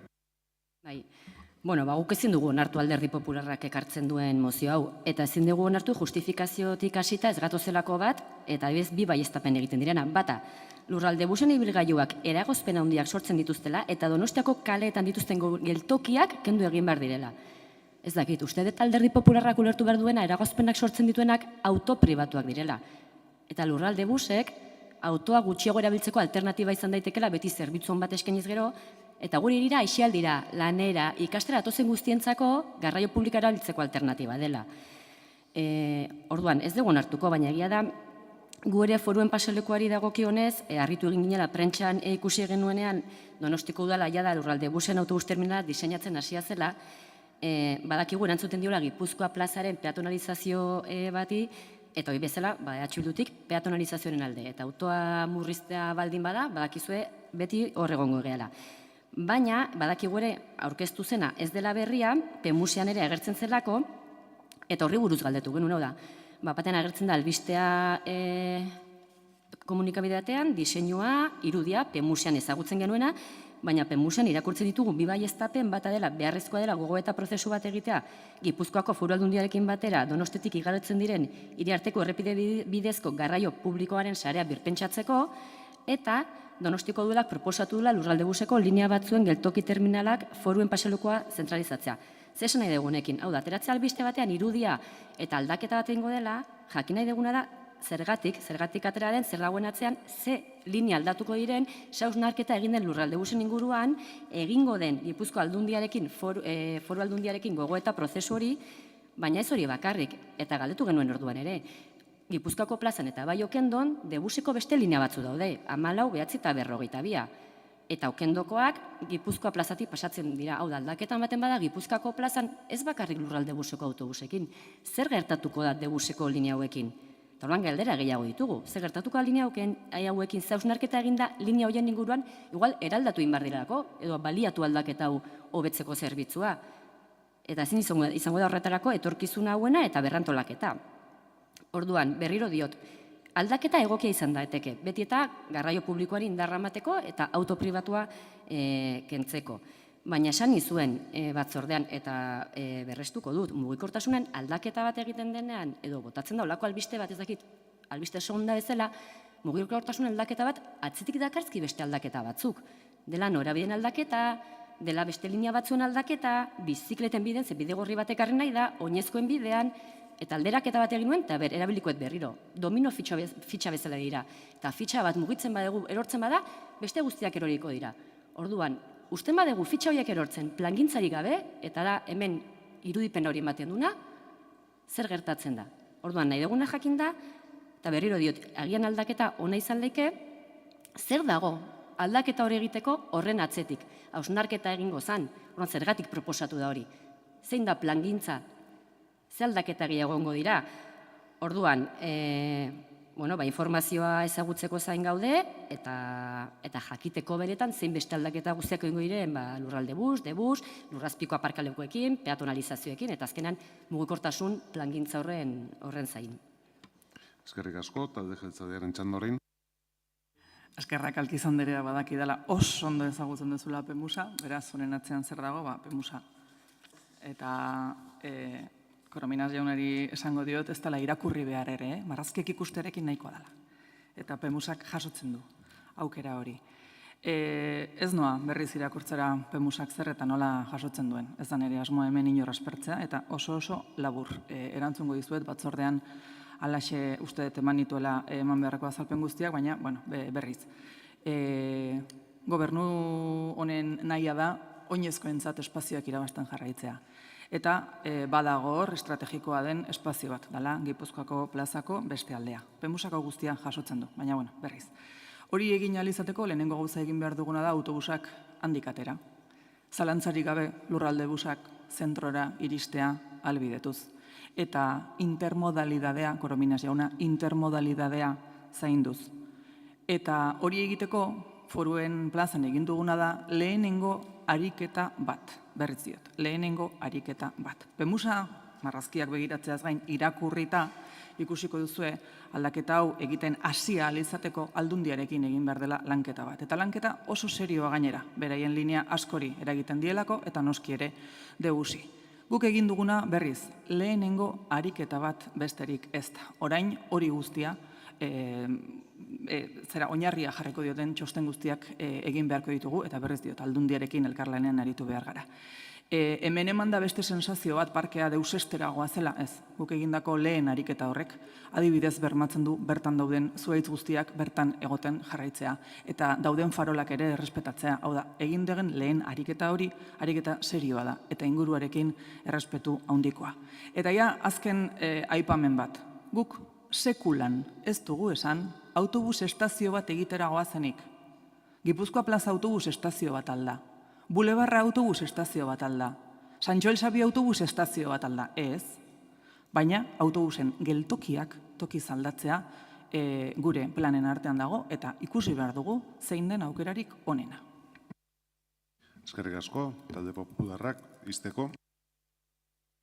Sí, muchas gracias. Bueno, la última vez que sugerí que deberíamos reordenar, como en cualquier otra ciudad de nuestro entorno, en Bilbao, en Vitoria, en muchas otras ciudades, el acceso al centro de la ciudad de los autobuses de líneas, digamos, interurbanas, como el Rural de Bus, la izquierda me llamó ecoterrorista, incluso me llamó machirulo, tampoco sé muy bien lo que significa. Hoy, por lo menos, y te tengo que agradecer, Arantxa, solo me has dicho que tengo cierto tufillo elitista. Bueno, pues vamos mejorando. Igual la próxima vez que traiga ya dejan los insultos a un lado. Nosotros no pedimos que desaparezca el Rural de Bus de San Sebastián. Decimos que creemos que es necesario que se reordene y se repiense su acceso al centro de San Sebastián. Amara no es una ciudad del extrarradio donostiarra, quiero decir, Amara es un lugar céntrico de San Sebastián, es un barrio céntrico de San Sebastián y tenemos una estación, bueno, pues no, iba a decir infrautilizada, pero no, es que no está infrautilizada, es que no está utilizada, no se usa para nada. Una antigua estación de autobuses que se podría reconvertir en estación del Rural de Bus, al igual que la nueva estación de autobuses, con un diseño enormemente mejorable, pero también podría darse servicio. La estación de autobuses está a apenas 500 metros de Paseo de los Fueros. No es un gran sacrificio andar 500 metros. No lo es. Entonces, bueno, ya veo que van ustedes todos a votar en contra. Hablaba la concejala de movilidad de un primer ejercicio. No sé qué significa eso. Si todavía estamos a tiempo de modificar el plan, porque en el PEMUS, efectivamente, dice textualmente, debajo del dibujito del croquis que hicieron ustedes de la estación de autobuses de los Fueros, dice que es una propuesta de actuación en Fueros para su análisis. Propuesta para su análisis. No es palabra de Dios. Quiero decir que se puede debatir y se puede modificar. Eskerrik asko, izteko txanda, gobernuak. Es fascinante. Propuesta para su análisis. ¿Para qué estamos discutiendo eso? Efectivamente, es una propuesta para su análisis, una propuesta que hay que trabajar con la Diputación Foral de Gipuzkoa. Berriz, guk mugikortasun aktiboaren alde lanean jarraituko dugu. Horretarako ezinbestekoa da autobus publiko zerbitzu ona ez, oso ona izatea. Hori da gure asmoa. Gipuzkoarrak Donostiako zentrora iristeko ahalbidetzeko ahaleginen jarraituko dugu, intermodalidadea zainduko dugu, eta esan bezala, Fueroseko autobus geltoki horiek, oraindik bide luzea dute eta azterketa sakona. Eta berriz diot, Korominas jauna, ez da estazio bat autobus geltoki batzuk aldatzea da. Eskerrik asko, bozkatu egingo dugu jarraian, beraz mozioaren aldeko botuak, talde popularrak, kontrakoak, gainontzeko talde guztiak, eta ez da onartzen. Eta hurrengo moziora pasatuko gara. EH Bildu taldeak aurkeztutako kontrol mozioa. Udan, kontziliazioa errazteko eta aurren aisialdi eskaintza handitzeari buruzkoa. Bai, EH Bildu taldearen txanda. Eguerdion, eta eskerrik asko. Bueno, uda amaitu den honetan, iruditzen zitzaigun une hona zela ekartzeko gai hau normalean pasatzen dena hola pixka bat azpitik, eta jarri egintezkela aztertzen, hori, udan ze eskaintza egiten diegun aurretan erabei aisialdi duin baterako, eta era berean, zer iruditzen zaigu realidade berdinaren bi aurpegiak direla, aurrak eskolatik kanpo dauden unean, kontziliaziorako zerreztasun ematen dizkien hiriak familiei, ez? Ze, dakigun bezala, dakizuen bezala, uda garai oso ona, oso polita da familia askorentzat, oporrak familian pasatzeko aukera dagoen kasuetan, baina beste familia asko eta askoren kasuan, aurraek eskola negoteari uzten diote, eta eta gurasoek bitartean jarraitu behar dute lanean, beraz, aurrak kolokatzean nonbait malabare hutsa da familia askoren kasuan, ez? Kontziliazioa erronka bat bilakatzen da. Esaten nuen bezala beraz, gai honek bi aurpegi ditu, batetik gurasoek lanean jarraitzen duten familien kasuan ze aukera daukaten aurroiei eskaintzeko aisialdi duin bat eta era berean kontziliazioa nola erraztu dezakeen udalak. Eta guri iruditzen zaigu eskaintza hori nahiko labur gelditzen dela, eskaintza hori edo erraztasunak emate hori nahiko labur gelditzen dela Donostiaren kasuan, egia da baditugula bitarteko batzuk, baina iruditzen zaigu edo motz gelditzen direla edo udan etzaiela eman behar litzaieken erabilera. Eta ari naiz, haurtxoko eta gaztelekuen sareaz, egia da hirian daukagula sare potente bat edadura handikoa, gainera erabilera portzentaietan igotzen ari dena, eta hori positiboa da, baina uztaila eta abuztuan itxita egon da sare osoa, eta beraz, aisialdi ezitzailea ematea helburu nagusi duten eremu hauek, baina ez gaitezen engainatu baita ere balio dutenak familia askorentzat, kontziliazioa errazteko eta pare bat orduz umeak nunbaiten kolokatzeko, itxita egoten da udan zeharrez. Eta era berean, badaukagu ere hirian udalekuen eskaintza zabal bat, baina eskaintza horren artean, eskaintza publikoa da, oporretan euskaraz eskaintzarena ez. Ze gertatzen da oporretan euskarazekin, ikuste izkigu bi muga batetik plazena, plazak zozketa hautatzen dira eta familia askok ez dute ukitzen aukerarik hautatzen duten auzoan aurrak uzteko eta beste alde batetik ere ordutegiarena, ez? Goizeko eskaintza bada eta beraz oso urrun gelditzen dena lanaldi oso bat kubritzetik.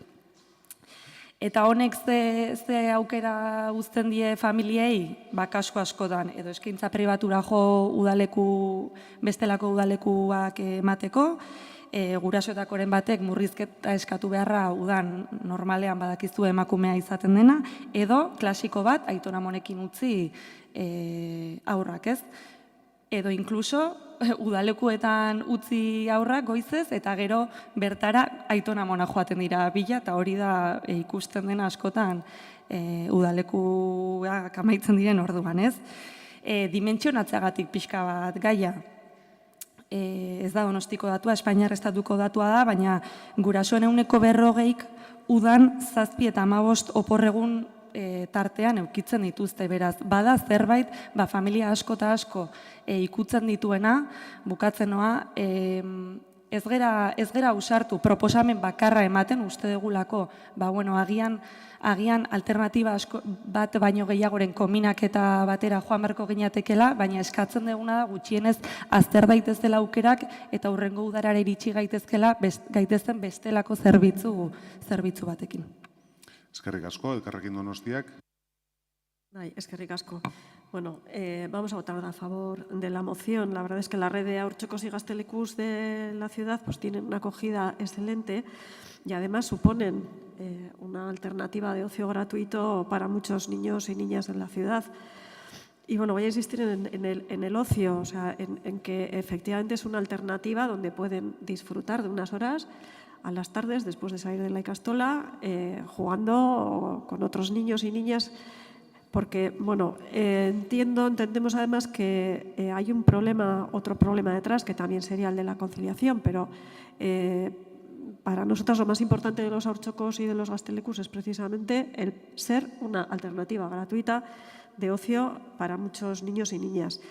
Bueno, este servicio deja de prestarse en los meses de julio y agosto, algo que ya hemos cuestionado en otras ocasiones, porque creemos que puede haber menores en la ciudad que pueden no tener otra alternativa de ocio durante esos meses. Y bueno, hay asociaciones vecinales en algunos barrios que también vienen reclamando que los haurtxokos y los gaztelekus pudieran estar abiertos en verano, pues por ejemplo en Martutene o en Alza.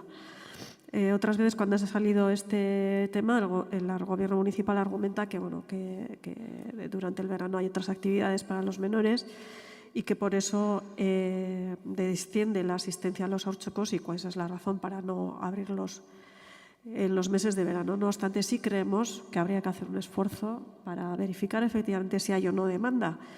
Y bueno, sería sencillo porque pues las familias que habitualmente llevan a sus hijos e hijas a la red de estos centros, pues podrían simplemente responder a una encuesta sencillita, de tal manera que el gobierno municipal pudiera testar efectivamente pues si habría o no y dónde habría o no, porque igual la demanda en algunos barrios podría ser muy diferente a la de otros. Así que votaremos a favor de la moción.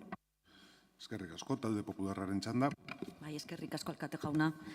Guk ere alde bozkatuko dugu mozio honi, ze Izar esan duen bezala, hau oportunitatea da, ez bakarrik konziliaziorako, baizik eta euskararen normalkuntza garapenerako. Eta gainera, hau erabili dezakegu gaitzaki ezin hobe hainbat arazo konpontzeko. Konziliazioa, gazteen zaintza, euskararen normalkuntza eta emakumeok jasaten dugun egoera gaur ere. Como usuaria hace unos años de Loporretan euskera, no puedo más que decir que el servicio es impecable, los niños lo disfrutan, ayuda mucho para que desde pequeños relacionen euskera y tiempo libre, para que fuera del colegio empiecen a utilizarlo con normalidad. Yo no solo hablaría de las tardes, quizá, aunque fuera primera quincena de agosto, no es... Ya, sí, señora Yarvide, ya lo sé, ya que me lo van a echar en cara cuando llegue el debate presupuestario. Lo que pasa que cuán importante es que las mujeres puedan conciliar, que no tengan que coger una reducción de jornada o un mes sin sueldo, como les pasa a muchos, porque es así, porque todavía hoy en día hay muchas cosas que trabajar en ese sentido y creo que todas estamos en el mismo barco y deberíamos estarlo. No se trata de hacer un gran estudio, igual una encuesta online, no sé, ver qué oferta hay. El Haurtxoko que había en la antigua rotonda, mientras estuvo abierto tenía mucho éxito. Se puede hacer también un convenio de colaboración, no sé, digo, por poner cosas encima de la mesa, con la UPV y que en verano estudiantes de educación infantil y primaria realicen sus prácticas en estos haurtxokos. Yo qué sé, ¿por qué no pensamos nuevas fórmulas que puedan ser posibles o no, pero vamos a pensarlas y vamos a trabajarlas, porque igual todo no tiene ese coste que supone un gasto que luego hace que una vez más tengamos los donostiarras que rompernos el bolsillo. Eskerrik asko, talde sozialistaren txanda. Bueno, Haurtxoko eta Gaztelekuen egungo sarea hiriko auzo askotara zabaltzen da, denok dakigu, gaur egun 9 gune daude, eta laster 10. bat irekiko da Aldezarrean. 5 eta 11 urte bitarteko aurren eta 12 eta 17 urte bitarteko nerabeen aisialdi eta heziketa espazioak dira. Adingabei beraz arreta ematen diete, eta azpimarratu behar da ere, ikastetxeetan batzuetan jorratzen ez diren gaietan trebatzen dituzte ere.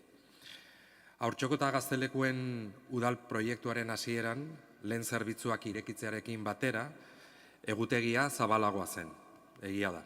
Zerbitzuak uztailean ere irekitzen ziren, ez ordea abuztuan, hori ez da inoiz ala izan. Dena den, jatorriz, datuiek ere aztertu egin ziren, eta asistentzia txikia zela ikusi zen, batez ere Gaztelekuetan. 2011-2015 legegintzaldian, Hernando Anderea, hau da EH Bilduk Donostian gobernatzen zuenean, ezabatu egintzen hain zuzen ere uztaileko zerbitzua. Antza denez, datu hauek aztertu eta gero erabaki zentzuzkoa bezala ikusten zen une horretan. Eta horrela, garai hartan hartu zen erabakia, egutegi aldaketa hau gaur arte iritsi da. Gainera, arrazoi ekonomikoak ere egon badaude, ez du gatuko bazeuden eta badaude. Zerbitzu horiek lizitazio publikora eramaten dira eta udalak lan baldintza duinak bermatu nahi ditu langileentzat. Kontratuaren zatirik handiena, hain zuzen langileen gastura bideratzen baita. Horrela, gainera, 2025erako zerbitzuaren kostuak gora egingo du, bai langile berriak izango dituelako sareak, Aldezarreko gune berri horretan, bai Gipuzkoan esku hartze sozialeko lan hitzarmen berri bat onartu delako. Eta horrek Haurtxoko eta Gaztelekuen kontratuaren prezioa 20% igotzea ekarriko duelako. Baina dena den gaur egungo egutegiari zentzua ematen diona, gure ustez, ez da gako ekonomikoa, baizik eta lehen aipatutakoa. Proiektu hezitzailea dira Haurtxoko eta Gaztelekuak, azken finean, helburu jakin batzuk landu eta bilatzen dituzte ikasturtean zehar, eta ez ditugu, nolabait esateko, ez ditugu bihurtu behar udako haurtzaindegi. Jakinda, aipatu dituzuen behar horiek hor daudela. Uda garaia beste espazio eta baliabide batzuz gozatzeko aukera da ere, kalea, bestelako jokoak, programak eta esperientziak. Eta argi izan behar dugu aurren eta nerabeen beharrak asetzera bideratuta egongo dela beti gure ikuspegia, eta beraz, udako jarduerak eskaini behar dizkiegu. Hala nola udalekuak edo hemen aipatu diren bestelako programak. Horrela egiten dute bai udalak, bai foru aldundiak eta baita beste hainbat elkartek ere. Eta halaxe hainbeste udalerrik haien artean, noski, EH Bilduk ere gobernatzen dituenak. Beraz, gobernu honen asmo tinkoa da pausuak ematen jarraitzea gure hiriko haur eta nerabei zuzendutako zerbitzu eta programak sendotzeko, eta horren eredu izango dira ere aurreikusitak dauden 3 haurreskola berriak. Zentzu honetan, beraz, alegina eta asmoa beti irekia da, eta dena den, laster zehaztu behar den 2025ko aurrekontuan, aukera izango dugu denon artean, neurri berriak aztertzeko, baina une honetan, azaldutako arrazoiengatik, mozio honi ezezkoa emango diogu. Mila esker. Zuri, talde jeltzaleak ez du hitzik hartuko, beraz, EH Bildu taldeak izteko. Bueno, konstiente gera guztiz eskatzen dugun honek eskatuko lukela inbertsioa handitzea, sarea zabaltzea eta langileen lan baldintza duinak mantentzeak horixe dakarrelako, ez? Hori jakin egiten dugun eskaera da, eta horregatik berriz diot ez gera ausartu nolabait proposamen konkretu bat egitera, eta ez gera esaten ari hurrengo udaran Haurtxoko guztiak irekita mantendu behar direla, ez eta oporretan euskaraz eskaintzen den auzo guztietan ere arratsaldeko eskaintza egon beharko litzatekela ere. Eskatzen ari gana da aztertu dadila, konbinaketa egoki bat edo evidentea den hutsunea nolabait asetzeko, ez? Garbi dagoena da, atxaldean aurren eta nerabeen aisialdi zaindu eta duin baterako eta kontziliaziorako ez daukagula bestelako alternatibarik. Aukera balitzateke esandakoa Haurtxoko batzuk eta ondo aztertuta zeintzuk lirateken eta seguraski joango ginateke periferietako auzoetara, baina agian irekita mantentzea. Baina, sormena eta memoriarik eta egin dezunez, nik ere egingo dut duela urte asko, eta oso atzera joango naiz, baina Bidebietako Haurtxokoa gestionatzen zuten pertsonen aldetik, aterazten proposamena, beraiek antolatu zitzatela, udako talde irekiak, Haurtxokoa urtean zehar erabiltzen zuten pertsonekik kalean aritzeko, ez? Izan daiteke aukera bat. Pena bat kontrol mozioa ez onartzea, eskatzen genuena hain zuzen ere, azterketa bat egin eta hurrengo udarara bestelako eskaintza osoago batekin iristea zelako. Eskerrik asko, izteko txanda gobernuak. Bai, nik helduko nioke berriz bukaeran esandakoari, ezta? Aukerak eta jarrera alternatibak aztertzeko beti hor dago, eta zalantzarik gabe haurretan eraberen programak landu egin behar dira, altxor bat dira, oso tresna eraginkorra daukagu haurtxoko eta gaztelekuek sarearekin eta bestelakoekin, baino proiektu bakoitzak bere izakera du, bere helburuak ditu, eta orain arte, ibilbide luze eta nik uste dute mankor horretan datu asko bildu dira, eta momentuz zerbitzu horietan kostearen gaiaz gain, bestelako helburuei aurre egiteko agian ez da hori, zuk aipatzen duzun bezala, zer horrek aipatzen duzun bezala, tresna eraginkorrena aztertu daitezkean eta hemen, ze bestelako programa edo baliabide jarri daitezkeen martxan, ez? Baino, uste dugu ondo dagoela finkatuta gaur egun haurtxoko eta gaztelekuen programa eta egutegia, ez dagoela mai gainean bestelako proiektu horren araberako bestelako daturik hain aldarrikapen, hain argia izateko, eta dena den, irekia dago hausnarketa bati, noski, horrelako behar bat eta horrelako programa bat, eta horretan jarraituko dugu seguro. Eskerrik asko, bozketara pasatuko gara, mozioaren aldeko botuak, EH Bilduk, Elkarrekin Donostiak eta talde popularrak, kontrakoak, sozialistak jeltzadeak, ez da onartzen, ez dago botu azalpen txanda eskaerarik eta hurrengo moziora pasatzen gara. EH Bildu taldeak aurkeztutako kontrol mozioa. Hainbat elkartek Ategorrieta hiribideko 77. zenbakian erabiltzen duten eraikinaren egoerari buruzkoa.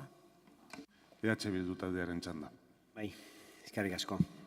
Mozio honetan, honetaz hitz egingo dugu, askok ezagutuko duzue. Hau da, aketz bila, Ategorrieta 77an dagoena. Eusko Jaurlaritzarena eta utzia daka erabilera hainbat elkarteei. 74ean desjabetu egin zenean, egoera oso txarrean zegoen, bi eraikin zeuden, bigarrena hori erori egin zan gaizki zegoelako 85ean, baina beste hau, auzolanean konpondu intzuten, txukundu intzuten, bizitza eman zioten eta erabiltzen hasi ziren. Teilatuak, urak, ursikinak, altzariak, partzelaren ezia, pixka-pixkanaka, konpontzen juntzian. Eta hainbat tailerrak, bilerak, ikastaroak, konsultak egin dituzte urte guzti hauetan. Auzolanean, berriz diot, modu eredugarrian, auzoko erreferentziazko gunea bihurtu arte. Eta eraikinaren gastuak ere, gastu arruntak, ordaintzen dituzte, auzolanean bertan erabiltzen dituzten elkarteen artean. Zeintzu dira eragileak, Uliako auzo elkartea, 75ean sortua, jubilatuen klubak, 79ean osatua, eta genozidioaren biktimen elkartea 2009koa. Guztiak daude errotuta auzoan, ezagunak dira egiten dituzten ekarpenak, horrela aitortzen dute auzotarrek eta baita ere udaletxeko hainbat teknikariek. Elkarteen erabilera eta kudaketa partekatua izanik ere, bere abantaiak baditu. Sinergia sortzen dira, erabilera biziagoa lortzen da eta kudaketako gastuak konpartitzen dira. Leku erreferentziala lehen esan dudan bezala. Hau da, urteak daramate bertan, lan bikaina egiten dute, auzoari ekarpen bat egiten diote, eta etxeari bizitza ematen eta txukuna mantentzen laguntzen dute. Orain, Eusko Jaurlaritzak bertan hainekoentzako 6 apartamentu egin dituela eta utzi egin beharko dutela esan diete. Eta elkarteek ez daude ados eskaintzen dieten irtenbidearekin. Batzuk lekuz aldatu beharko dutelako, espazio gutxiago izango dutelako, beraientzako, auzoarentzako leku propioa aketz bila hau delako. Elkarte hauek uztailaren 3an, zesion demanial eskatu zioten formalki Eusko Jaurlaritzari, beraien egoera egonkortzeko helburuarekin, baina Eusko Jaurlaritzak nonbait ez du onartu. Horratik ekartzen dugu mozio hau, bi gauza eskatuz. Bat, udal gobernuak Eusko Jaurlaritzaren aurrean defenda dezala elkarte hauek akets bilan jarraitzea, eta bigarrena, defenda dezala presentzia hau egonkortzeko cesión de manial edo dagokion beste formula bat elkarteekin adostea. Bukatzeko garbi utzi nahi dugu, honek ez dula esan nahi EH Bildu dagoenik ekipamentu horien aurka, badinentzako apartamentuak edo bestelako ekipamentu dotazionalak. Are gehiago, 6 apartamentu dotazionala momentu honetan oso gutxi iruditzen zaizkigu zonalde hortarako, eta proposatzen duguna da gertun dauden aukerak aprobetxatzea askoz gehiago egiteko. Ze aukera dira horiek? Batetik, dotazional bezala kalifikatua dagoena urbanistikoki etxe bat utza gelituko dena aprobetxatzea, edo oraindik aukera politagoa eta egingarriagoa. Hor partzela badago, 40 metro bestik ez dira egongo akets bila honetatik, Eusko Jaurlaritza dena, orain utza dagoena eta aukera ematen duena eraikitzeko horrelako eraikin berri bat. Bukatzeko, aukera paregabe ikusten dugu kudaketa egokia eta arduratsua egiteko. Elkarteen lana aitortuz, bere eskaera defendatuz eta era berean Eusko Jaurlaritzari beste aukerak mahai gainean jarriz ekipamentu dotazionalak egiteko. Eskerrik asko. Eskerrik asko zuri, Elkarrekin Donostiak. Eskerrik asko. Bueno, vamos a apoyar esta moción porque nos parece lógica y necesaria. Creo que, bueno, sabemos que es un activo importantísimo el nivel de asociacionismo que hay en Donosti. Todas las asociaciones que se dedican a diferentes actividades y que además que no es común. No es común en otros lugares que haya asociaciones que de manera estable tengan un propósito más allá de causas puntuales. Y es verdad que en Donosti hay un tejido asociativo muy interesante, muy proactivo, y creemos que hay que protegerlo y que hay que estimularlo y motivarlo para que siga así y siga creciendo. Y este gobierno, por desgracia, no tiene la mejor fama ahora de hacer exactamente eso. Después de hablar con muchas asociaciones de vecinos de esta ciudad, no se sienten exactamente motivados por este gobierno o su labor facilitada, más bien lo contrario. Esta sería una buena oportunidad de demostrar lo contrario, que efectivamente se premia la labor de las asociaciones de vecinos y se estimula, dejando que estén donde están y, de hecho, reforzando el papel de ese edificio como centro neurálgico de asociaciones con mayor apoyo. Si bien es cierto que es una iniciativa del Gobierno vasco la que pretende desalojar a asociaciones con otro propósito, debería tener influencia este Gobierno local, los partidos que lo componen, sobre el Gobierno vasco para conseguir esto. Como bien ha hecho también el señor Izaguirre, aclaro que no estamos en contra de la propuesta de apartamentos dotacionales. Estamos a favor de que se localice en otro lugar. O sea, no nos acusen ahora de estar en contra de hacer vivienda pública o apartamentos dotacionales, por estar a favor de que las asociaciones de vecinos se queden donde están. Gracias.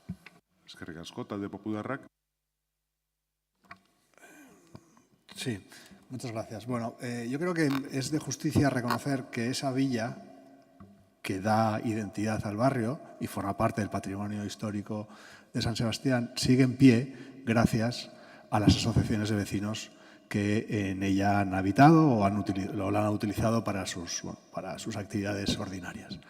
Si no fuera por ellos, el Ayuntamiento o el Gobierno vasco ya la habrían tirado al suelo y habrían construido pues, unos anodinos apartamentos a los que estamos ya tristemente acostumbrados en esta ciudad. Así que si solo fuera por eso, por el compromiso o por el favor que han hecho estas asociaciones de vecinos para la conservación del patrimonio histórico construido de esta ciudad, ya deberíamos tener en cuenta su esfuerzo y recompensarlo de alguna manera, si solo fuera por eso. Pero es que además yo considero que hacen sabemos que hacen un buen trabajo. Oye, muchas veces no estoy de acuerdo con lo que dicen o con lo que hacen, pero trabajan por y para los vecinos donostiarras. Y yo creo que eso hay que tenerlo en cuenta y hay que recompensarlo. El Gobierno vasco quiere construir 5 apartamentos dotacionales y esa es la excusa para expulsar a esas asociaciones e imagino demoler la villa y construir esos edificios anodinos que me imagino que deben tener apalabrados. No estoy de acuerdo. no estoy de acuerdo que el valor social de esos 5 apartamentos dotacionales sea mayor que el valor social que aportan esas asociaciones de vecinos al barrio. No estoy de acuerdo, porque hay alternativas para construir esos apartamentos dotacionales en el barrio, alternativas que se han puesto de manifiesto aquí en este pleno, y hay inmensidad de ámbitos urbanísticos en esta ciudad que podrían también desbloquearse y utilizarse también para construir apartamentos dotacionales, viviendas de protección social y también, aunque a la izquierda le pique un poco, vivienda libre. Así que, bueno, vamos a votar en contra no, a favor, perdona. Vamos a votar a favor. Bueno, esto me permitiría luego ejercer el derecho a explicación de voto, entonces tendría un doble turno de palabra. Pero no voy a hacer las trampas que hace muchas veces el Gobierno. Así que vamos a votar a favor y espero que efectivamente salga adelante. Talde sozialistak. No utilizaremos el turno, pero sí explicación de voto, por favor. Eskerrik asko, talde jeltzaleak. Señor Corominas, antes habla usted de estación de autobuses donde no es, porque serían cambio de paradas. Habla aquí de 5 apartamentos, son 6. Bueno, por lo menos tenga un poco de, no sé, un poco de por favor y por lo menos léase las cosas, entérese un poco de cómo están. ¿De acuerdo? No se preocupe usted por el patrimonio, que lo protegemos.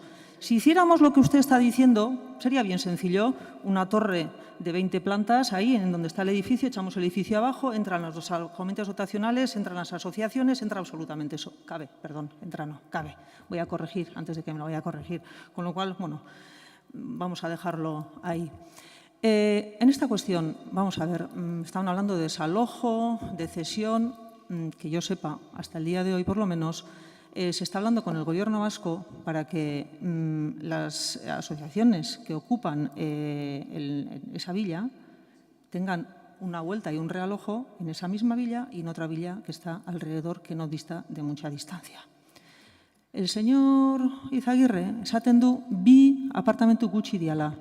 Bueno, niretzako bat ja bada. Gutxi dana da 0. Gutxi dana da 0. Bat edala? Ba bat eta. 2 diala? Hobeto. 6 primeran. Zatikan, eske batzutan gelditzen naiz, ez dakit nola kalifikatu, Zatikan, danak esan dezue, 3 taldeak esan dezute, ez zaudetela apartamentu hauen kontra, ekipamentu hauen kontra. Baina, etortzen danean, kartzen degunean, noiz behinka, olako apartamentuak egitea, bai Riberasen, bai Manteon, bai hemen, ez daki zergatikan kontra zaudete. Eta danak esaten dezute, vamos a llevarlos a Martutene. A ber, gertatzen dan, etortzen danean horko proiektua, Martutenekoa, zikan segurazki horrekin ere bai zerbait kontra eukiko dezute. Baina egia da, ekartzen degun bakoitzean horrelako ekipamendu bat egitea, ez da lekua. Ez da lekua. Orduan, arazo badaukazute, baina oso serioa. Oso serioa. Eta esaten deguna da, eta Jaurlaritzakin hitz egiten gaude, eta elkarteak ere badakite hori, non proposamena izango da etxe bizitza horien bajuetan eukitzea beraien lekua Baior eta Aldameneko etxean. Bai. Eta gainea, hortik aparte gainea, apartamentuak egingo dira. Eta ahoa betetzen zaizu esanez, eta oso ondo iruditzen zait, benetan, lan mankomuna egiten dela, hori berritzeko, ez dakiz zer. Baina lan mankomuna ere bai izango da bestetan pentsatzea eta esatea, hemen dena daukagu lekua, bai apartamentuentzako, beharrezkoa direlako, zaikan, larrialdi batean gaude, etxe bizitzan, larrialdi batean gaude, eta gaurko plenoan, kontra egin dezute eskerrik asko Partido Popularrari, zatik amintzat Añorgakoa onartu dezute, baina beste bitaldeak, beti zaudete, eta gaurko plenoan, esan dezute ezetz Añorgari, 200 piko etxe bizitza, eta ari zate esaten ezetz 6 apartamentuk egiteko. Eta hori bai dala larria, benetan esaten dizuet. Eta horrela usten dut. Eskerrik asko, izteko txanda, EH Bilduk. Bai, nik uste politika modu zeri joan inbiar dela, eta umekerik eta simplikerik ustea komen izaten dela, eta benetan, esaten badeu gure ustez hau ez dela lekua proposa, zerbaiteatik esaten dugu. Hemen nahiko arrazoi eman dia. Eta nola arduratzuz iten dugu politika, esan dugu ez 6, 12, 20 indaitezkela inguruan. Aipatu izut, eraikin bat. Aipatu izut beste partzela bat, Iturritxo ondoan dagona, Eusko Jaurlaritzarena, utza dagona. Zergatik ez horregin ezei, nahi dian ainak eta etxe bizitza publikoa ere bai. Guk esaten deunean, proiektu bati ezetz, oso ondo justifikatuta esaten deu, eta interes orokorra beratzen deu hiriarena. Ez deu esaten esateatik, ez deu sekulan esango promozio bati etxe bizitza publikoarena bultzatzen duna, benetan bultzatzen duna, ezetz. Eta egongeanean gobernuan etxe bizitza publikoa izan da gure lehentasuna. Eta inditu apostuak garapenetan 180 iristiko. 180, aber nundik ataitu zuen zuek txomineko babestutako etxe bizitzak. Aber nundik. Bildu planifikatutako planetatik. Eskaini dizkiote bai, beko aldea, aketz bilan, eta geho jutea beste leku batea. Beraiek, urtetan eta urtetan mantendu dutenak etxe hori zutik eta bizitza eman diotenak, esaten dute behin eta berriz hori ez dutela asetzen bere beharrak. Espazio gutxiago dutelako, ezingo dutela egin dituzten aktibitate guztik, batzuk junin beharko dutelako hortik. Entzunin behartzaie, gobernu batek entzuten jakin behar du, eta beste aukerak bilatzen, ez akusatu gui, ekipamentu dotazionalen aurka gaudela, gezurra utza delako. Guk hori apoiatu ditugu beti, eta aukera jartzen ditugu mai gainean. Zu ezeate, konformatze zeatenak, zeikin eta kanbio bialtzen bere lekutik hainbeste lana egin duten elkarteak. Eskerrik asko, izteko txanda gobernuak. Ez dugu inor bidaltzen, Zene bidaltzen ditu? Komentatu dizut, barkatuko diazu, umekerik ez, hatikan, oain ni ari nahi zitzeiten. Eta nik usten dut, zuek arazo badukazutela. Leno, Olaiak esan duen bezala beste mozio batean, guk oso diferentzi ideologikoa baditugu, baina jarrera aldetik ere bai. Zatikan guk, ez dugu bakarrikan hitz egiten ideologia buruz, guk gauzak egin iten ditugu. Eta gauza hauetan bustin behar da bat. Eta ezin dana da, hacen falta viviendas, pero aquí no, y aquí tampoco, ez. Ideologia bat daukazu, eta eskatzen da baitzea, etxe bizitzak behar diela, eta larrialdia batean bagaude, bat da, asko da. Eta 2, eta 3, eta 4. Eta kasu honetan, esaten nahi geana da, gaina konponbide batea iritsiko gala beraiekin, eta lekua gongo dela denontzako. Eta bai, aldamenean egin ditzazkegu, 18, edo 20, edo 40, eta ingo ditugu, zatikan gehitzen jungo gea. Baina ezin dana da, egizan da, 0. Eta barkatu baino erderaz esango izut. Mira, esta falta de coherencia que se demuestra en estos debates con el tema de la vivienda es desconcertante, porque a mí lo que me plantea es la seriedad o de su compromiso real para arreglar el tema de la vivienda o solucionar el tema de la vivienda en esta ciudad. Porque creo que compromiso, creo que es 0. Creo que es 0. Eskerrik asko. Eztabaida amaituta, bozkatu egingo dugu beraz, mozioaren aldeko botuak. EH Bilduk Elkarrekin Donostiak talde popularrak, kontrakoak, sozialista jeltzadeak, ez da onartzen eta hurrengo moziora pasatzen gera. Talde sozialistak boto azalpen txanda. Sí, eskerrik asko, alkate jauna, muy brevemente. Suscribo prácticamente la totalidad de lo que ha dicho la delegada de urbanismo. No me parece coherente hacer ese planteamiento, Juan Carlos, de verdad. Son 6 más. Marrero jauna. ¿Bai? Explicación de voto. Vamos a votar que no, porque nos parece, hemos votado que no, porque nos parece que restar 6 alojamientos dotacionales a una posibilidad, cuando además se nos acaba de indicar que desde el Gobierno vasco se está facilitando el realojo a las asociaciones, nos parece más restar que sumar.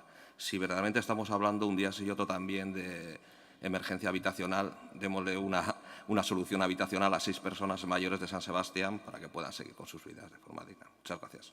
Eskerrik asko zuri, hurrengo moziora orain bai. EH Bildu taldeak aurkeztutako kontrol mozioa. Bizikletentzako aparkaleku estalkiak direla eta. EH Bildu taldearen txanda. Bai, baieztatua dago bai erabileran, ez? Bizikleta zibiltzen gehonoengatik edo berdin dio kalean ibiltzen denagatik, baina datuengatik ere gero eta gehiago erabiltzen dela bizikleta gure hirian, ez? Leheno aipatu dugun PEMUS hori, uste dutena legealdi honetan asko aipatuko duguna, hori ere baieztatzen du, ez? Eta aipatzen du 2013 eta 2022 artean fluxua ehuneko 50 areagotu dela, hau da, bada kontuan izateko datu bat.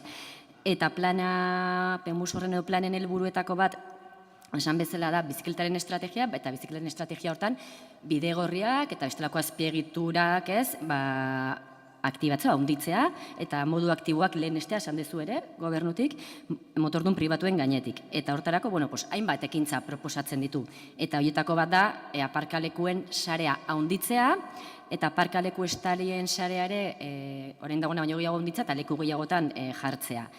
Errealitatea delako, gaur egun gure hirian dauden bizikletentzako aparkaleku estaliak gutxi direla. Bat dago autobus geltokian, bestea Pion Babigarren plazan, eta Loiolako igarobidean.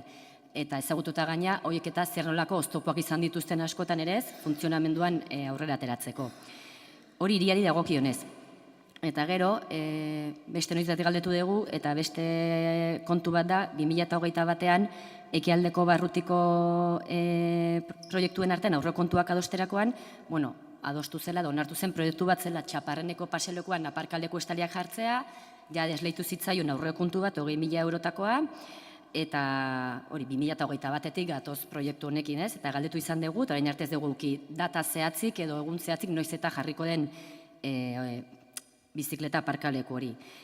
Batzordean jakin genuen aparkaleku estalien orokorrean ez, 200.000 euroko aurrekontu bat egon zela bere garaian, baina COVID-a zela medio lehentasunengatik bertan bera gelditu zela, baina hor egon zela, eta gero berri bueltatzen naiz Txaparrenekora, hortan orain 20.000 euro izatean, hor zudela bare zalantzak ere plegua nola egin, edo kontratu txikia gero ere mantenua behar delako, eta horren gainan zudela, baina zalantzak ere bazeudela nola egin horrekin. Orduan, askatzen duguna azkenean da aparkaleku seguruak hiri oso handitzea, zeren jakin genuen izan zen batzordeetan hitzarmen batzuk zeuzkala udalak beste administrazio batzuekin ez, baina eserekin autobus geltokikoa martxan jartzeko, Osakidetza ospitaletan behar bada beste bat jartzeko, gero jakin dugu, lurrazpiko azken eraldaketarekin ere jarriko dira aparkaleku seguruak, baina guk hemen eskatzen duguna da ez bakarrik hitzarmen bidez baizik eta udalak hirian Txaparrenen eskatzen dugun bestela, beste auzo batzuetan aparkaleku estalia jartzea, zen bizikleta zibiltzen gehan askok, eta familia batean bat baino gehiago ibiltzen geha, eta etxe hortan eskailerak baldin baditugu, eta segunetan bizigean, igual ezin ditugu bizikleta gure etxeetan ere gorde, eta behar ditugu aparkaleku seguruak bizikleta horiek gordetzeko. Ez bakarri lapurketengatik, bizikleta daukagun edor, badakilako, egungo eguraldiarekin, zorratu egiten zaizkigula bizikletak. Hortaz, azkenean eskatzen duguna dira 2 puntu horiek, Txaparrenekoa behin betikoz barkatu ezagun ja epea, noiz egingo den, eta 2025ean da eskatzen duguna. Eta bestea, hainbat auzoetan bizikleta aparkalekuak seguruak egiteko plangintza bat egitea. Eskerrik asko, Elkarrekin Donostiak. Eskerrik asko, alcalde jauna. Cómo no apoyar esta moción absolutamente imprescindible. Todo aquel que anda en bici en Donosti, me uno a ellos a diario, pues sabemos que la realidad es que hay una falta importante de aparcamiento de bicis en la ciudad, no ya cubiertos, sin cubrir. Me ocurre muchas veces de llegar a un destino y tarda uno en encontrar aparcamiento para la bici.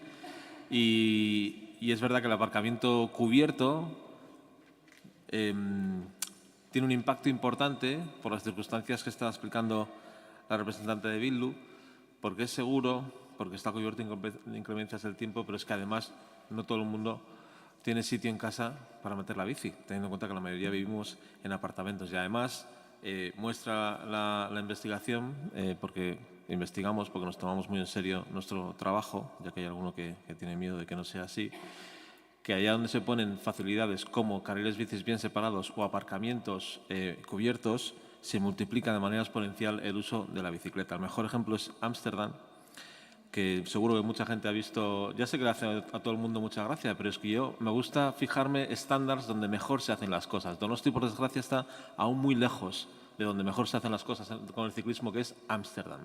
Y los aparcamientos subterráneos de Ámsterdam, entre otras cosas, hacen que el 63% de los habitantes de la ciudad utilicen la bicicleta a diario y que el 75% de los alumnos de secundaria vayan al colegio a diario. Creo que deberíamos aspirar a parecernos a Ámsterdam en vez de reírnos de aquel que trae este pleno ejemplos a seguir. Gracias. Luego hablamos de tomarnos en serio esto. Yo me tomo las cosas muy en serio. Talde popularrak dutxanda. Sí, muchas gracias.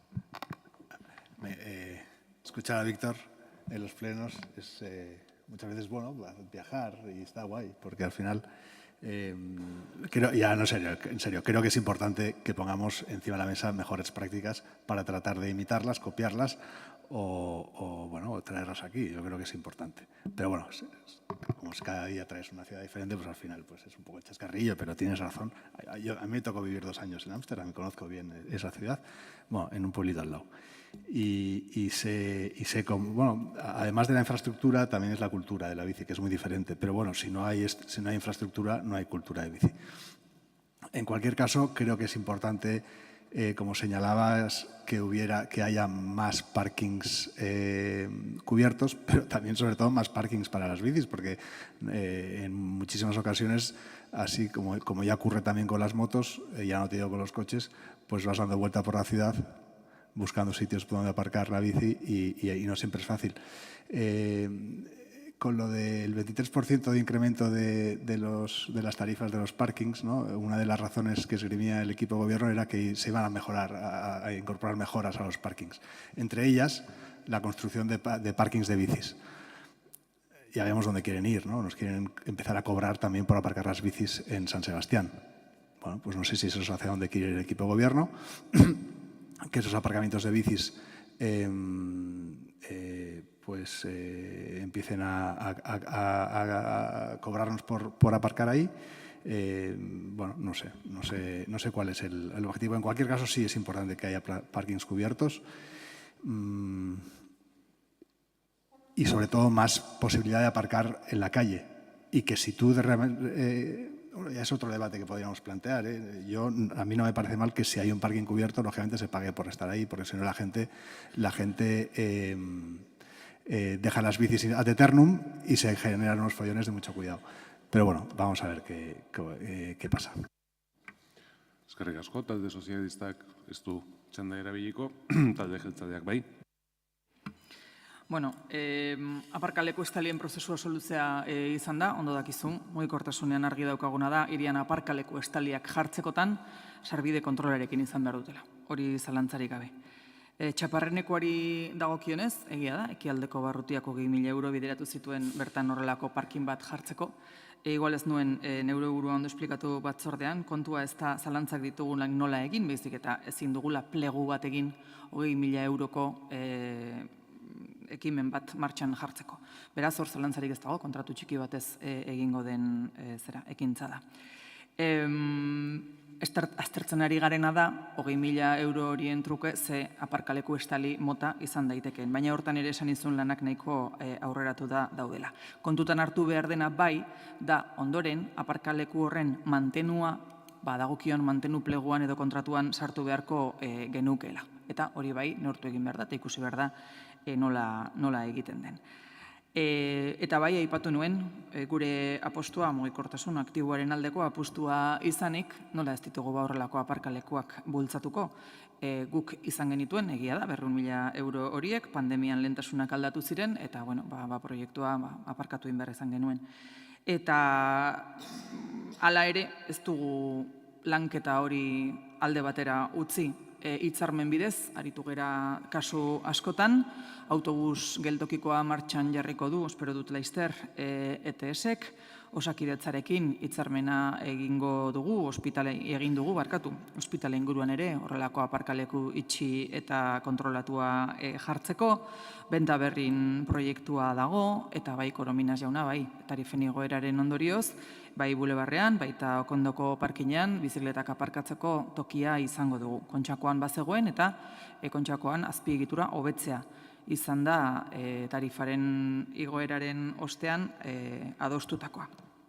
Nik eskaera egingo dizut, mozio hau puntuka bozkatzeko, Lehenengoari zalantzarik gabe baiezkoa emango diogu, esan bezala Txaparreneko proiektu oso aurreratuta dago. Bigarrenean ordea, lehen aipatu dut ere, FEMUSak esaten zuen bizikletaren plan estrategikoa egin behar genuela, plan estrategiko hori lanketa prozesuan dago, eta nik uste dut itxoin egin behar dugula, plan estrategikoak zer dion, teknikariek zer dioten, dakitenek, kalapiek eta beste eragile batzuk zer dioten, eta plan estrategiko hori amaitutakoan jakingo dugu, azpiegitura osoaren irudia zein dan, noruntz joan nahi dugun eta aparkaleku ustali horiek non jarri behar diran. Beraz, bigarren puntuari ez esango diogu horregatik, uste dudalako plan estrategikoari itxoin egin behar digula.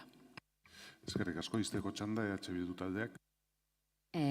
Bai, lehenengo gauza eskerrak eman, bintzat lehenengoa Txaparrenekoa egia den eta 2025an ikusten dugun, eta gu ados gaude esaten denean, taula eskatu genuen, kontrolpekoa esaten denean, eta behar bada kasu batzutan ordainpekoak ere izan beharko dira. Hortan ez dugu kontra egingo, behar dituguna da estaliak eta leku bat. Autoek ordaintzen dut ere ez, edo bauzo batzuetan, behar bada bizikletek ere hori astertzeko izan beharko dagun batean ere, ordaindu behar diren edotez, kotxeek aparkatzeagatik.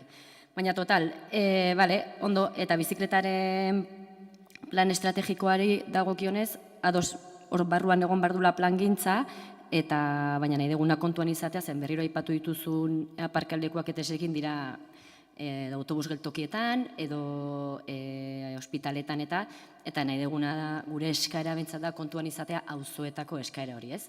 Auzo batzuetan beharrezkoa ditugula, etxeetan gordezin ditugun bizikleta horiek, gordetzeko leku bat.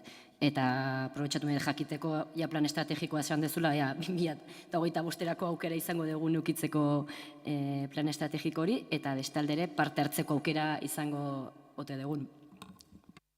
Eskerrik asko, izteko txanda gobernuak. Guztiz harrapatu nazu, ez dakit noizko egongo den prest plan estrategikoa, badakit lanketa prozesuan hasita daudela, nik honezkero dokumentu batzuk ikusi ditut, baina ez dakit zehatz esaten noizko egongo den, espero dut, 2025erako egotea. Eta bai, etxean bizikleta gordetzeko aukerarik ez dugunok, neu barne, gonbidatzen zaituztet, egoera hortan baldin bazaudete, debizi sistema mundiala da. Bai, etorriko dira, aparkaleku estaliak noski, norberak bere bizikleta erabili eta ondo gordea izateko, plan estrategikoak esango digunun behar diren, eta bitartean, debizi sistema mundiala. Eskerrik asko, bozketara pasatuko gera, beraz puntuz puntu egingo dugu.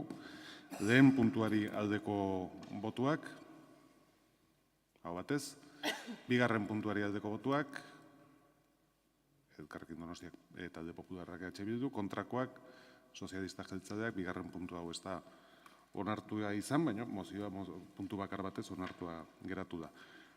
Eta hurrengo puntura juna aurretik, esango dizuet ez dut da etengo. Segidan egingo dugu. Hiruak aldera bukatu dezakegu. Bale. EH Bildu taldeak aurkeztutako kontrol mozioa, hizkuntza erabilera dela eta. EH Bildu taldearen txanda. Eskerrik asko, alkate jauna. Euskararen normalizatzearen aurkako sententziak ugaritzen ari diren garai hauetan, euskararen erabileran atzera pausoak somatzen ari gera Donostiko udal instalaziotan zein espazio publikoan urte osoan zehar antolatzen diren ekitaldi ugarietan. Honen adibide da iraileko batzordetara ekarri genuen Donostikapen kasua. Hirian aski ezaguna den futbol txapelketa hau erakunde pribatu batek antolatzen du, baina udal instalazioak erabiltzen dira eta udal eta foru diru laguntzak jasotzen dituzte txapelketa gauzatzeko. Aurtengo irekiera ekitaldian izan ginen eta deigarria izan zen euskararen erabilera eskaxa. Ekitaldia ia osorik gaztelaniaz izan zen, inglesa eta frantsesa dexente erabili ziren, baina euskararen arrastorik etzen ia izan.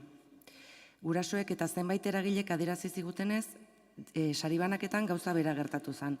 Euskararen presentziaren arrastorik ez, naiz eta sarituetako talde batzuk euskal taldeak izan. Egunotan bizi dugun zinemaldian ere baditugu adibideak. Euskal zinemaren gala handian adibidez, euskararen presentzia sarituen hitzartzetatik haratago nahiko eskaxa izan zen. Gero eta sakonagoa da botere judizialak abiatutako oldarraldiaren eragina. Gero eta handiagoa euskararen eta hizkuntza berdintasunaren aldeko politika publikoak egiteko zailtasuna. Argi dagona da, Donosti euskalduma nahi badegu, aktiboak izan behar dugula eta eskura ditugun tresna guztiak erabili behar ditugula, bestela euskerak hemen jai du. Eskura dugun tresna hauetako bat udal ordenantza da. Eta horregatik eskatzen diogu udal gobernu honi, euskararen inguruko udal ordenantza betearazi dezala Donostikapen, Zinemaldian eta oroar udal diru laguntzak jasotzen dituzten, udal instalazioetan gauzatzen diren edota lurzoru publikoa erabiltzen duten edozein ekimenetan. Eta horretarako beharrezkoak diren bitartekoa jarditzala ordenantzaren betetze maila egiaztatzeko.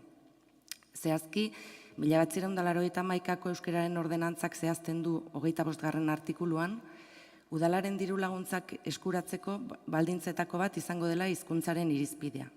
Kultur, kirol eta aisi elkarteek, pertsona fisikoek naiz entitate juridikoek diru laguntzak eskuratzeko, diruz lagundutako beren jardueretan euskeraz edota euskeraz eta gaztelaniaz egin eta zabaldu beharko dituztela argitalpenak eta ahozko mezu eta adierazpenak.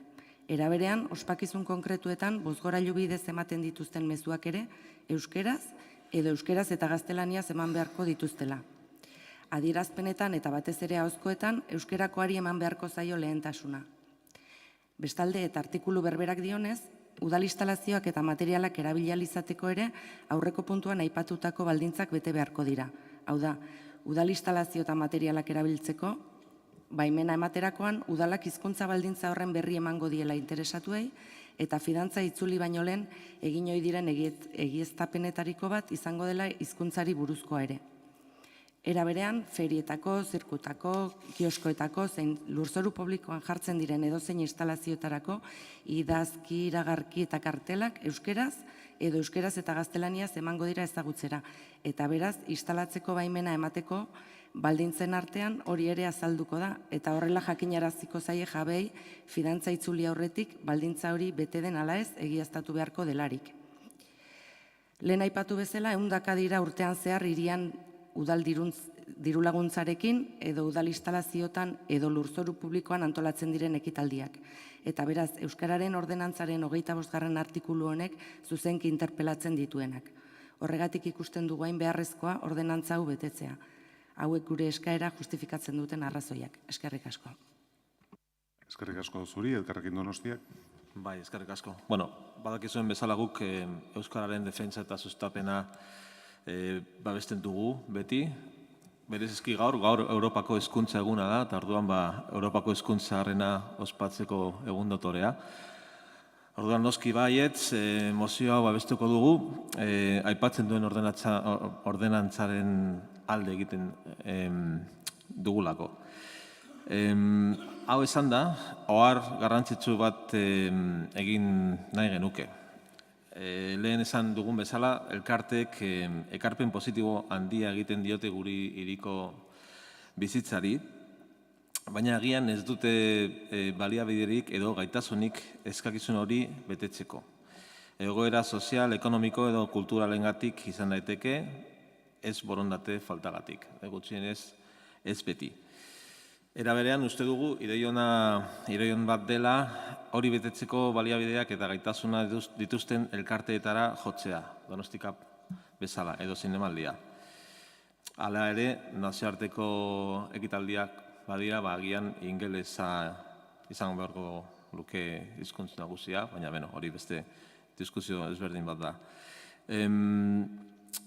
Orduan, ez dugu uste ordenantzak zigor espiritua izan behar zuenik. Eta hori ez betetzeak diru laguntzak baliogabetzea ekarri behar zuenik. Ez dakit hori zuen mozioaren asmoa bazen edo ez, segurazki ez, baina denonik. Badazpeda ere esaten dut. Euskara babesteko eta sustatzeko lege guztiak bezala modu orekatuan aplikatzearen alde gaude. Euskara bai, beti, oreka baita ere. Beharrezkoa da, sentsibilitate sozial eta kulturala erabiltzea, eta batez ere, ulertzea, egokitzeko aldiak, geldoak eta frustragarriak izan daitezkeela. Horregatik, udalari eskatzen diogu, ziurta dezala, elkarte guztiek laguntza instituzionala dutela ordenantzan eskatzen diren eskakizunak betetzeko. Eskerrik asko. Zuri, talde popularrak. Eskerrik asko, alkate jauna. Guk abstenituko gara, horregaitik eskatzen delako ordenantza bete dadila, eta gu ez gaude batere ados bere 25. artikuluan eskatzen denarekin. Batez ere, edo are gehiago, Donostika-kapeari buruz hitz egiterakoan. Olako nazioarteko ekitaldi batean, gainera gaztoetxoentzat antolatutakoa, kontutan hartu behar dugu, edo malgutasunez ikusi behar dugu, euskararen normalkuntzarako ekimenak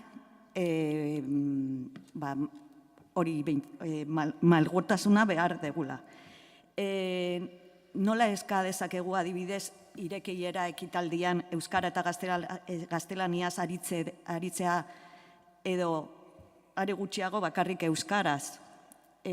Kontutan hartu behar dugu Donostikapa 28 aurtengo ekitaldian parte hartu zutela 28 herrialdeko 910 talde, 15.000 gazte hartu zutela parte, hoietatik 353 talde gipuzkoarrak zirela, 200 donostiarrak. Baina, eta bai, ekitaldia ez dela publikoki antolatzen, baina kontutan hartu behar dugu, baita ere, beste onurak dituela. Este año se han cumplido los 30 años del fútbol femenino en la Donostikap. Además, tienen topagunes con otras actividades que también acercan a otros jóvenes a todo lo que es la organización y el mundo del fútbol visto de una manera mucho más divertida y sana que a lo que estamos acostumbrados. Además, la Donostikap está haciendo un esfuerzo porque se tengan otros valores en el mundo del fútbol y por eso los delegados de campo puntúan también cómo se han comportado los jugadores. Además, tienen en cuenta la sostenibilidad y no podemos olvidar tampoco el retorno económico que tiene en la ciudad. Y yo diría que cero molestias. Es por eso que entendemos y defendemos la normalización del uso del euskera, pero que tenemos que tener en cuenta también el público al que va dirigido y la imposibilidad de que haya una traducción simultánea para que todos esos jóvenes pudieran realmente entender y tomar parte de esos eventos en los que se lo pasan tan guay. Eskerrik asko, talde sozialistak. Mila esker. Bueno, Donostikap, Donosti Eventos enpresak antolatzen duen den mailako kirol ekitaldi bat da, denok dakigu. Eta berez gainera kirola zarago doan proiektu bat da ere. Inklusioa, berdintasuna, aniztasuna sustatzen ditu. Bere kategorian esango genuke zalantzari gabe Donostiaz harago Europako txapelketa nagusienetako bat dela, eta gure hirian eta kanpoan duen oihartzuna eta izen ona nabarmenak dira. Horregatik Donostikapa oso kontziente da bere garrantziaz Donostiaren irudian duen eraginaz, eta bai Donostiarrentzat eta bai kanpotik etorritako egun horietan Donostia bisitatzen duten hainbat pertsonen aurrean ere. Hori dela eta ezinbestekoa da hizkuntzen presentzia eta erabilerari dagokionez irizpide egokiak izatea, noski baietz. Donostikaparen kasuan bere izakeragatik komunikazio ugari ingelesez dira. Euskaraz eta gaztelaniaz gain. Euskarari dagokionez, honakoa esan daiteke. Bere komunikazio ofizial guztiak euskaraz eta gaztelaniaz dira, baita iragarkiak eta bestelako euskarriak ere. Halaxe dira ere ekitaldien programa, txapelketaren apa eta webgunea. Azken hiru hauek ingelesez eta frantsesez ere. Aurkezpen ofizialak eta itxiera ekitaldiak euskara eta gaztelania tartekatu zituzten eta inaugurazioak ingelesa ere. Izen emateak eta bestelako inprimakiek euskarazko eredua dute, eta parte hartzaile eta publikoarekin harremana euskaraz eskaintzen da ere. Hauek dira laburbilduz, komisioan xehetasun gehiagorekin azaldu genituen, hauek dira laburbilduz Donostia Ventosek azaldu dizkigun hizkuntza irizpideak eta gure ahalmenaren neurrian konprobatu ditugunak. Ez da zehatza beraz mozioak jasotzen duen esaldi bat, nire ustez. Honela dio, txapelketan zehar, ekitaldi batzuetan bete zituzten hizkuntza eskaerak, baina beste batzuetan ez. Lausoegia iruditzen zaite, txapelketari gabezian nabarmen bat leporatzen dio, eta azaldutakoa kontutan hartuz, nik uste dut ez dela horrela. Donosti kapak konpromiso konprobagarria du euskararekin. Horrek ez du esan nahi noski, arreta jarri beharretzaienik aurkitu daitezkeen eta ikusi genituen zenbait akatsei. Honelako tamaina eta hainbeste alderdi dituen proiektu batek beti du hobekuntzarako tartea eta Donostiako udalak, torneo honen laguntzailea den neurrian, arretaz eta zorrozki aztertuko ditu eman daitezken hutsune horiek. Soluzionatu daitezen eta araudia bete dadin. Hori da, inork ez dezala zalantzarik izan, gobernu honen konpromiso argia. Eta, konprobatu ahal izan dugunaren arabera, Donosti kaparen jarrera ere. Trasladatu zaizkio zenbait apunte, baino horietaz gain, adibidez, irekieran ikusi genituen zenbait rotulo elektroniko eta beste, haien jarrera esan bezala, uste dut oso defendagarria dela eta haien konpromisoa ez dagoela kolokan. Baina guztia bilduta eta gure konpromisoa esan bezala argia denez, horrexegatik bera, baiezko bozkarekin berretxiko dugu oraingo honetan. Mila esker. Eskerrik asko, talde jeltzaleak. Bai, labur bada ere, behintzate apunte txiki batzuk egiteko. Lasa jaunak esan du gaur Europako hizkuntzen eguna omen dela, aprobetxatu, guk gurea abenduaren 3an ospatzen dugu urtero, baina aprobetxatu dezagun baita ere egun hau, Europan euskararen ofizialtasuna eskatzeko ez. Europa anitza baldin bada, geure hizkuntza aniztasun horren eredu edo adibide ona delako.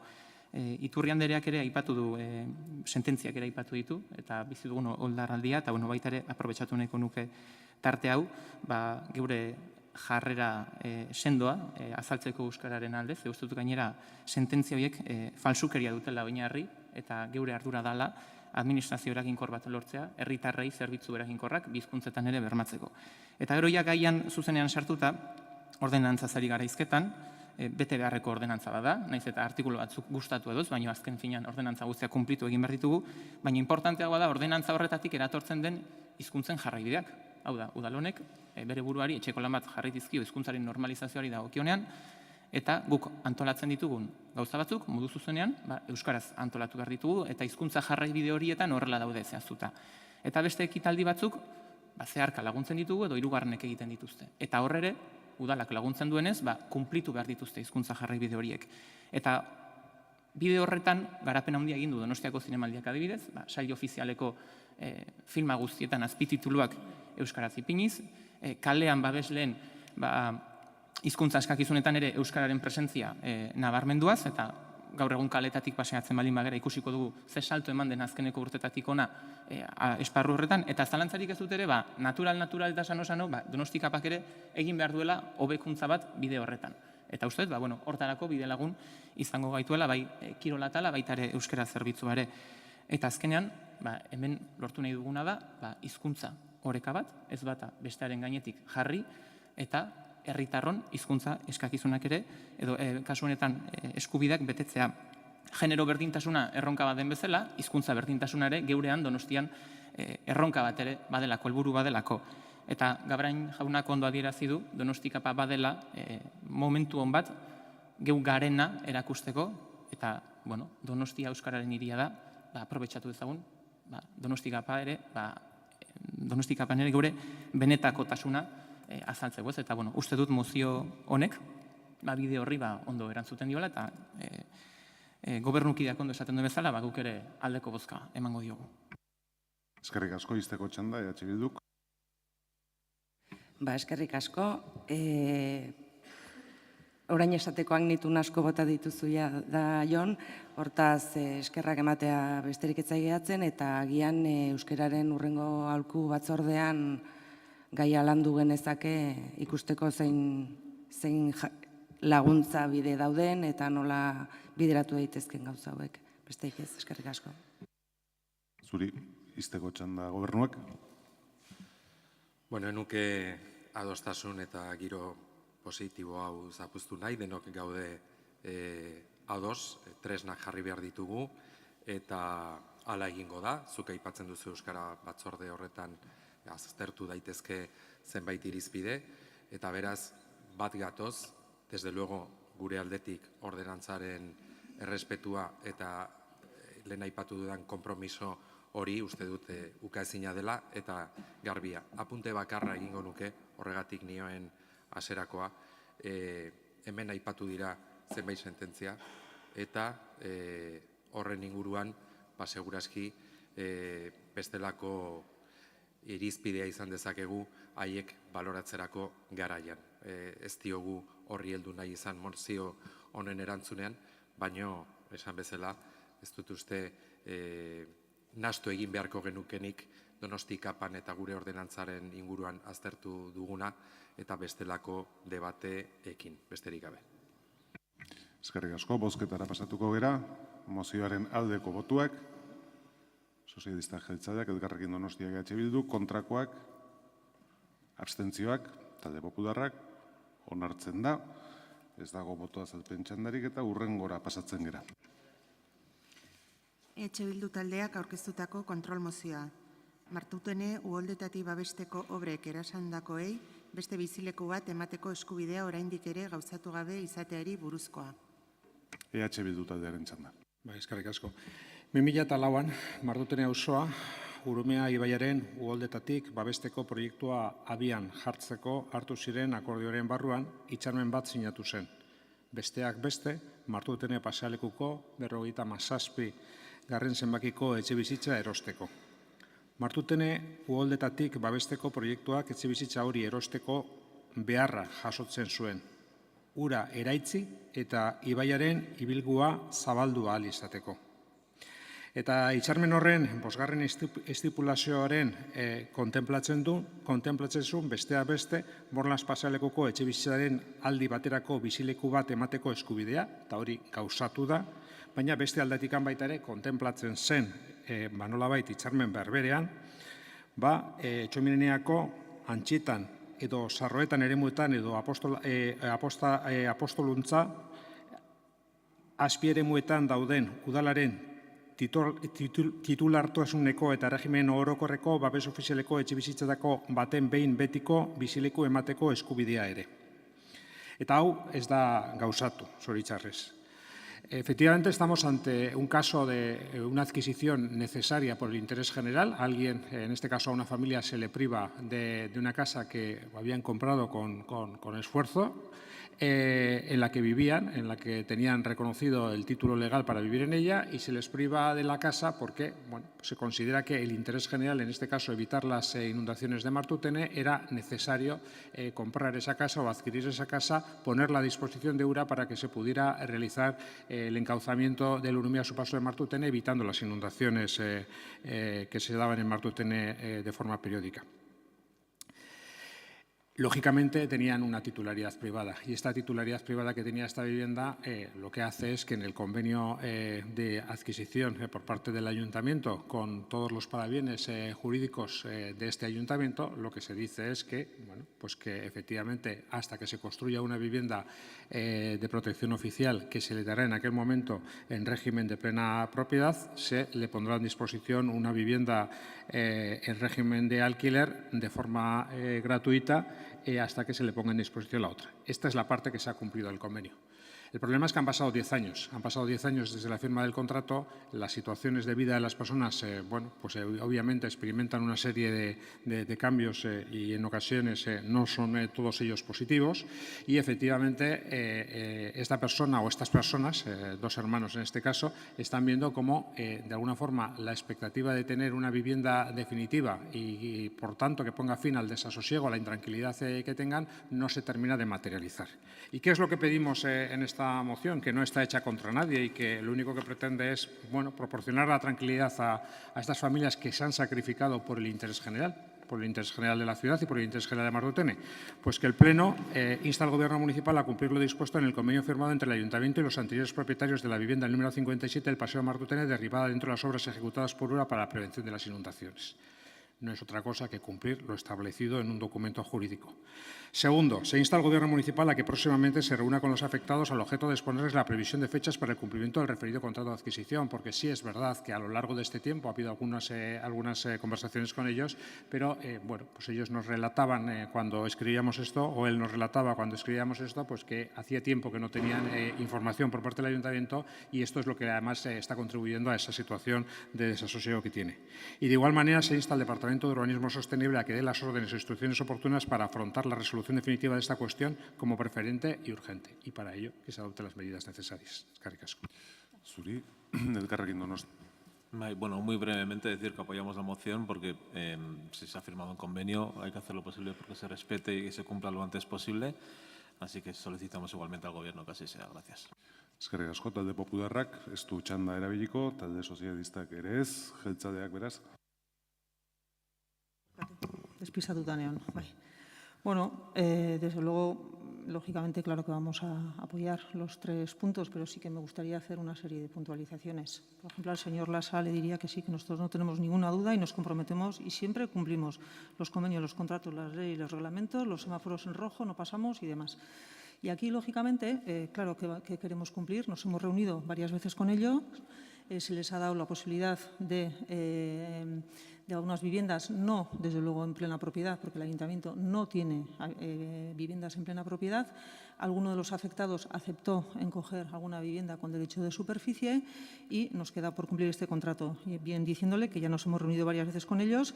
Últimamente no nos hemos reunido porque es que ya en el contenido de la moción ya pone aquí que en ese convenio que se firmó en su día, luego se le diera alguna vivienda o bien en Txominenea, Antzita, Sarrueta y Apostolado. Cuestiones estas que desde luego están en tramitación, Antzita y demás y demás. Entonces, claro, yo le voy a decir, sí, desde luego que voy a dar las órdenes, ya están dadas en urbanismo para que se dé respuesta a este convenio, pero claro, desde luego pasado mañana no va a estar ni Antzita, ni Sarrueta, ni Apostolado, ni Trinquete. En eso estamos trabajando y yo lo que sí les digo en el Departamento de Urbanismo, que más me gustaría a mí, estaría encantada la vida de poder traer mañana todos estos expedientes aquí para la aprobación definitiva, que espero que luego no me digan que no, pero claro, también nos queda la solución. Pero es verdad que tenemos un problema. Entonces, a mí lo que sí se me ocurre en este momento, la primera iniciativa sería en Ciudad Jardín de Loyola, pues hablar con el Gobierno vasco, que en principio es el que va a hacer las viviendas, para que por lo menos detraigan una de las viviendas para que sea en plena propiedad. Eso es a lo que me puedo comprometer, que es lo más rápido que yo entiendo que puede ser. Y, lógicamente, nos volveremos a reunir con ellos para explicarles cuál es la situación, pero, desde luego, no puede ser distinta a la que les hemos dicho hasta ahora, porque estos ámbitos todavía no están. Sí que les podremos informar de que puede ser una opción es Ciudad Jardín de Loyola. Pero, desde luego, estamos para cumplir y nos hubiese gustado poder hacerlo antes, pero, desde luego, no tenemos estas viviendas para poder, pero sí el compromiso lógico de que la primera será, desde luego, intentar que en Ciudad Jardín de Loyola se les pueda reubicar. Eskerrik asko, izteko txanda EH Bilduk. Bueno, pues agradecerle no en nuestro nombre, sino en nombre de estas personas que efectivamente, bueno, pues yo creo que están viéndolo, aunque no estén presentes, si lo están viendo y están siguiendo esta retransmisión, pues efectivamente les va a proporcionar la tranquilidad de que, bueno, pues una de las alternativas que manejábamos, que era la de Ciudad Jardín de Loyola, parece que el Gobierno municipal y la delegada hace suya. Entendemos que efectivamente es una solución viable en el plazo, bueno, pues relativamente corto de poder materializar la misma y, por tanto, proporcionar tranquilidad. Y en este sentido nos parece una buena solución si efectivamente se les transmite eso. No se preocupe que este Gobierno municipal, este grupo municipal, cuando se hacen propuestas en materia de construcción de vivienda, no tiene ningún problema en aumentar.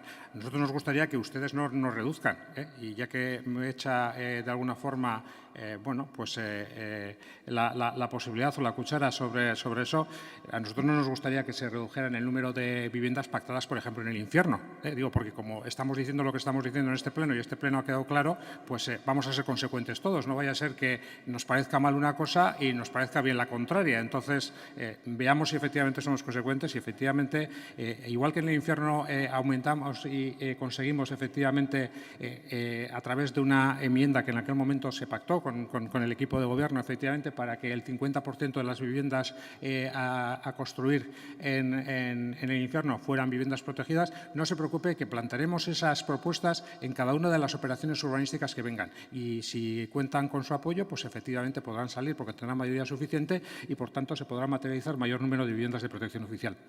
Pero ya le hemos dicho más de una vez, única y exclusivamente con la construcción de vivienda de protección oficial no va a ser suficiente. Es necesario también entrar en el mercado privado y, en ese sentido, también si quiere entrar, nosotros le mostramos nuestra plena disposición a colaborar con el Gobierno municipal y con quien quiera, de alguna forma, colaborar en esta materia. Gracias.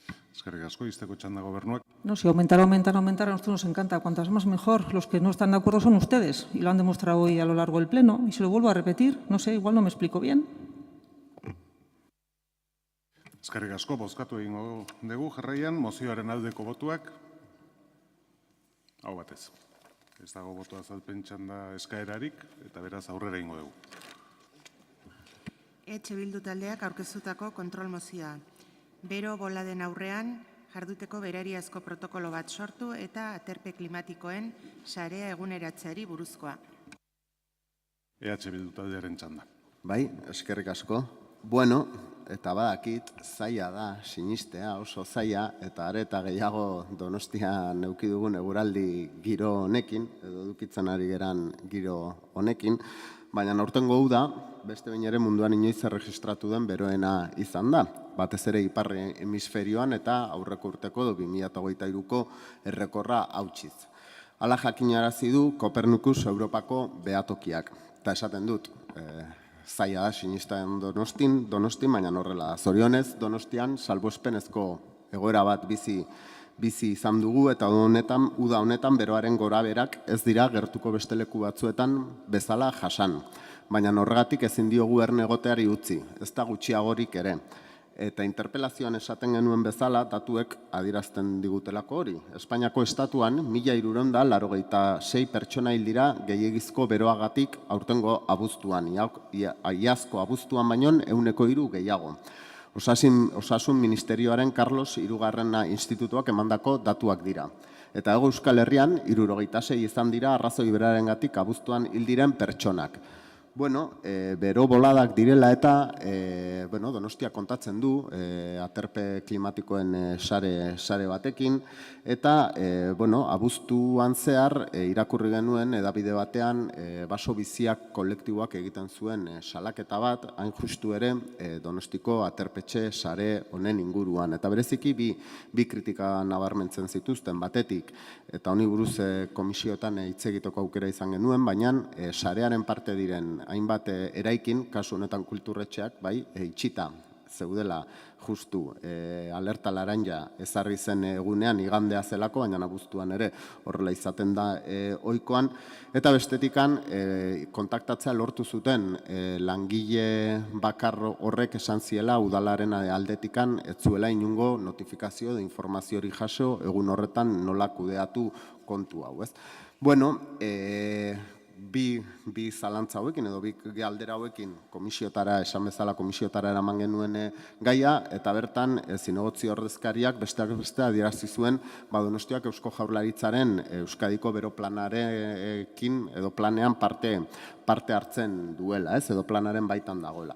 Bueno, Eusko Jaurlaritzaren 2024ko beroaren aurkako planaren baitan, tokiko administrazioentzako jardueren gomendioa atala dago. Bertan, 3 agertoki edo maila desberdintzen dira, eta sailkatze honen arabera, abuztuaren 11an, 2. agertokian geunden. Hau da, alerta temperatura altuengandik. Agertoki honetan, lehenengo mailan adierazitako ez gain, beste gomendio batzuk ematen dira, eta horien artean lehendabizikoa hau da. Larrialdi egoeretan udalaren jarduera planean adierazitako zerbitzuak ohartarazi eta jarraian honakoa gehitzen du. Halakorik ezean, egoera horietan jardun dezaketen udal zerbitzuak aktibatu. Babes zibila, udaltzaingoa, gizarte zerbitzuak, voluntarioen elkarteak eta abar. Bueno, esaten nuen hasieran, naiz eta aurten Donostian ez dugun, edo salbuespen bat bizi izan dugun, horrek ezin dugula ernegoteari, edo horrengaitik ezin diogula ernegoteari utzi, eta injustu horrengaitik ekartzen dugu mozio hau, ez? Etor daitezken agertoki hoien aurrean, bai Donostia eta bai Donostiarrak bereiek prestatuak egon daitezen, ulertzen dugu ez dela nahikoa Eusko Jaurlaritzaren Euskadiko bero planaren baitan egotea, baizik eta hiri bezala beharrezko auki barko genukela, plan berariazko plan bat edukitza. Eta horrengaitik eskatzen dugu, larrialdi egoeretan eta bero boladen aurrean prebentzioan jarruteko berariazko protokolo bat sor dezala, eta hiriaren beharretara eta utzagorria egokitu egongo dena, eta hildo horretan Donostiako aterpe klimatikoen sarea eguneratu eta erabilgarri egin dezala. Eskerrik asko. Zuri, Elkarrekin Donostiak. Bueno, compartimos con Bildu y estoy seguro que todos los miembros de este pleno la importancia de los refugios climáticos, dado el cambio climático al que estamos todos sujetos, y la importancia es desarrollando esta red con puntos que sirvan como refugio, pero también con protocolos que sean cada vez más claros y más conocidos sobre cómo actuar cuando hace falta usar estos refugios. Efectivamente, si bien existe a nivel de Euskadi un protocolo, a nivel de ciudad no lo tenemos, y por mucho que Euskadi no sea enorme, es verdad que hay diferencias importantes entre ciudades según qué día, y que sería importante tener nuestro propio protocolo. Además, que es un tema que creo que del que no se habla demasiado, la cantidad de muertes que produce el calor urbano. En toda Europa, el año pasado se llegó hasta 66.000 personas muertas por el calor urbano. De ahí que muchas veces nosotros insistamos tanto en la importancia de protección del arbolado en las zonas verdes, no por dogmatismo, sino por ciencia, que efectivamente se convierten en zonas de refugio climático naturales donde la temperatura puede ser entre 2 y 4 veces menor que en las zonas donde no hay arbolado y zonas verdes. Por lo tanto, nuestro apoyo total, y también apuntar que sería interesante, que no sé si se ha contemplado, que también iglesias fueran incluidas dentro de estos puntos climáticos, porque son edificios que suelen mantenerse, no están incluidas en el mapa de refugios climáticos, y tenemos bastantes en toda la ciudad, o sea que se podría intentar que se abrieran también en los días de mucho calor. Gracias. Talde Popularrak. Pues me parecía estupendo que abriesen las iglesias, así quizás a Víctor se le pega algo bueno.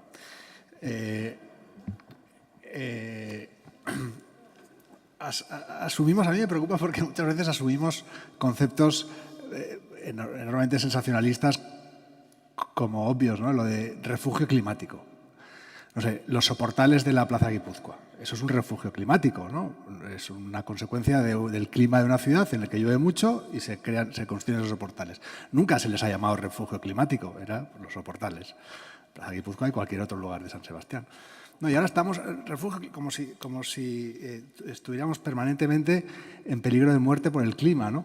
Entonces, esos mensajes, ya siempre digo, ¿no? Emergencia climática, refugio climático, son peligrosos porque es verdad que estamos viviendo un proceso de cambio climático, pero no sé, si estamos siempre en la hipérbole, quizás la gente desconecta.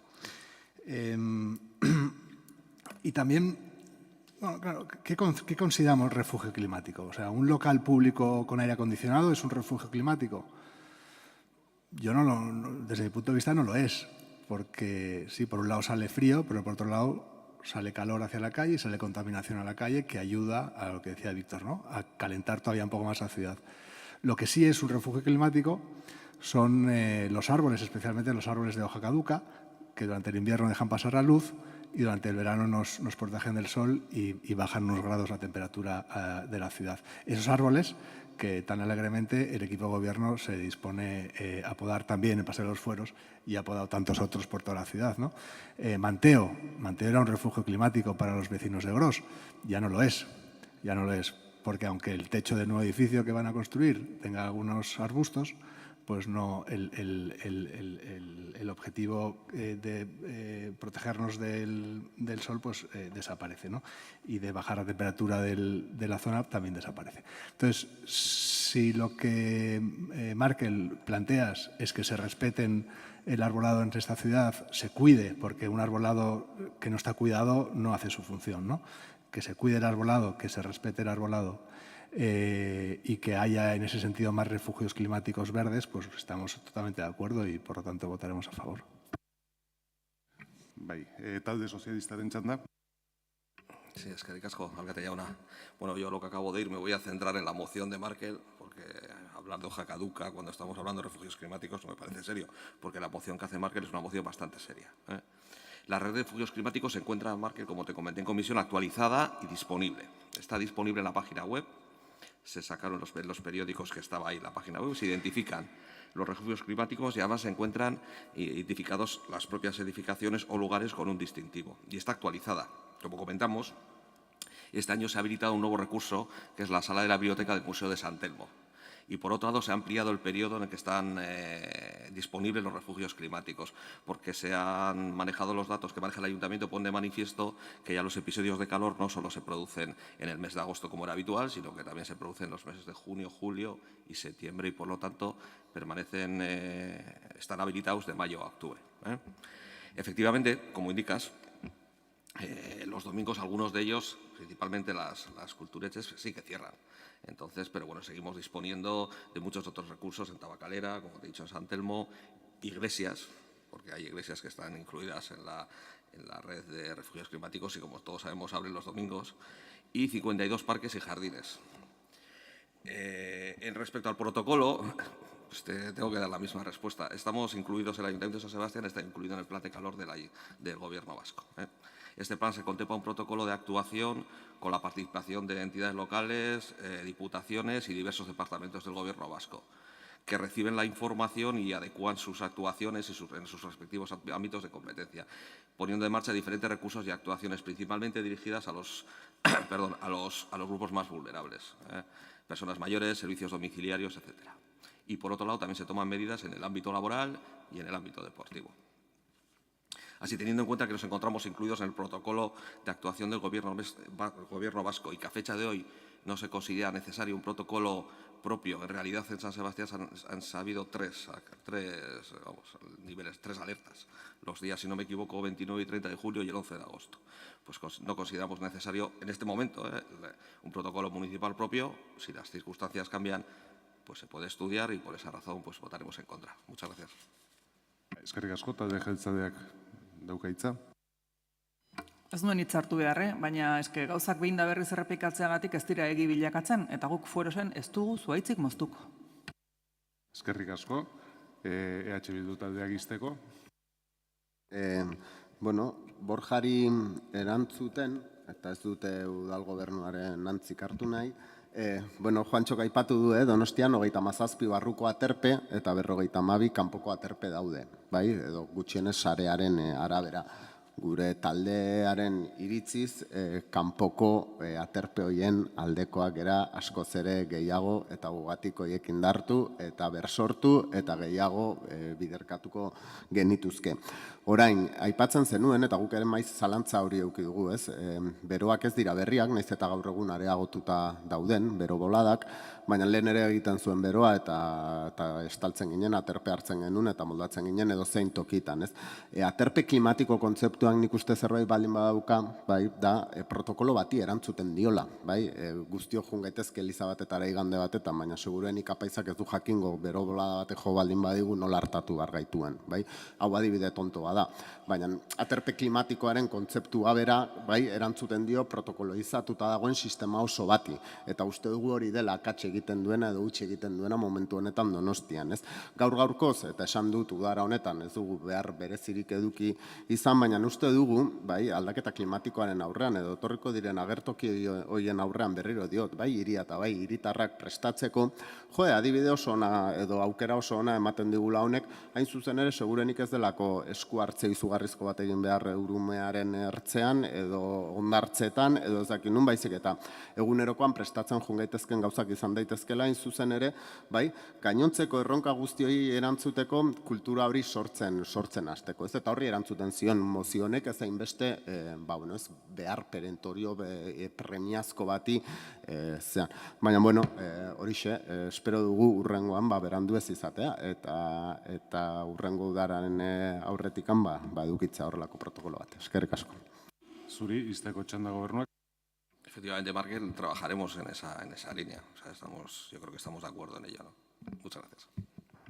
Eskerrik asko, bozkatu egingo dugu jarraian, mozioaren aldeko botuak, Elkarrekin Donostiak EH Bilduk, kontrakoak, sozialista jeltzadeak, abstentzioak, zuek bai ez esan dezu, bai, talde popularrak bai izko, ados, ez da onartzen.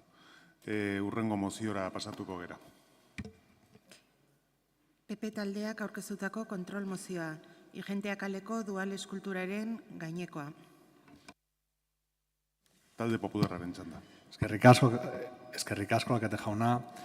Bueno, la escultura dual es un elemento necesario, una obligación moral de todos los demócratas para homenajear y no olvidar a las 365 víctimas donostiarras asesinadas entre el 13 de septiembre del 36 hasta la entrada en vigor de la Constitución española en 1978. 365 personas asesinadas durante los 42 años de guerra civil y de dictadura. Pero también es necesario, y también es una obligación moral de todos los demócratas, homenajear y no olvidar a las 250 víctimas inocentes, hombres y mujeres, asesinados en San Sebastián entre el 18 de julio y el 13 de septiembre de 1936. 250 asesinados en algo menos de 60 días de absoluto terror. Durante el verano del 36, 4 donostiarras fueron de media asesinados cada día, de lunes a domingo, semana tras semana, y merecen también el recuerdo y el homenaje de su ciudad. Es importante que intentemos ponernos en el lugar de las víctimas, que tratemos de entender y empatizar con ellas. Es importante que sepamos condenar a los victimarios, sean quienes sean, piensen lo que piensen.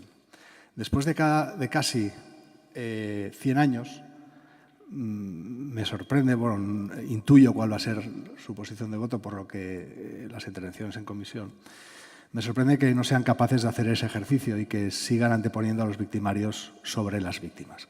Me cuesta entenderlo y me entristece comprobar que sigan ustedes anteponiendo la ideología a la necesaria, moral y legalmente, condena de toda la violencia ejercida sobre víctimas inocentes. Yo les pido que vean nuestra propuesta no desde una dinámica de confrontación, de buenos contra malos, de unos contra otros, sino como una propuesta que, ajustándose a la Ley de Memoria Democrática, pretende rendir homenaje por igual a todos aquellos donostiarras asesinados víctimas de la violencia política entre el 18 de julio de 1936 y la aprobación de la Constitución del 78. Yo solo les pido que se pongan en el lugar de las víctimas y no en la piel de los victimarios. Nuestra moción plantea 2 puntos. El primero es incorporar a esas 250 personas a la escultura dual que está aquí enfrente del Ayuntamiento. Ese, desde nuestro punto de vista, sería el escenario ideal. La alternativa, que es el punto 2 que planteamos, que no nos gusta tanto, sería construir o inaugurar otra escultura en la que esas 250 personas tuvieran cabida, recuerdo y homenaje. Esa no nos gusta tanto. ¿Por qué? Porque lo que hace es confrontar a las víctimas en función de quiénes fueron los victimarios. Eso creemos que no es la situación ideal, pero como plan B pues no nos parece tan mal. En cualquier caso, nuestra apuesta y nuestra propuesta es que se aprobará el punto número 1. Muchas gracias. Eskerrik asko, Elkarrekin Donostiak. bueno, pues un no rotundo a la propuesta del Partido Popular de incorporar a la escultura dual los nombres de los golpistas que acabaron con la legalidad democrática, ya que supone quebrantar la dignidad de las víctimas que en ningún caso pueden compartir espacio con sus victimarios. Creemos que el PP ha dado un paso más en sus ataques a la memoria democrática, ataques dirigidos a las víctimas del golpe fascista y de la dictadura. Y recordamos que el PP no solo ha pasado de ignorarlas durante décadas o incluso reírse y burlarse de ellas, como ya han hecho sus principales líderes en numerosas ocasiones, sino que ahora da un paso más y se atreve a atacar a las víctimas con esta moción para que la escultura dual recoja también a los victimarios. El Partido Popular con esta propuesta busca alterar la convivencia democrática, trayendo a nuestra ciudad una campaña de ataque a la memoria democrática que la están extendiendo por todo el Estado, además tratando de acabar con los avances conseguidos en las leyes de memoria aprobadas tanto en el Estado como en Euskadi, leyes que, por cierto, han tenido su voto en contra. Ahora pretenden retorcer esas leyes, falsear la realidad y seguir honrando, como ya hicieron durante el franquismo, a quienes entraron a sangre y fuego en nuestra ciudad, destrozando la convivencia pacífica de nuestros vecinos y vecinas, asesinando, vulnerando derechos básicos y extendiendo el terror durante décadas. Y la verdad, parece que el PP añora esta imagen de los golpistas encabezados por el general Mola entrando en el Boulevard de Donosti el 12 de septiembre de 1936, acompañado con los fascistas alemanes e italianos que apoyaron el golpe de Estado. Lo que pretende esta moción demuestra que los herederos del franquismo siguen aquí, ya que quienes fueron sus principales responsables y cargos pasaron a ser fundadores y presidentes del Partido Popular.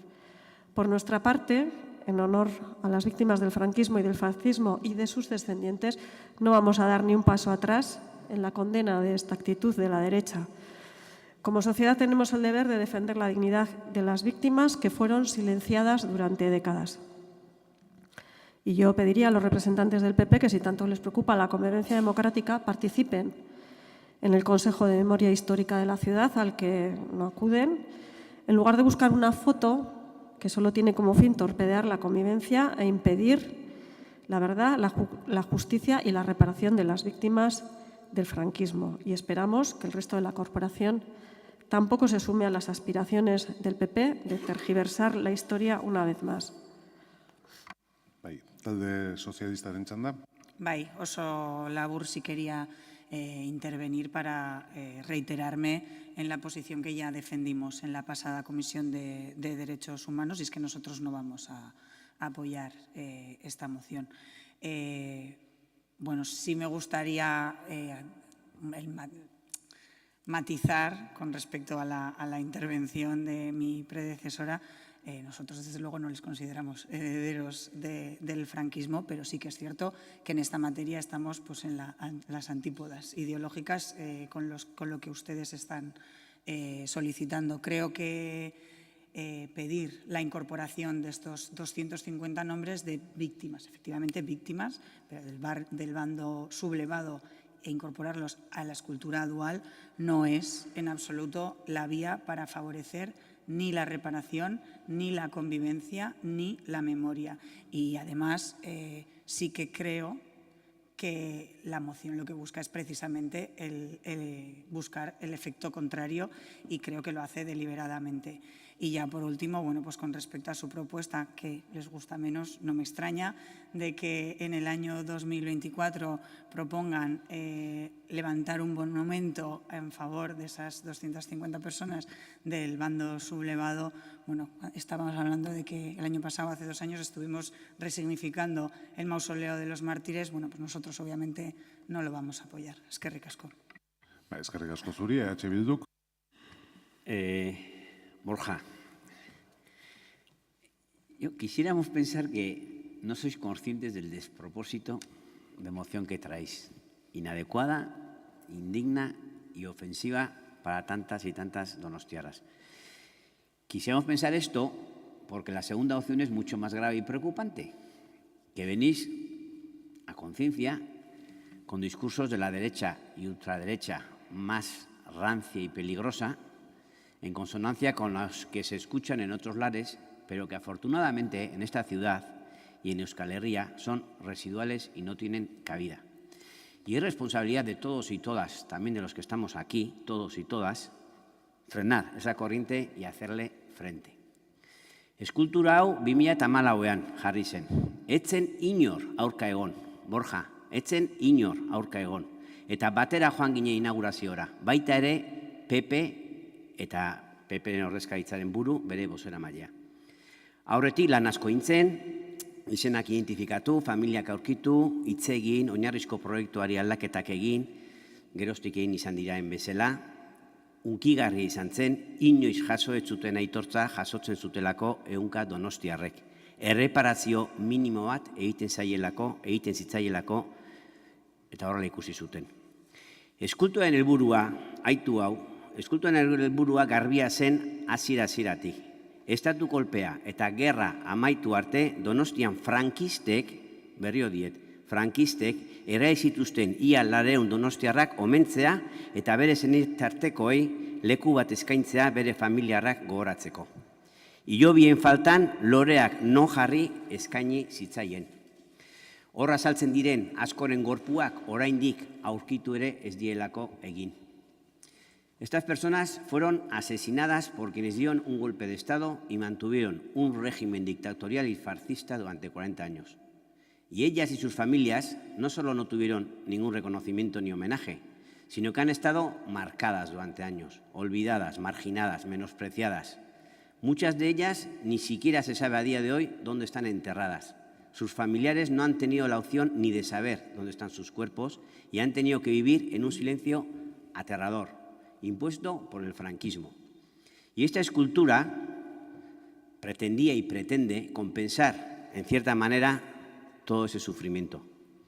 Donostiar hauek, ia ez ziren existitzen relato frankistak, farsistek nebezu, horrela erabaki zutelako. Eta zuek orain, eta harritzen nau zuen arduragabekeria, errekuperatu nahi duzuen errelato bada. Modu finagoan, bale, baina hildo beretik doan errelatoa, onartezina guztiz. Ekidistantzia faltsua aplikatu nahi duzue. Ahaztuta zeintzuk eman zuten estatu kolpea eta ezarri zuten Euskaldunon eta herri honen aurka eta estatuen herritarren aurka egintzen diktadura basatia. Eta ontzat ematen dituzuelako frankismoak ezarritako kondenak eta ipaketa sumarizimoak. Eman zirenean, gehienetan etzian eman ere. Eskatuz, eskultura horretan dauden izen batzuk kentzea. Zertan oinarrituta, memoria demokratikoaren legea aipatzen duzue. Jakinda, badakizuelako, inon ez dula jartzen, hildako guztik leku berean on behar dutenik, edo batera omendu behar dienik, edo plaka berdinean on behar dutenik. Hau da, astakeri bat. Eta alkate jaunari izango nioke, ez dela txostenik behar. Hau argitzeko, legea irakurtza besterik, ez da behar. Hauek egin dutena da legearen erabilera maltzurra, ez hanka ez buru ez dakana. Eta horregatik, ni bi eskaerengo nuke eta bukatzen dut. Bat ez bozkatzea, horrelako proposamen iraingarriei kasurik ez egitea. Ez bozkatu eta kito. Eta bigarrena alkateari zuzendua. Ez auspotu hauen diskurtsoa horren bila badabiltza ere. Ez dugu behar txostenik ezeskoa emateko, irakurri dugu legea eta gai gara hemen gaudenok ez dagoela eskatzen dutena defendatzen duen legerik. En todo caso, lege frankista beharko luke. Eskerrik asko. Talde jeltzalearen txandan nik erabiliko dut, ni izan nintzen gainera Jorge Motari, gaur hemen ez dagoen Jorge Motari, egin zizkidan galderak erantzun niona, eta espero dut Jorge gurekin berriz laizter izatea. Hemen Izagirre jaunak niri gauza batzuk eskatzen dizkit. Eta nik gauza bat esango dizut oso garbi. Bai, zuri, zure taldeari, Elkarrekin Donostiari eta talde popularrari. Pozik txoratzen zaudete hiruak eztabaida honekin. Poziz txoratzen. Eta zuek danak gaur hemen esan dituzuten hainbat gauzakin edikatu egiten dezuten eztabaida bat da. Nik bintzat konklusio hori oso garbi daukat. Alderdi Popularrak bere ekimenak aurkeztuko ditu, baina hemen entzundako posizionamentu eta iritzi batzuk, zu horri oraindikan gasodina gehiago botatzea besterik ez dute bilatzen. Pentsatzen dezute dako zuen mesedetan izango dela. Guk, gure taldeak ez eskoa emango dio talde popularrak aurkezten duen ekimen honi, eta ez EH Bilduk eskatzen digudako. Baizik eta gure jarrera eta gure iritzia hori dedako. Y tengo que decir, y lo digo, porque este grupo municipal representa una tradición política que tiene a gala, y no todas las tradiciones políticas representadas en este salón de plenos pueden decir exactamente lo mismo, el haberse opuesto a la ejecución de las personas que habían defendido el golpe de Estado en San Sebastián y que fueron, sin un juicio justo y en contra de la legalidad, asesinadas en nuestra ciudad. Y eso lo hizo el Partido Nacionalista Vasco en 1936. No lo pueden decir herederos de otras tradiciones políticas que hay presentes en este salón de plenos hoy y que alimentan precisamente ese discurso que algunos están interesados en alimentar. Y también el Partido Nacionalista Vasco mantuvo la misma posición cuando después se produjo lo que se produjo, aparte de sufrir las consecuencias, en un caso y en otro, porque fueron personas injustamente asesinadas, los unos y los otros. Pero lo que nosotros no vamos a dar por bueno es que se pretenda en este momento llevar a cabo una iniciativa que es verdad que no tiene ninguna relación con el cumplimiento de la ley de memoria histórica. Yo no tengo ningún empacho en decir eso, pero tampoco con una cuestión que el Partido Popular reclama, que es el respeto a las víctimas. O sea, si alguien cree realmente que de introducir en la misma escultura dual, que eso es una iniciativa que tiene en cuenta a las víctimas y respeta a las víctimas, pues le diré, y se lo dije al señor Mota. O sea, precisamente sobre víctimas de otros tipos de violencias, si llegamos a una conclusión en la que todos estábamos de acuerdo, era que había cosas que no debíamos hacer. Y por eso acordamos que la iniciativa de las placas fuera individualizada. Y, sin embargo, aquí parece que eso no hay que tenerlo en cuenta. Y no entiendo esa posición del Grupo Popular, lo digo sinceramente. Salvo que, como digo, lo que busque es provocar y alimentar posiciones que otros también están encantados de que sean alimentadas para poder tener debates como los que hemos tenido hoy aquí. Izteko txanda, talde Popular. A mí me da la sensación que no han leído nuestra propuesta y que no han escuchado mi intervención. Esa es la sensación que me da, que traían los papeles ya escritos de casa y que desde el prejuicio pues han dicho lo que han dicho. Ustedes dicen que estas 250 personas fueron asesinadas por su papel en el golpe de Estado. Fueron personas asesinadas y por su papel en el golpe de Estado y por las barbaridades que cometieron entrando en San Sebastián. Fueron personas asesinadas entre el 18 de julio y 13 de septiembre. Todavía no habían entrado el ejército golpista en San Sebastián. Por lo tanto, dicen cosas muy extrañas. No son víctimas del bando sublevado. Pero bueno, Bildu, nadie se opone, Juan Carlos, nadie se opone a la escultura dual. De hecho, yo he ido en numerosas ocasiones, siempre que he podido, el 13 de septiembre, que hablo de memoria, cada 13 de septiembre que se hace un homenaje. He estado siempre, excepto este año no he podido ir. Nadie se opone a esa escultura, nadie se opone a esa escultura. El alcalde, me extraña que usted reconozca que son víctimas inocentes y a renglón seguido diga que no es el momento de homenajearlas. Que siempre se han opuesto y ya desde un primer momento se pusieron a su asesinato sumarísimo. No solo se asesinó a personas que estaban, según los victimarios de la época vinculados al golpe de Estado, se asesinó a un pescador que estaba paseando en Paseo Nuevo porque decían que estaba haciendo señales a no sé quién. Es decir, que hay una gran heterogeneidad. No me extraña en absoluto la posición de EH Bildu y la posición de Podemos. Podemos porque siempre está en la extravagancia y la de EH Bildu porque siempre han estado más cómodos con los victimarios que con las víctimas, ¿no? Y mira, tuvieron un momento extraordinario para demostrar lo contrario este sábado pasado, ¿no? Que se pusieron 2 placas en alza para dos guardias civiles asesinados y, lógicamente, una vez más no aparecieron. Nosotros estamos en las placas, cuando se ponen placas de todas las víctimas. Condenamos a todas las víctimas de ETA, de los GAL, del franquismo y aquellas que mencionaron, esas 250 que mencionaron en esta moción. Eskerrik asko. ez dut izteko txandarik erabiliko eta zuzenean bozketara joango gara. Beraz, mozioaren aldeko botuak, talde popularrak, kontrakoak, gainontzeko talde guztiak, ez da onartzen, ez dago bota azalpentzen da eskaerarik eta azken moziora pasatuko gara. Elkarrekin Donostia taldeak aurkeztutako kontrol mozioa. Sozietate publikoen eta publiko-pribatuen kontuen gardentasunari buruzkoa. Bai, hitza EH Bildu taldearena, o Elkarrekin Donostia taldearena da barkatu.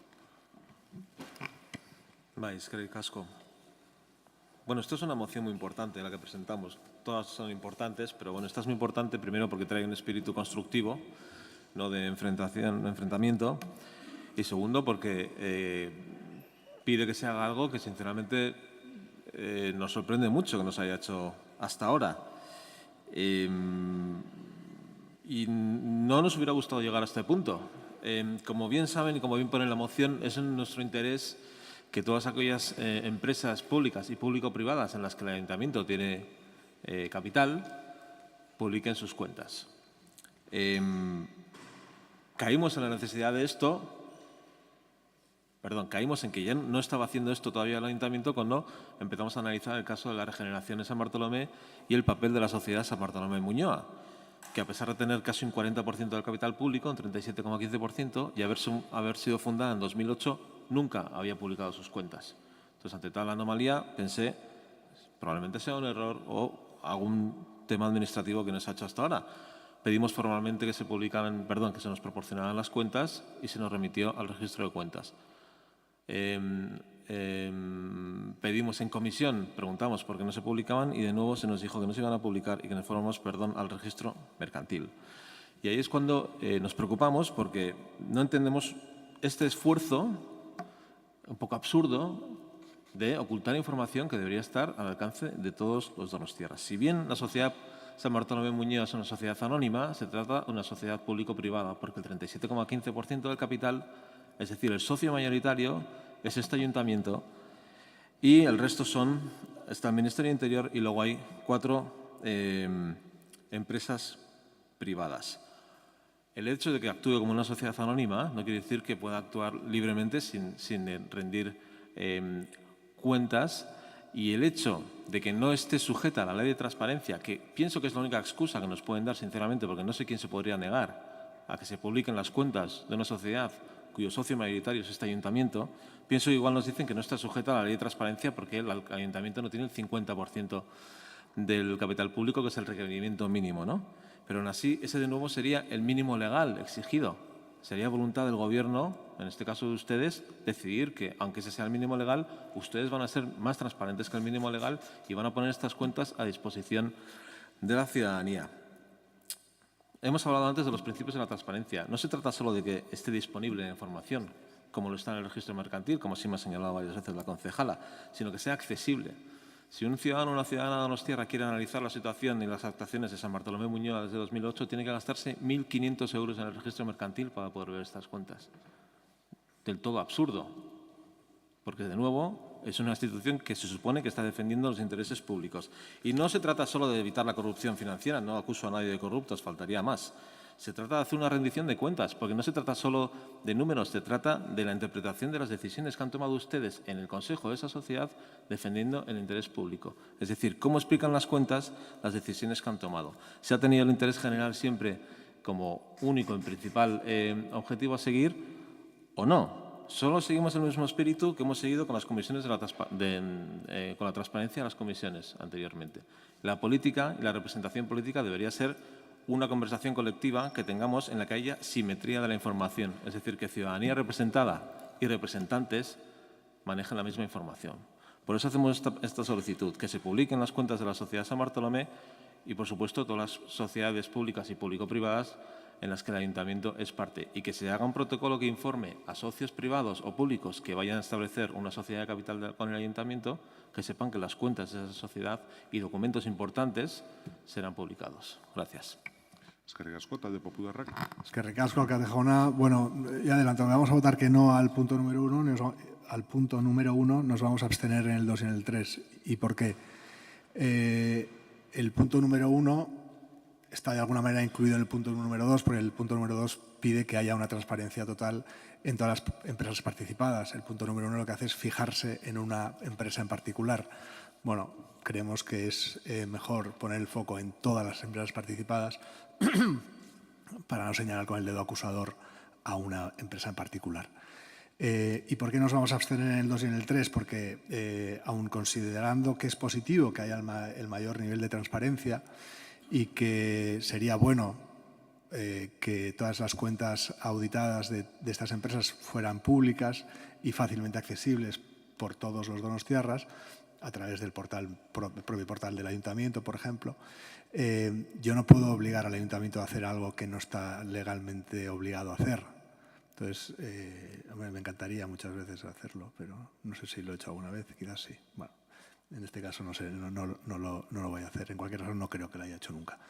Entonces, por eso me voy a abstener el punto número 2 y número 3, eso sí, recomendando, o desde mi humilde posición, que se publiquen esas cuentas. Muchas gracias.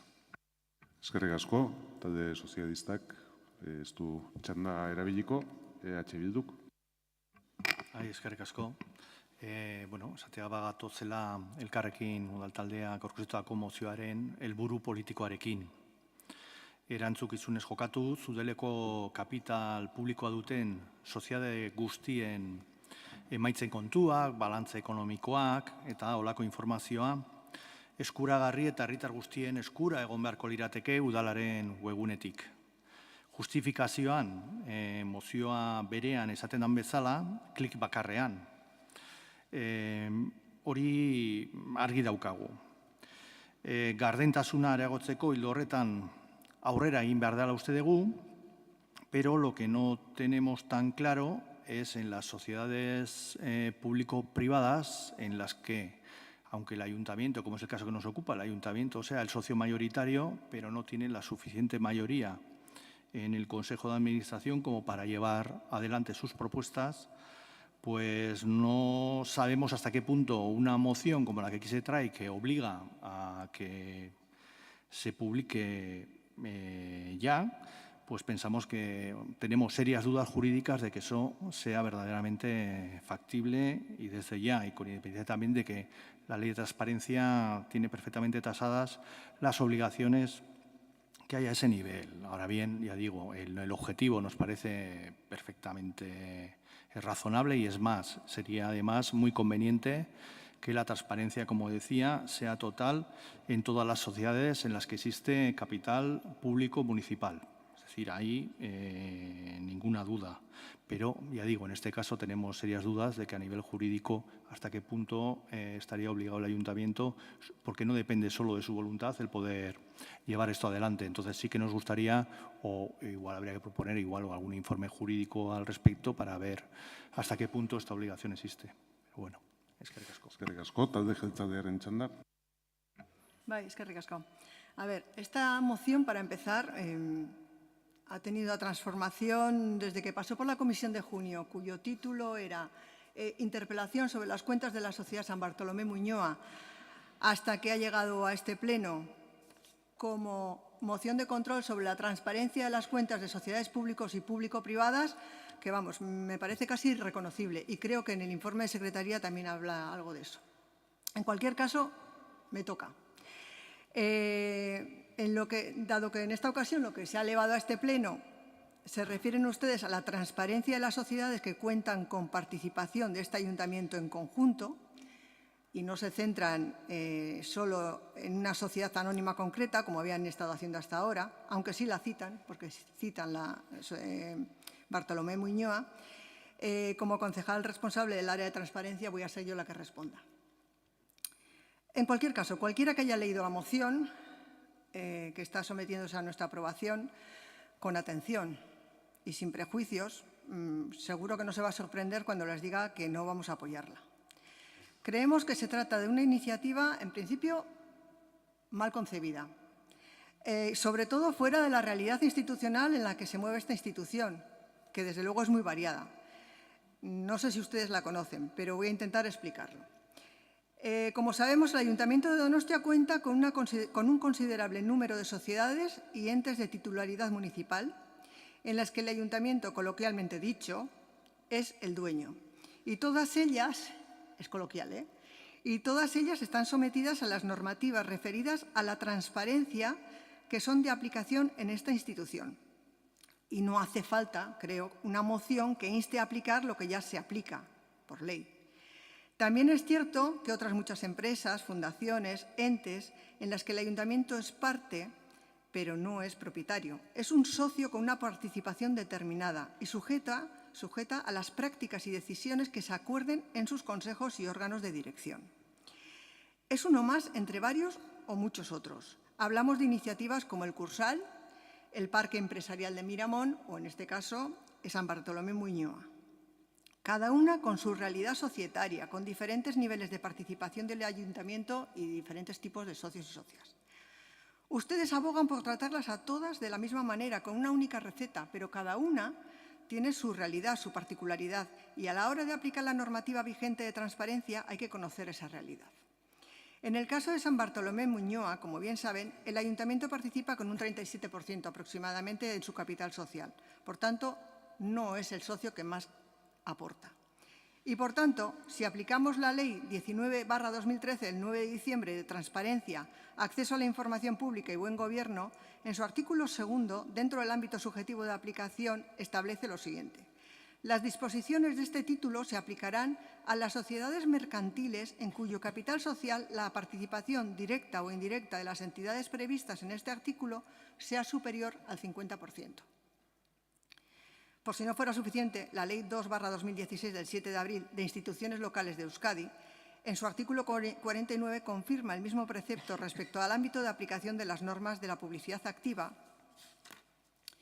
y dice: las normas recogidas en el presente título se aplicarán a las empresas públicas municipales en cuyo capital social la participación directa o indirecta de las entidades previstas en este artículo sea superior al 50%.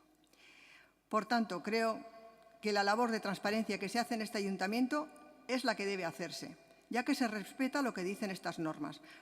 Puede que la respuesta no les guste y lo asumo, pero en el caso que nos ocupa estamos hablando de una sociedad mercantil inscrita donde debe estar inscrita, que es en el registro mercantil, que yo sepa es de acceso público. Eskerrik asko, izteko txanda. Elkarrekin Donostiak. Gracias. Ya veo que la representante del Gobierno se ha traído el discurso escrito sin importar lo que dijera yo de primeras. Informarle que en la comisión de junio nuestra pregunta era ¿por qué no se publican las cuentas de la sociedad San Bartolomé? Creo que la conexión con esta moción es obvia y directa. Dice que no es el ayuntamiento el socio mayoritario en la empresa, es el mayor accionista de la empresa, 37,15%. Ninguno tiene más acciones que el ayuntamiento. Eso es un hecho irrefutable. Ya veo que ni se lo ha mirado el capital social de la empresa. Ya sé que no están ustedes sujetos legalmente a hacer lo que les pido, ya lo he explicado antes. Lo que les estoy diciendo es que vayan más allá del mínimo legal, como hemos hecho antes. Porque si tenemos un gobierno que se sujeta al mínimo legal, y ya sabemos en qué otras circunstancias esto pasa mucho, el famoso 40% de vivienda pública, siempre se apoyan en el mínimo legal y como cumplen eso, yo ya me olvido, eso ni es liderazgo, ni es vanguardia, ni es decirle a la ciudadanía, nos preocupamos por el interés público y no es que no tengamos nada que ocultar, es que estamos orgullosos de cómo gestionamos el interés público y aquí tenéis las pruebas. Así no vamos a hacer de Donosti la ciudad donde mejor se vive y se trabaja en Europa, porque en Europa nos llevan muchísima ventaja en cuanto a transparencia y sería inconcebible que si una empresa tiene un 37% de capital público, sus cuentas no estén publicadas. ¿Dudas jurídicas? Como es una sociedad anónima, registra sus cuentas en el registro mercantil, que efectivamente están disponibles para todo aquel que esté dispuesto a pagar 500 euros en cualquier momento. Por lo tanto, que se hagan públicas no sería ningún riesgo legal, sería solo promocionar algo que ya está registrado oficialmente en el registro mercantil. No sé sinceramente con qué cara le dicen a los donostiarras que no van a publicar las cuentas de una sociedad con casi un 40%. Están en el registro mercantil, disponibles, no accesibles. Están diciendo a la ciudadanía que si quieren ver estas cuentas tienen que pagar 500 euros. Y están diciendo a este humilde concejal, representante público en esta institución, que no puedo ver las cuentas proporcionadas por el Gobierno a no ser que vaya a pagar 500 euros al registro mercantil. Las cuentas de una empresa donde ustedes como consejeros están, se supone, defendiendo los intereses de esta institución. Indefendible, inasumible. Lo pongan como lo pongan, en la Europa de 2024. Izteko txanda, Gobernuak. A ver, como bien ha dicho usted, hasta ahora no habían estado publicadas y no las vamos a publicar ahora. Esta ley de transparencia viene de directivas europeas. Yo no sé si en el resto de Europa se publica o no, pero San Bartolomé Muñoa tiene un 37%, no tiene más de un 50%, está en el registro mercantil y además yo no soy experta en derecho privado, pero creo que un accionista de una sociedad no puede hacer públicas las cuentas de la misma sin la autorización del órgano de gobierno de la citada sociedad. Creo que es así. En cualquier caso, tampoco en cuanto a votos tendríamos la mayoría en ese Consejo de Administración. Por tanto, de momento vamos a continuar como está y este Gobierno va a hacer que en la página web del Ayuntamiento de San Sebastián se publique toda la información que sea necesaria, pero sobre las empresas, sociedades en las que tenga participación mayor del 50% y, por supuesto, sus empresas públicas. Bozketara pasatuko gara, puntuz puntu bozkatzea eskatu da, 3 dira, ez dut uste arazorik izango danik. Beraz, lehen puntuari aldeko botuak, Elkarrekin Donostiak, kontrakoak, Sozialista Jeltzaleak Talde Popularrak, abstentzioak, EH Bildu, ez da onartzen. Bigarren puntuari aldeko botuak, Elkarrekin Donostiak, kontrakoak, Sozialista Jeltzaleak, abstentzioak, EH Bildu Talde Popularrak, eta 3. puntuari aldeko botuak, Elkarrekin Donostia, kontrakoak, Sozialista Jeltzaleak, abstentzioak, EH Bildu, Talde Popularrak. Honezkero beraz, amaitu da gaurko plenoa.